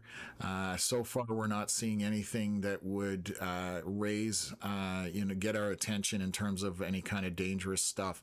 To the east and Northwest Ontario is the only port that has significant rainfall. So, what else? Scribbles of owls. Thanks for all your work yesterday, my guys. Just moved to the Winnipeg, and my fiance was super freaked out over the storms. Give her a shout out if you don't mind. Name is Emily from Vancouver. So Emily from Vancouver, we're giving you guys a shout out here on the stream, and welcome to Winnipeg. I've visited a lot. We transmit here from Eastern Ontario, south of Ottawa, but welcome to the Canadian Weather Live family, and we hope we keep you entertained and at least keep you informed as well. So severe warning just put up for this storm right here near Sanford, so I'm going to jump on that right away. Give me a sec. So they are severe warning it for this area right here, bit of hail. So again, southeast of Sanford, southwest of LaSalle. This is just a hail indicator, and that's more than likely why. I will pull up the warning. Just saying, tracking a severe thunderstorm producing damaging winds and up to quarter-sized hail and heavy rain. So that's why you've got that warning. That is the location for it. And then down here again, by Dominion City, that hail is just to the north, probably going through town as well. But that is that hail core there that definitely you don't want to get caught by if you don't have to. So that's all it is. And they've just extended that warning for that storm, obviously to the northeast. This is tracking. I will show you folks how these storms are moving so you can understand. And we'll just draw it up here. You can see basically somewhat northeast. That's how this is all tracking. So you want to avoid the hail. They just updated this warning again. So perfect. They put out the information. It says it's over. The storm is over domain and moving northeast at 40 kilometers an hour. Locations in the path, it says Sanford, St. Agathe, LaSalle, Oak Bluff, St. Adolphe, Ile-des-Chênes, Grand Point, Landmark are all being listed in here. So obviously heavy rains associated with this. That's the secondary component that's an issue. So it's definitely one of those things that the hail is obviously a concern, but the rain as well, just because of we've seen the photos of how saturated everything is out there. So obviously not much place for that water to go, and that's going to be the main issue there. So what else have we got on here? Scribbles of Owls, you are our go-to weather channel. Awesome. We appreciate that. What we specialize in, obviously, we don't, we're not going to come on here and sit with you guys just to tell you that it's raining. Everybody can look outside. Don't need that. But when we have a severe component to it, and there's a threat, then that's when we do go live, so we can walk you through it and kind of hold folks' hands as they go through the severe weather. That way they know what's coming at them. They also know, whether they need to worry about it or not. And most times you don't need to worry about it too much. There are certain situations where you do, and you will tell the difference in my voice if you watch the channel enough. When we have a tornado on the ground, it's all business at that point, and we tend to just focus on that storm, and that's basically it, as much as possible, because we want to get that information out. Anything tornadic definitely is the highest end severe that you can have for the most part. So okay, Connor, I don't know if you want to chat about something for a minute here. I'm going to just grab a new water here. I've run out of water. Yep, no problem. I can go for a minute. So I've been mostly paying attention to the Eastern Ontario side of the threat today. We do have that area of very heavy rain moving out of Eastern Ontario and into Western Quebec, into the western side of the Montreal Metro, and across the border around Hawkesbury into the Grenville area. We're still expecting quite a bit of rain overnight and this evening, up to 50 to 75 millimeters, in my personal opinion, for those areas right along the Ontario-Quebec border and into the Montreal metro area. And some of them could be a little bit stronger than others in those thunderstorms, but otherwise, really just really slow moving thunderstorms producing very, very heavy rain over a short amount of time. And if we look just a little bit further to the west of Ottawa, we do have a few isolated weak storms over there, mostly just rain showers that are moving very slowly to the east. As I said, this was probably a couple hours ago when I said this, but I said if Ottawa was ever going to get anything tonight, it was going to take a couple of hours to get there, and it's still not very close. If anything, it'll enter the extreme west end of Ottawa in the next 30 to 60 minutes, and not really do anything other than just rain. And then if we go way back up into northwestern Ontario, we're still looking at that gust front is way, way out in front of the precipitation, meaning that that line of storms in northwestern Ontario is likely going to continue to peter out in a slow fashion, but it is going to peter out over the next couple of hours there. And then, as Tom said before, we're just kind of watching those few severe thunderstorms in Manitoba, south of Winnipeg. Those are very regular run of the mill thunderstorms, just really just severe warned because they have hail cores capable of producing quarter sized hail and stuff like that. So, just heavy rain, quarter sized hail, and a bit of lightning. Otherwise, it's just very regular summer thunderstorms there south of Winnipeg. Perfect, sir. Thank you for that. I managed to get my new water. So they're just updating this severe warning to the north of Dryden. Again, just updating. Let me just take a look what they're saying. They're tracking severe thunderstorm with strong wind gusts and heavy rain. This is at 6:43 p.m. Central Daylight Time, and that is basically on the north end of this, up north of Ear Falls, it looks like, and stretching down towards Dryden, and then all the way down to the east of International Falls. But once again, it does look like that this is coming apart somewhat. We have a new severe warning here around Winnipeg, so I'm going to highlight a couple of storms. I've got a question here. Nikki Jones saying, found you late last night. Thanks for all this amazing live information. Any word what to expect for severe weather in Winnipeg and surrounding area tonight. Last night was frightening. I don't envy that you and the folks that had to go through that last night. Definitely, if you don't know what's going on, it's not a lot of fun. So we do have some storms that Connor just mentioned. They are severe warned here, but again, it is mostly to do with hail. They are not large storms; they are heavy rain storms. So a bit of wind associated with it, but mostly lightning, heavy rain, and they're getting warned for hail. And again, I'm going to show this one here to the north of Woodlands radar. It's literally almost over top of it, but we can see a couple of pixels tucked in here for hail possibly. So that's my guess as to why that's severe warned. And I'll read the warning here. That just came out 1 minute ago, and it's Environment Canada tracking a severe thunderstorm capable of producing damaging wind gusts, quarter-size hail, and heavy rain. So that's the same as the ones to the south. So right now around Sanford, LaSalle, and it's moving northeast essentially. So that will catch part of Winnipeg. Right now there's some basic showers in Winnipeg. This is what we call garden variety type showers, nothing of any consequence. Even these ones, it's again for the hail that they've severe warned it. So we do have one by Dominion City, and the hail core on this one has shrunk down a little bit.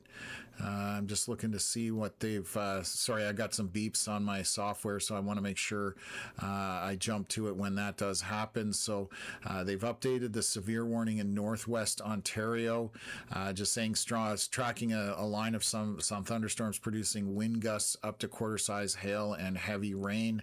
That is along the 11 corridor near east of International Falls is what's going on there. But let me get back to Winnipeg there and jump in. So again, these storms are now kind of forming on a line or a boundary.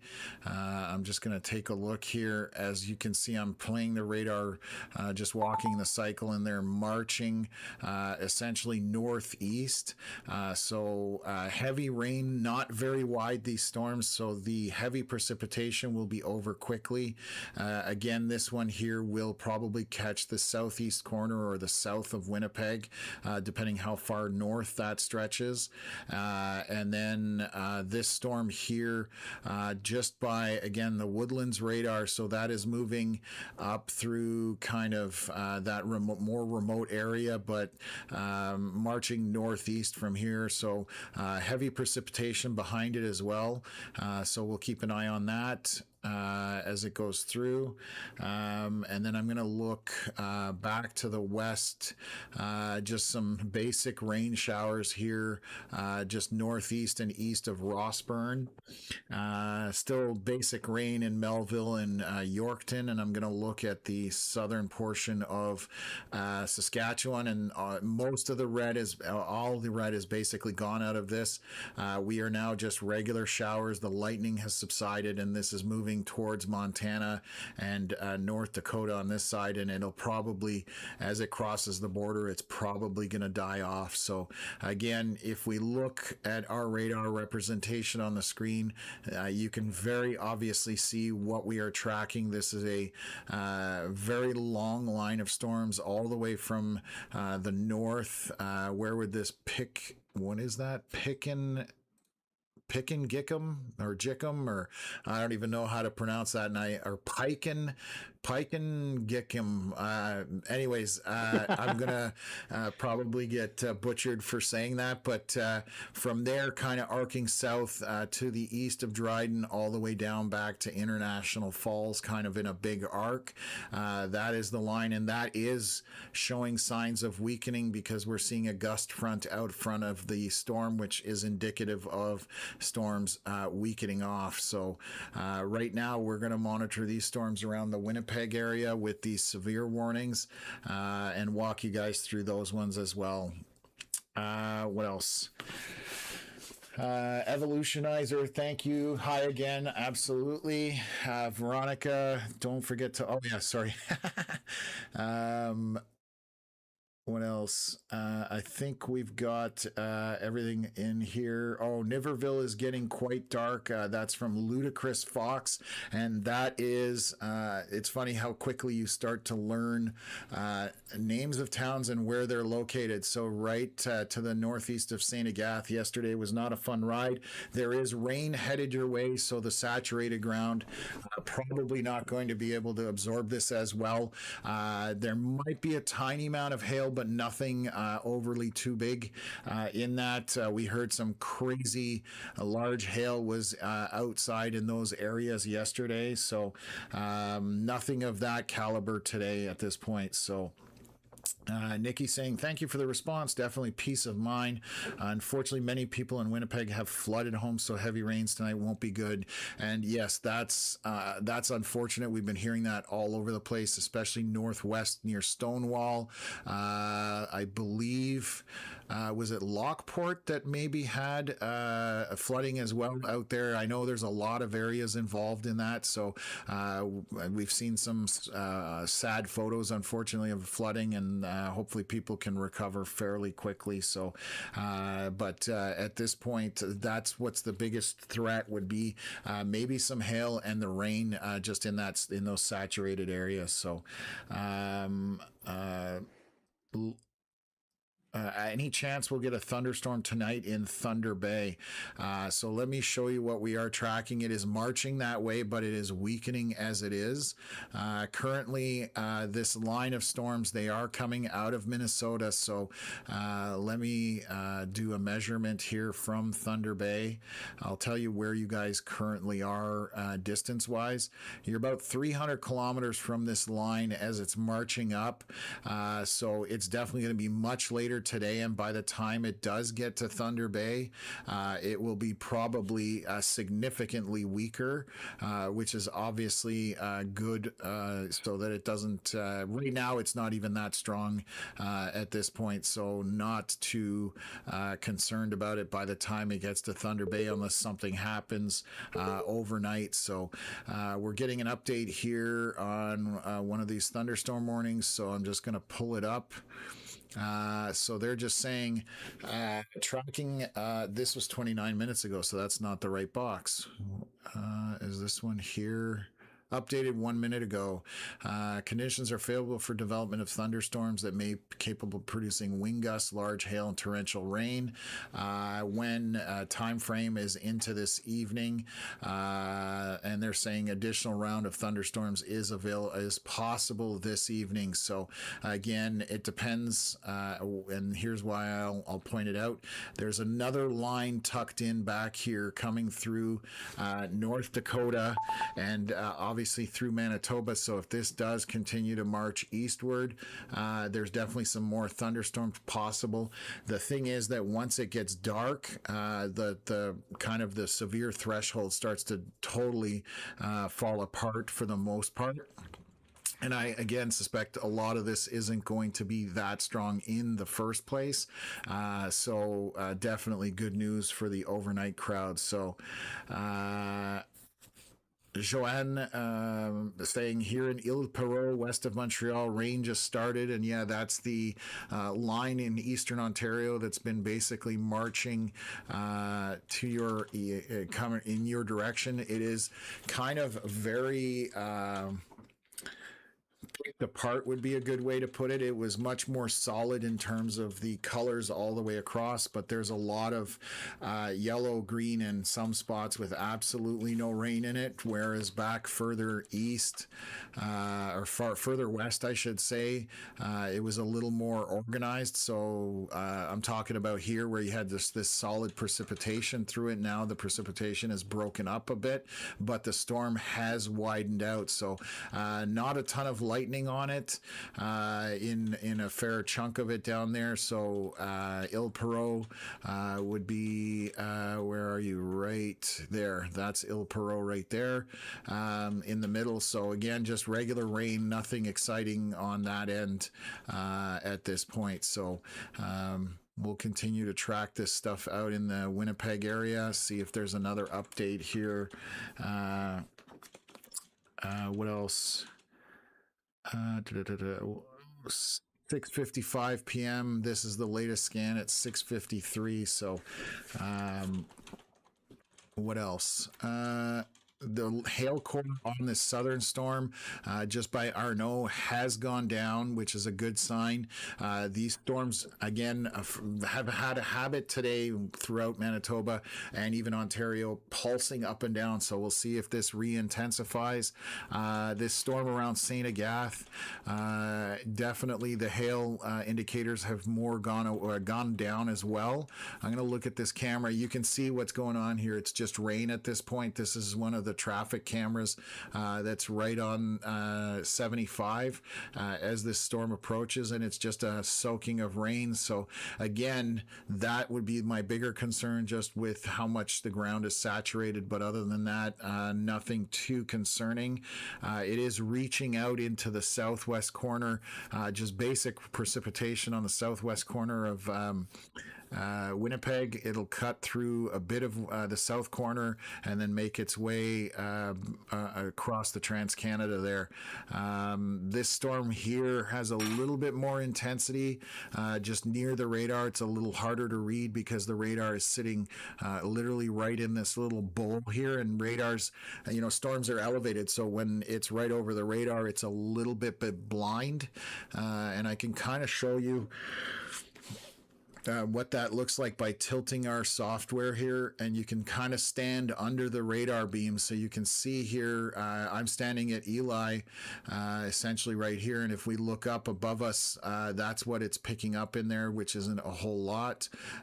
So I know on the other side of it, we can kind of see where all this precipitation is over, just to the south of West Shoal Lake. So this kind of gives you a 3D representation of what a radar beam sees as it rotates around. So kind of a cool little feature that we have built into the WeatherWise software that helps us to tell a bit of a story as to what's going on. So quite a bit of hail associated with this one along that Highway 6 corridor, and that's why it's severe warned at this point. So what else?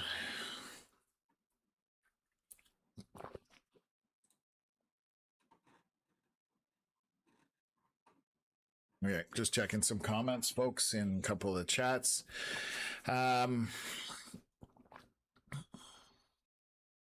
Okay, Connor was just typing or responding to a question in the chat whether Winnipeg, does Winnipeg get to live another day was the question, and absolutely, and today is very low on that end. Again, it's going to be rain, which unfortunately, as we've been hearing, the flooding definitely was an issue, and there's more rain involved for some of the areas. Stonewall needs no more rain, but it looks like there's some coming at it.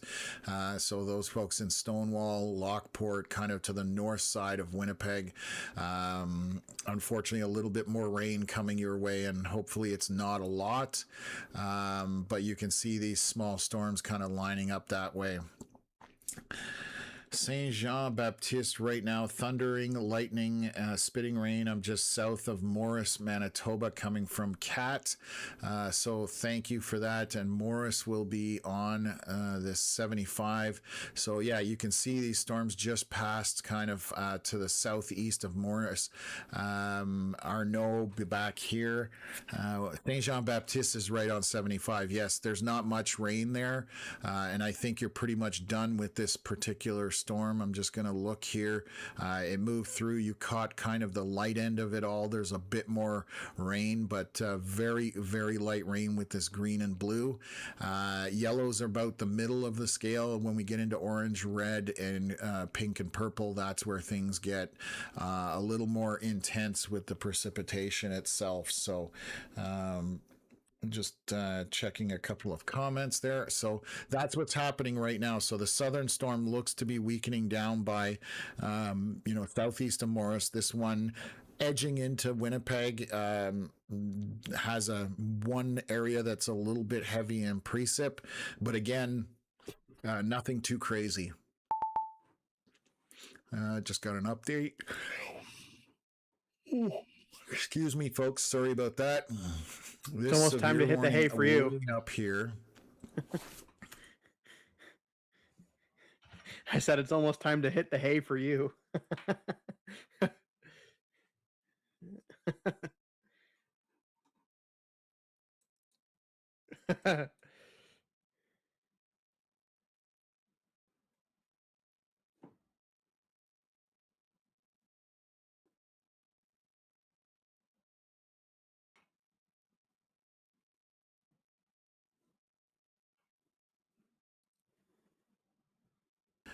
And I'm talking to myself because I muted myself there. So I apologize for that. Just saying that these thunderstorms.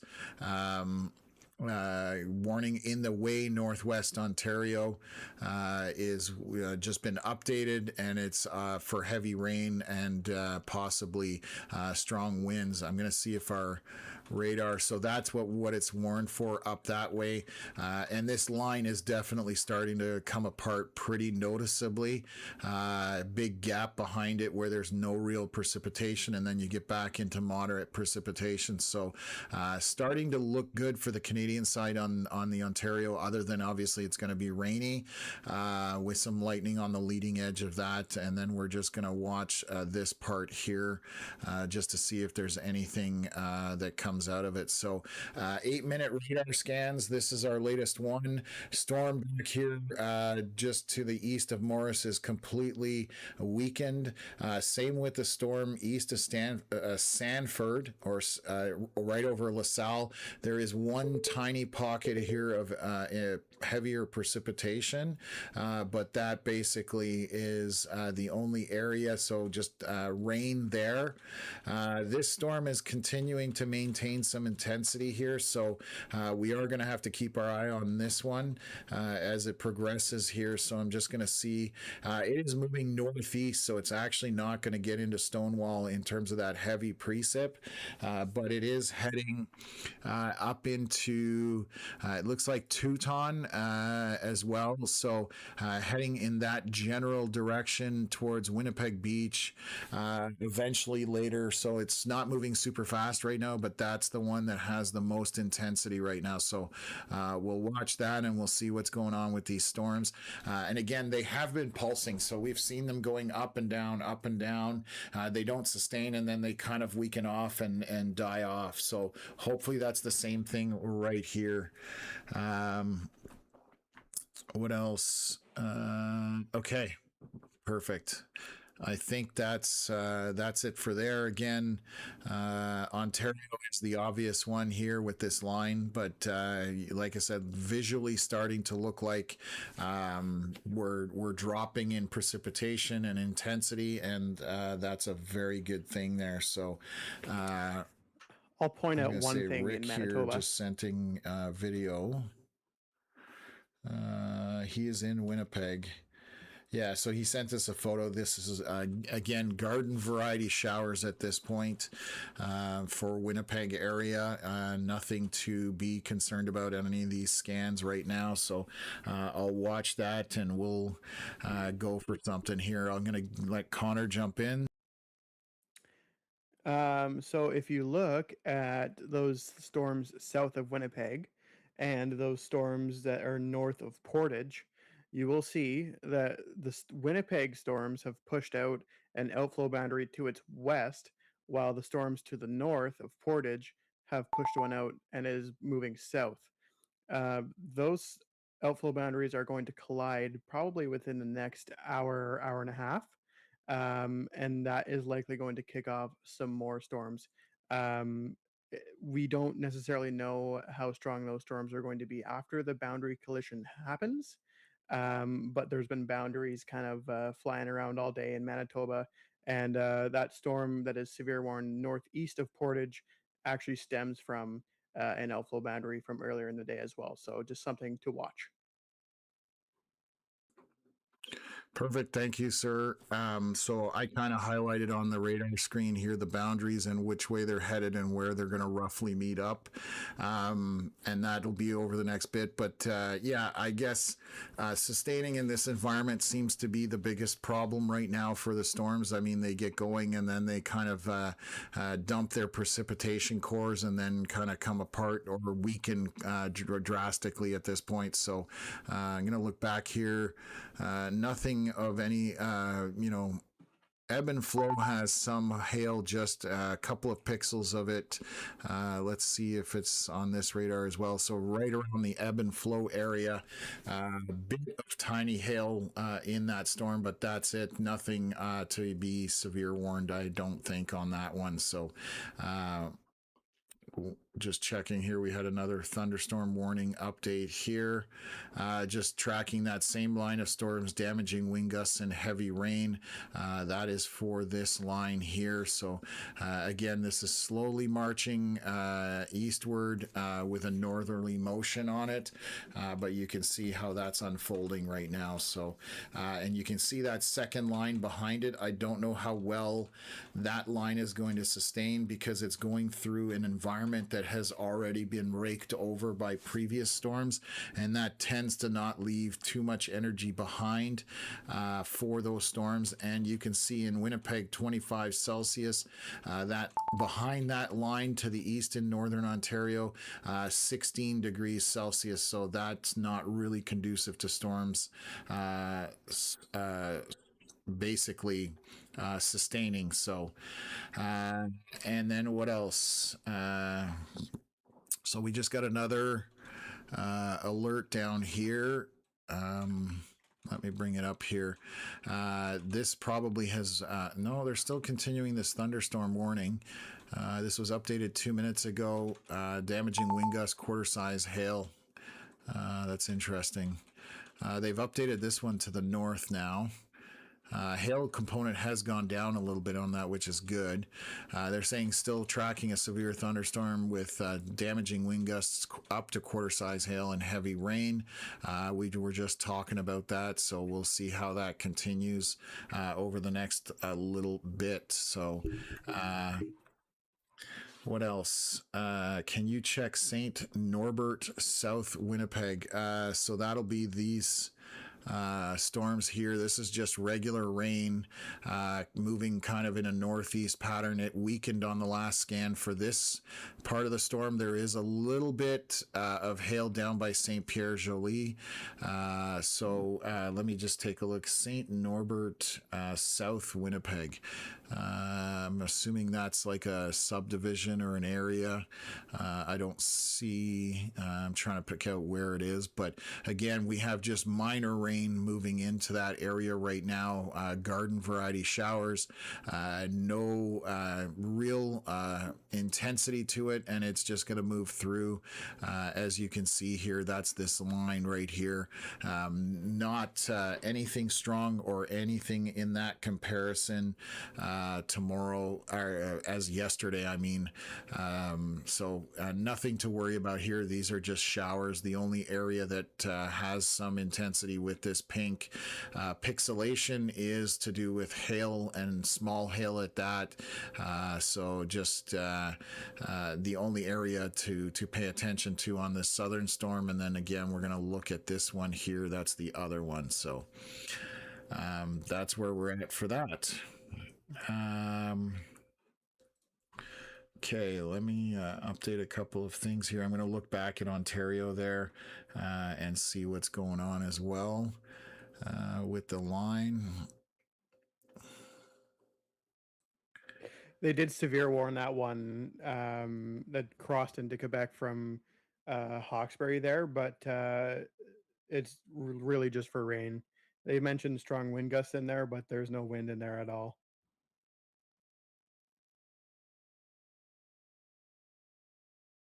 Yeah, because we had Marie Rochon actually, who comes in from Hawkesbury, on our chat, saying when those storms came through, there was absolutely no wind. So we're talking back about Eastern Ontario at this point. We're kind of going all over the place, but this is Hawkesbury right in this area here. So this would be for heavy rain around the Lachute area. You can see that bright red if I switch radars here. So quite a bit of precipitation, but that's the only extent of things at this point. So let's swing back. Look at the Dryden radar again. Southern portion down by International Falls is the most intense portion. Everything else looks to be precipitation breaking up quite a bit. I'm liking the look of that for locals. That's not going to do anything. So it's definitely good news in that regards. And then I'm just kind of keeping an eye on what's going around the Winnipeg area. So 7:05 p.m. That was 5 minutes ago. We need another 3 minutes for the next update there for radar to be picked up. So, Mark commenting, did you see that, Connor? I did, yeah. Mark is our streamer. He was out in Manitoba yesterday. He flew home and he's like, "Do you want me to turn my camera on the roof in Montreal so we can see the weather going into Montreal?" So, anyways, yes, it's for now. Like I said, everybody's a bit shell shocked after yesterday in the Winnipeg area. Nothing of any concern in the Winnipeg area. This storm is just got a small area of heavy precipitation, but other than that, moderate, and it stretches to the south, just going to clip parts of Winnipeg, but there's nothing of any concern. These are just showers at this point, so definitely nothing to be concerned about. And I suspect if this next scan coming in, we're about 6 minutes in, so another 2 minutes, I suspect that this is weakening. You can see the two outflow boundaries on this storm. As you see one kind of here, and then there's another one here from these storms. So I don't think these have too long to live in any type of strong way. I think they're just going to be regular showers kind of moving northeast from there. You can see at the south at the border, this was far more intense a while ago and now has backed up a little bit. So I just heard beeping, didn't I? Oh. So down at Leamington, so this is southwest Ontario. The thunderstorm warning has been declared expired because the storms in this area more than likely have moved out over water, which is what they've done. I'm just looking here. So this thunderstorm warning in the southwest corner of Ontario towards Leamington, Essex area near Detroit, Windsor, though that is over with and done with. So heading back up here, and then we'll take a look at the Winnipeg area there. And again, nothing to be concerned about. These are just regular warnings at this point. So we'll see when the next scan comes in here. It just did, actually, and this is weakening even more. This little thin part has some heavy rain in it, but this is weakening all the way down the line, essentially. So these are pulsing, these storms. That's essentially what's going on, and they've killed the thunderstorm warning on this section here on the southern portion because it is weakening. This storm to the north, a lot of rain embedded into it, maybe a little bit of hail, but we'll see in the next couple of scans as that moves out as well. But the severe component for today in Manitoba, I would say, is on the very low end of things at this point. And again, nothing compared to what we had last night. So through this area, and even on the Ontario side, where we're watching this line basically march eastward, that is out in front of it. Eventually there's 15, 16, 18 degree weather. That is going to kill that off and weaken it drastically, especially as it gets into Thunder Bay. The last of the warm temps here, we're showing 22 degrees. This is where Uppsala, or up that way, that's where we're getting some still warmer temps, but cooling off, obviously, because right now it's showing 27 and 25 with this out front of this line as it continues to move east away from Dryden. So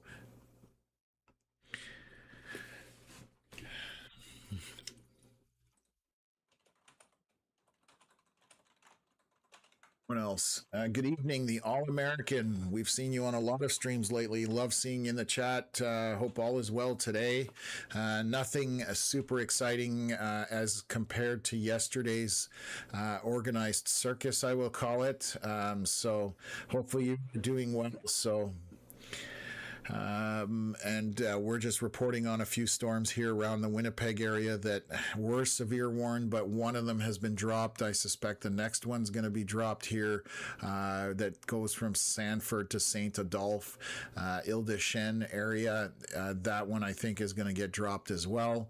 And then we're just going to watch this storm that is kind of drifting up towards Winnipeg Beach area. Moving in a northeast track and heavy rain with lightning on it. But for now, again, around the Winnipeg area, we are 7:15 Winnipeg time. I think the sun sets in the next hour and a half or so, and once that sun goes down, we're going to have even less energy available for storms as those temperatures cool off. These ones are not going to be strong enough to sustain. That's my take on it. There is a pile of boundaries kind of hovering around the Winnipeg area. It's interesting to see that on radar. So kind of a little popcorn storms happening just off of those boundaries that have been from some of these storms earlier. So there's another boundary that collided with the two boundaries, and then this little storm here just northeast of Headingley kind of popped. So but these are again just regular showers, nothing to be worried about on this one here. So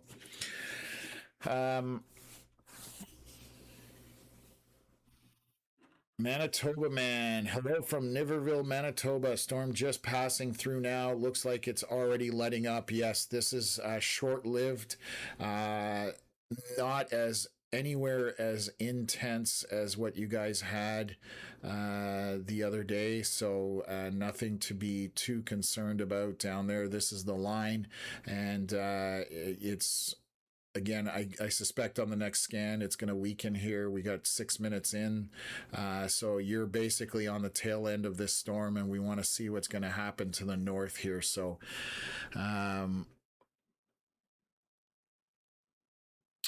question, Neville saying we saw check ebb and flow Manitoba. Let me just take a look up here. So there is a storm up here, heavy precipitation just southeast of ebb and flow, but this isn't anything too strong. Just heavy rain, and it's going to move out of there very quickly. Let me take a look here. A bit of hail kind of south of ebb and flow, but this is moving through, and it is weakening on this last scan here. So we will have another one here in about 2 minutes. Look at velocity. There's nothing too crazy up there, so nothing to worry about in the ebb and flow area. This is just a regular thunderstorm, and again, we totally understand everybody's a bit gun shy or shell shocked, whatever word you want to use, based on what happened yesterday. So we did have I think we had close to 2,000 people watching the stream yesterday evening as things were going completely nuts, and we tried to keep up with it as best as possible. So we appreciate everybody that's new here, who's tuned in, and who's kind of become part of the Canadian Weather Live family. So Connor and myself obviously run the channel with a lot of help from others, our moderators and our live streamers. So we are growing this channel out. We broadcast from Eastern Ontario. That's where we're based out of, but we are covering as much as we can across Canada. So no problem, Neville. Avid cake lover. I'm an avid cake lover too, clearly. I can eat a lot of cake. I have to stop eating a lot of cake. That's the problem. But anyways, glad we could answer your question there. And again, it is a quiet day today. There's not a lot of excitement going on. I know there's a bit of rain going into Winnipeg, but nothing of any concern. Here is our latest scan. And look at this. This is all weakened. Those all that bright red that was in there is now a lot of green and a lot of yellow, especially further south of there. A little bit of heavy precipitation at Grand Point, but that's all it is. It's just heavy rain at this point, and not expecting too much out of that. It's cool, Connor. You see this up here? I'm going to put it on the stream. You see that boundary just stretching out from that little storm going all the way back here to Portage La Prairie. So that is actually an outflow boundary from this storm. One of the things that Connor was pointing out. And we have another one from this storm on the south. So at some point, these are going to meet somewhere in here. And you'll probably see a storm pop in that area. I don't know whether it will sustain, but that's forcing basically where those boundaries collide, and it pushes the air up, so it can cause a storm to pop, is the word we call or say. So we'll see if that's the case here, but definitely liking what I'm seeing here from the northern storm. It is weakening as well, and so these are all good signs, especially as we head towards sunset as well. I think that those boundaries are going to meet somewhere around Elm Creek or Sanford.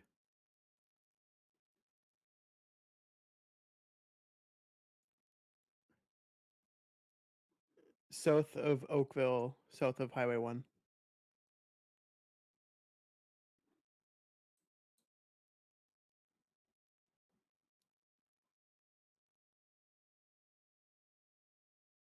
Yeah.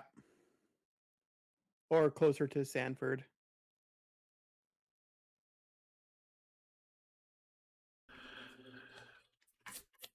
Okay. I'm just going to follow them on radar here. I definitely had a different interpretation. Let me just take a look here. Oh, that one's dragging back. Okay, I see what's going on there. Hey, you can see this the CN freight train running next to TransCanada.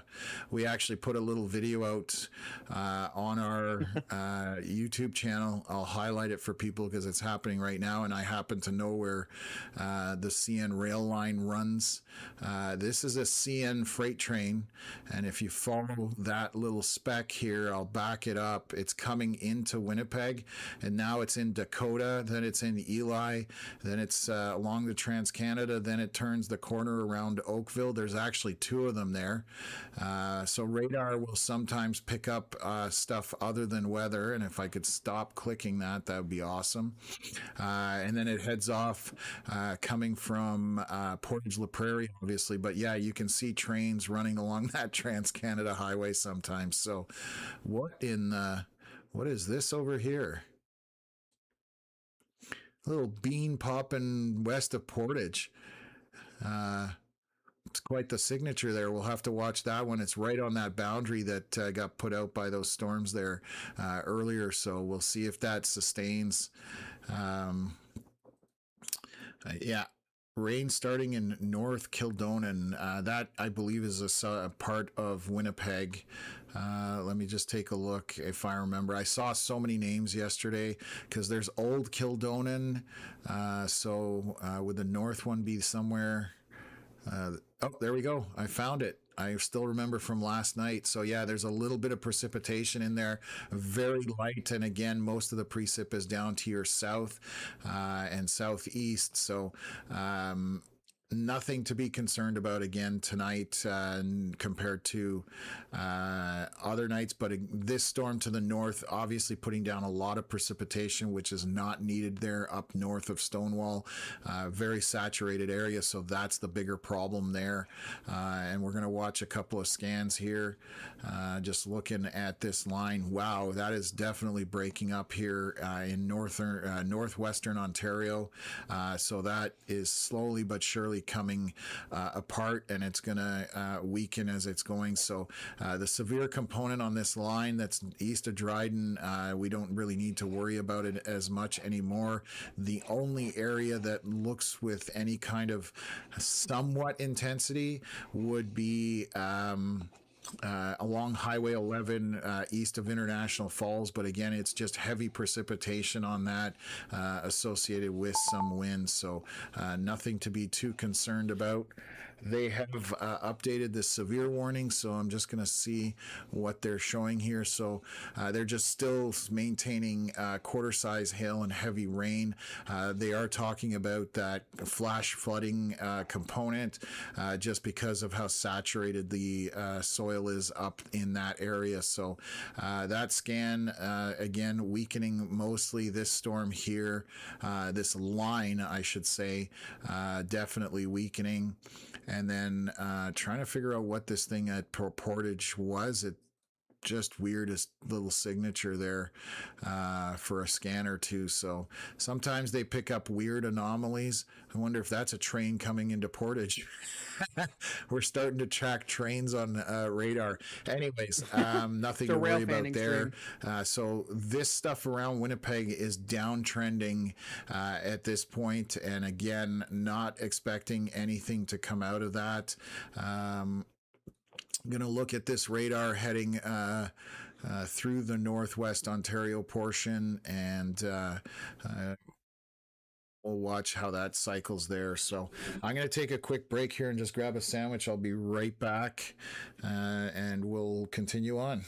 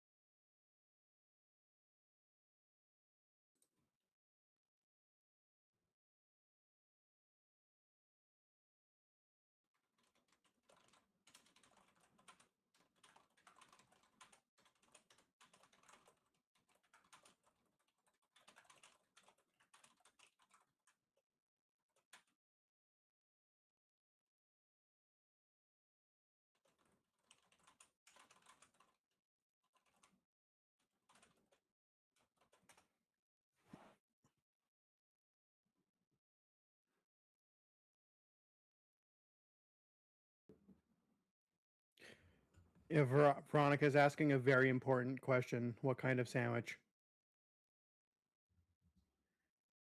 Sorry, I didn't hear that. What was that? I said Veronica's asking a very important question. She says, "What kind of sandwich?" So yeah, it is a roast beef, ham, and cheese with lettuce and mayo and mustard. Um, and I cut it up in three because it's pretty big. But it hits the spot. It's nothing exciting, unfortunately.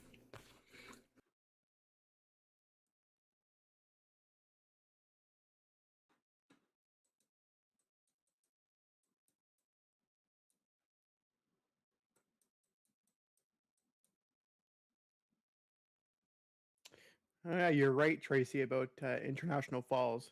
Fort Francis doesn't show up on the application unless we zoom in really far. So Yeah, that's thank why you for that.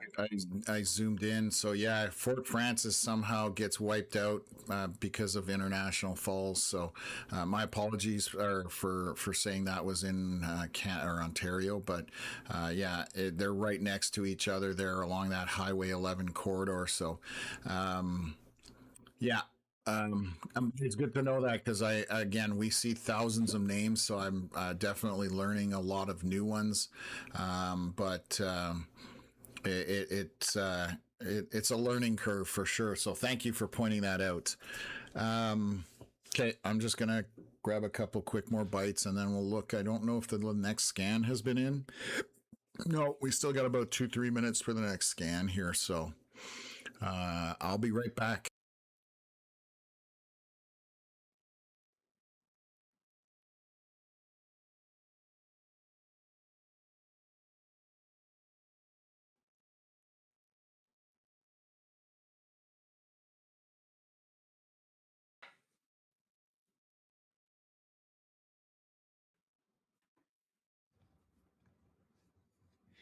Tracy, I don't know if we'll ever be able to fully pronounce that, even with you putting it in the chat like that. That's pretty funny. Like Pikangikum, Pikangikum, something. That's a tough one.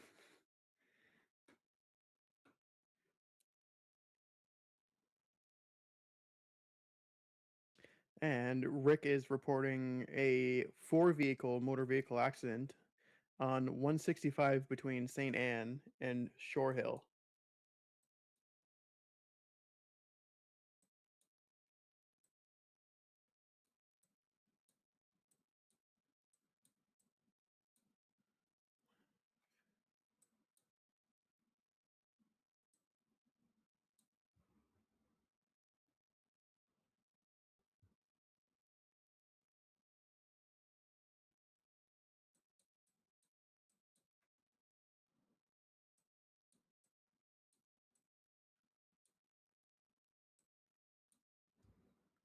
Minnesota is basically Canada light. Good people in Minnesota. Yes, I've heard great things about Minnesota.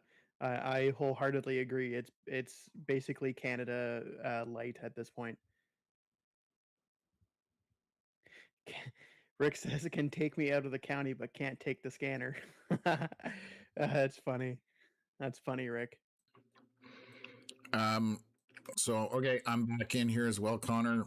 Just wanted to grab a couple bites there because it is 8:30 at night. So we missed dinner last night, and then 2 nights ago, same thing, just because things were so chaotic.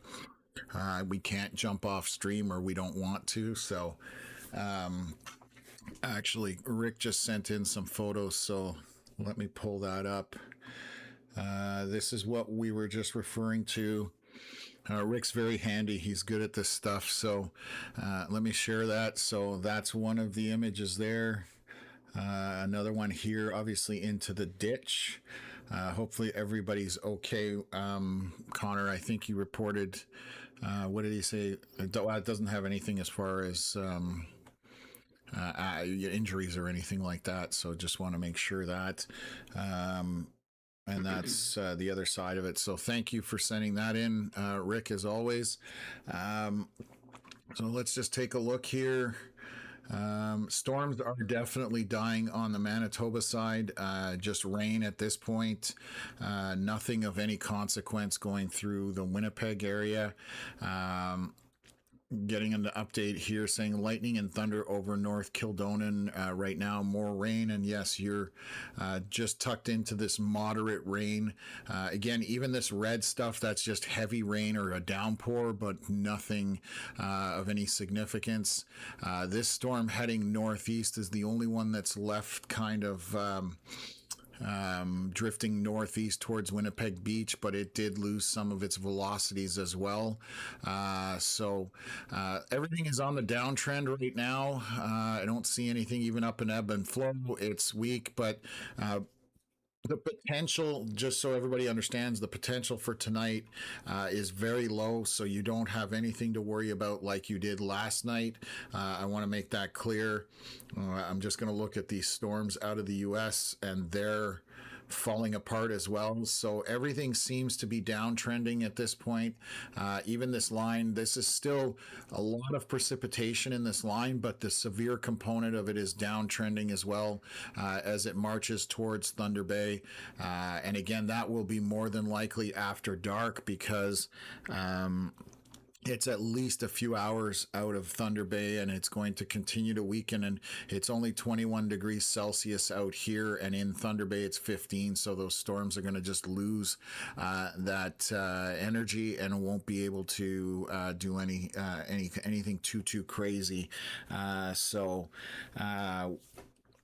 Just looking back here, gonna wait for another scan on this one storm to the north. This severe warning, I'm surprised they haven't dropped that one. This one to the south, and we did mention it, around Saint Pierre Joly, or Jolly. That warning is expiring, and then there's just this one, but there's no storms left in it basically at this point of any consequence. So this should be expire. Oh, this one expires as well in 39 minutes. So both of those are expiring now.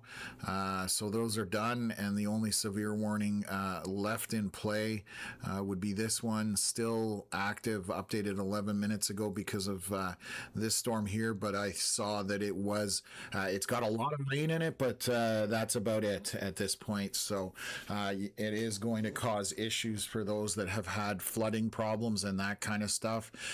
So very good. Mostly reasonable evening for Manitoba tonight compared to the last 4 or 5 days. So Tracy just saying thanks for all your hard work keeping us in the know and keeping us safe. I'm in Fort Francis and the thunder is rolling on and on, and I love it. Perfect. Glad to hear that.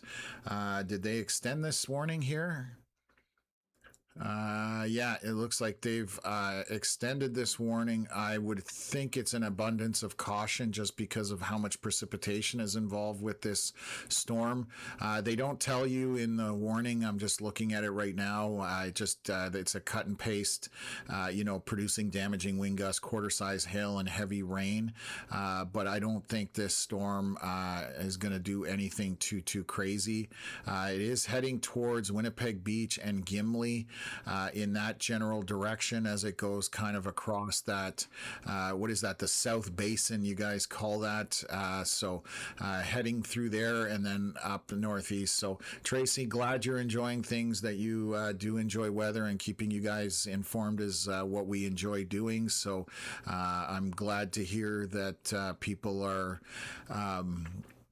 responding well to the platform and appreciate the platform as well. So that definitely helps push us, because sometimes we do have very long days here, and we wouldn't, if I was talking to myself, I wouldn't be doing it, that's for sure, because I'd be kind of questioning my life choices at that point. So I think we'll give this another probably 15 minutes or so, and then probably jump off the stream, because again, that severe component is definitely gone for basically most of the areas that we're talking about here. This storm is starting to die. I just saw the latest scan in here, 7:35, and you can see there's a lot more yellow associated with it, which is again that middle level of precipitation.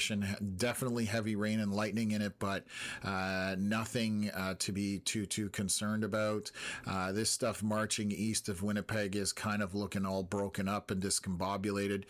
There is rain. You guys are going to see some rain in the Winnipeg area for the next little bit, and there may be even more later on.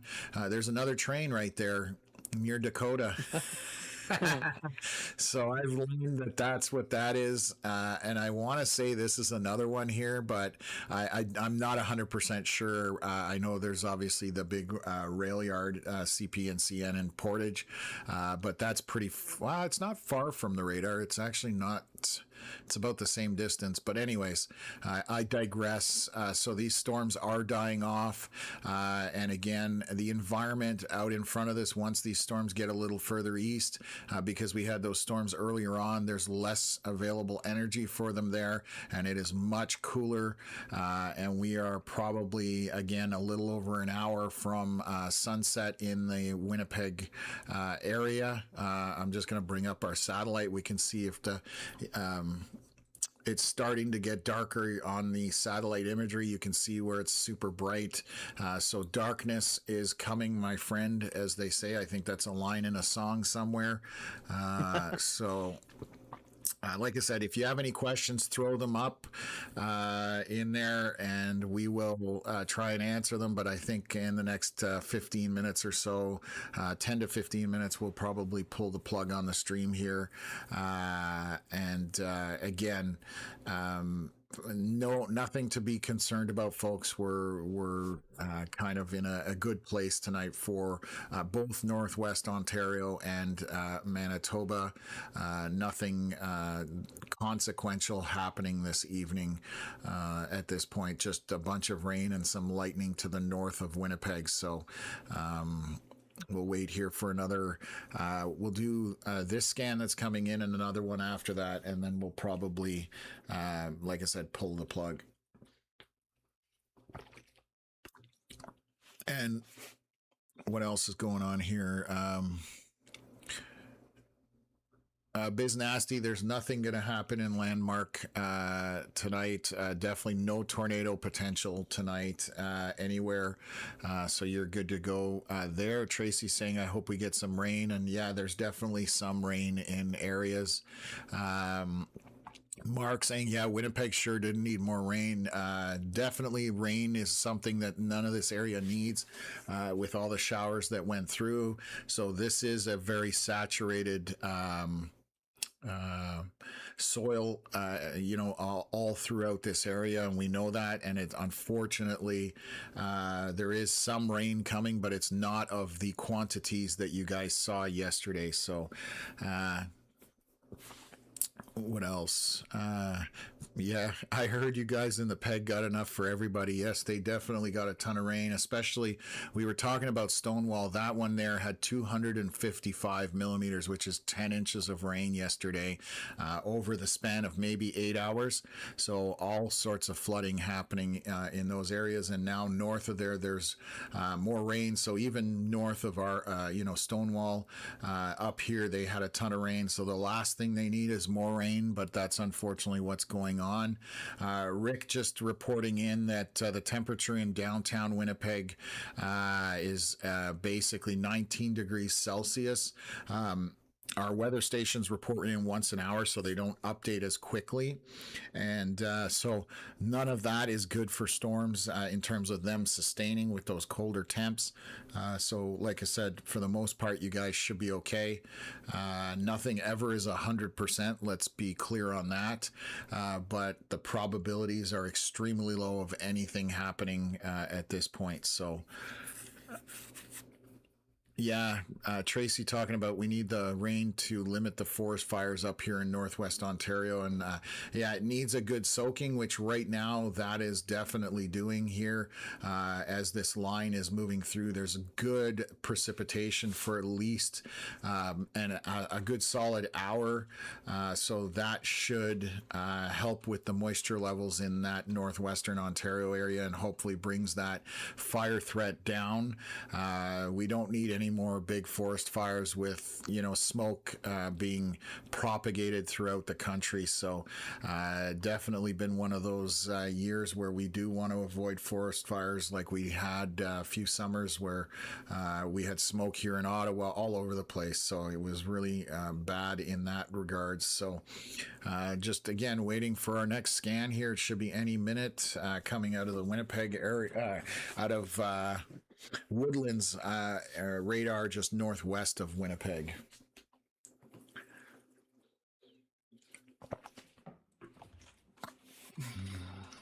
So we are, yeah, I should see something here very shortly on the Winnipeg side. Melissa, hey, how are you? Okay, so this is our latest scan here. This storm is coming apart a little bit. There's a because the storm, as they fall apart, sometimes you get this pulsing that, or not pulse, but this little intensification. Right here, there's a tiny hail core, again, moving northeast somewhat in this general direction, but this won't sustain, I'm sure of that. That's the only area. All of this is just rain at this point, southeast along the Trans-Canada and east. This is just showers moving through at this point. So again, nothing to be concerned about there. I don't see anything anywhere else. I'll move back. Take a look here. Nope, nothing that I need to worry about there. I don't mean to spin it. Let's take a look here. Just showers around southwest of Dauphin, but that's all it is showers. And on the Saskatchewan side, that line is tucked into the bottom end, and it's just a bunch of rain in there with like 14 degrees, 13 degrees. So again, nothing going to happen in that type of environment.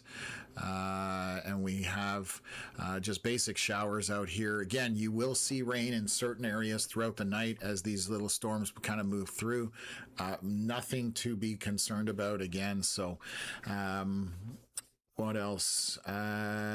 Noble Girl Gamer, the storm around Joliet, Montreal will be severe. I doubt that highly. Connor, are you looking at that Montreal area by chance? Let me scroll back over to it. No, that's not going to. The only reason it would ever go severe is if it has, if it's kind of just parked there, putting down a boatload of rain. But it's not windy. There's no light. There's not even barely any lightning over there at this point. It's um, fairly tame. Just a lot of rain going on. Perfect. Thank you for that. And that's, yeah, that's all it is. It's rain. So again, if it were to put out 50 millimeters of rain, that's where that severe warning comes from. Not for hail, not for wind. So definitely not anything to be concerned about there. So let's take a look at this. 7:41. We're 4 minutes into the scan, but definitely looks like everything is downtrending right now. And again, nothing of any severe potential in terms of anything that you guys need to be worried about. If it's going to rain, it's going to rain. Nothing can be done about that. And hopefully it moves through quickly and doesn't put a ton of rain down in those areas that are overly saturated already. So what else? I just question. Okay, it says, okay, good to hear. Thank you. I was a bit worried was seeing the red close of me within an hour. Are you referring to the Weather Network radar? Is that what you're referring to? I'm just curious because you're saying seeing the red close of me within an hour. So I'm just trying to figure out where you would be seeing the red. And just if you can confirm if that's the Weather Network, that's the only place I would think that would be.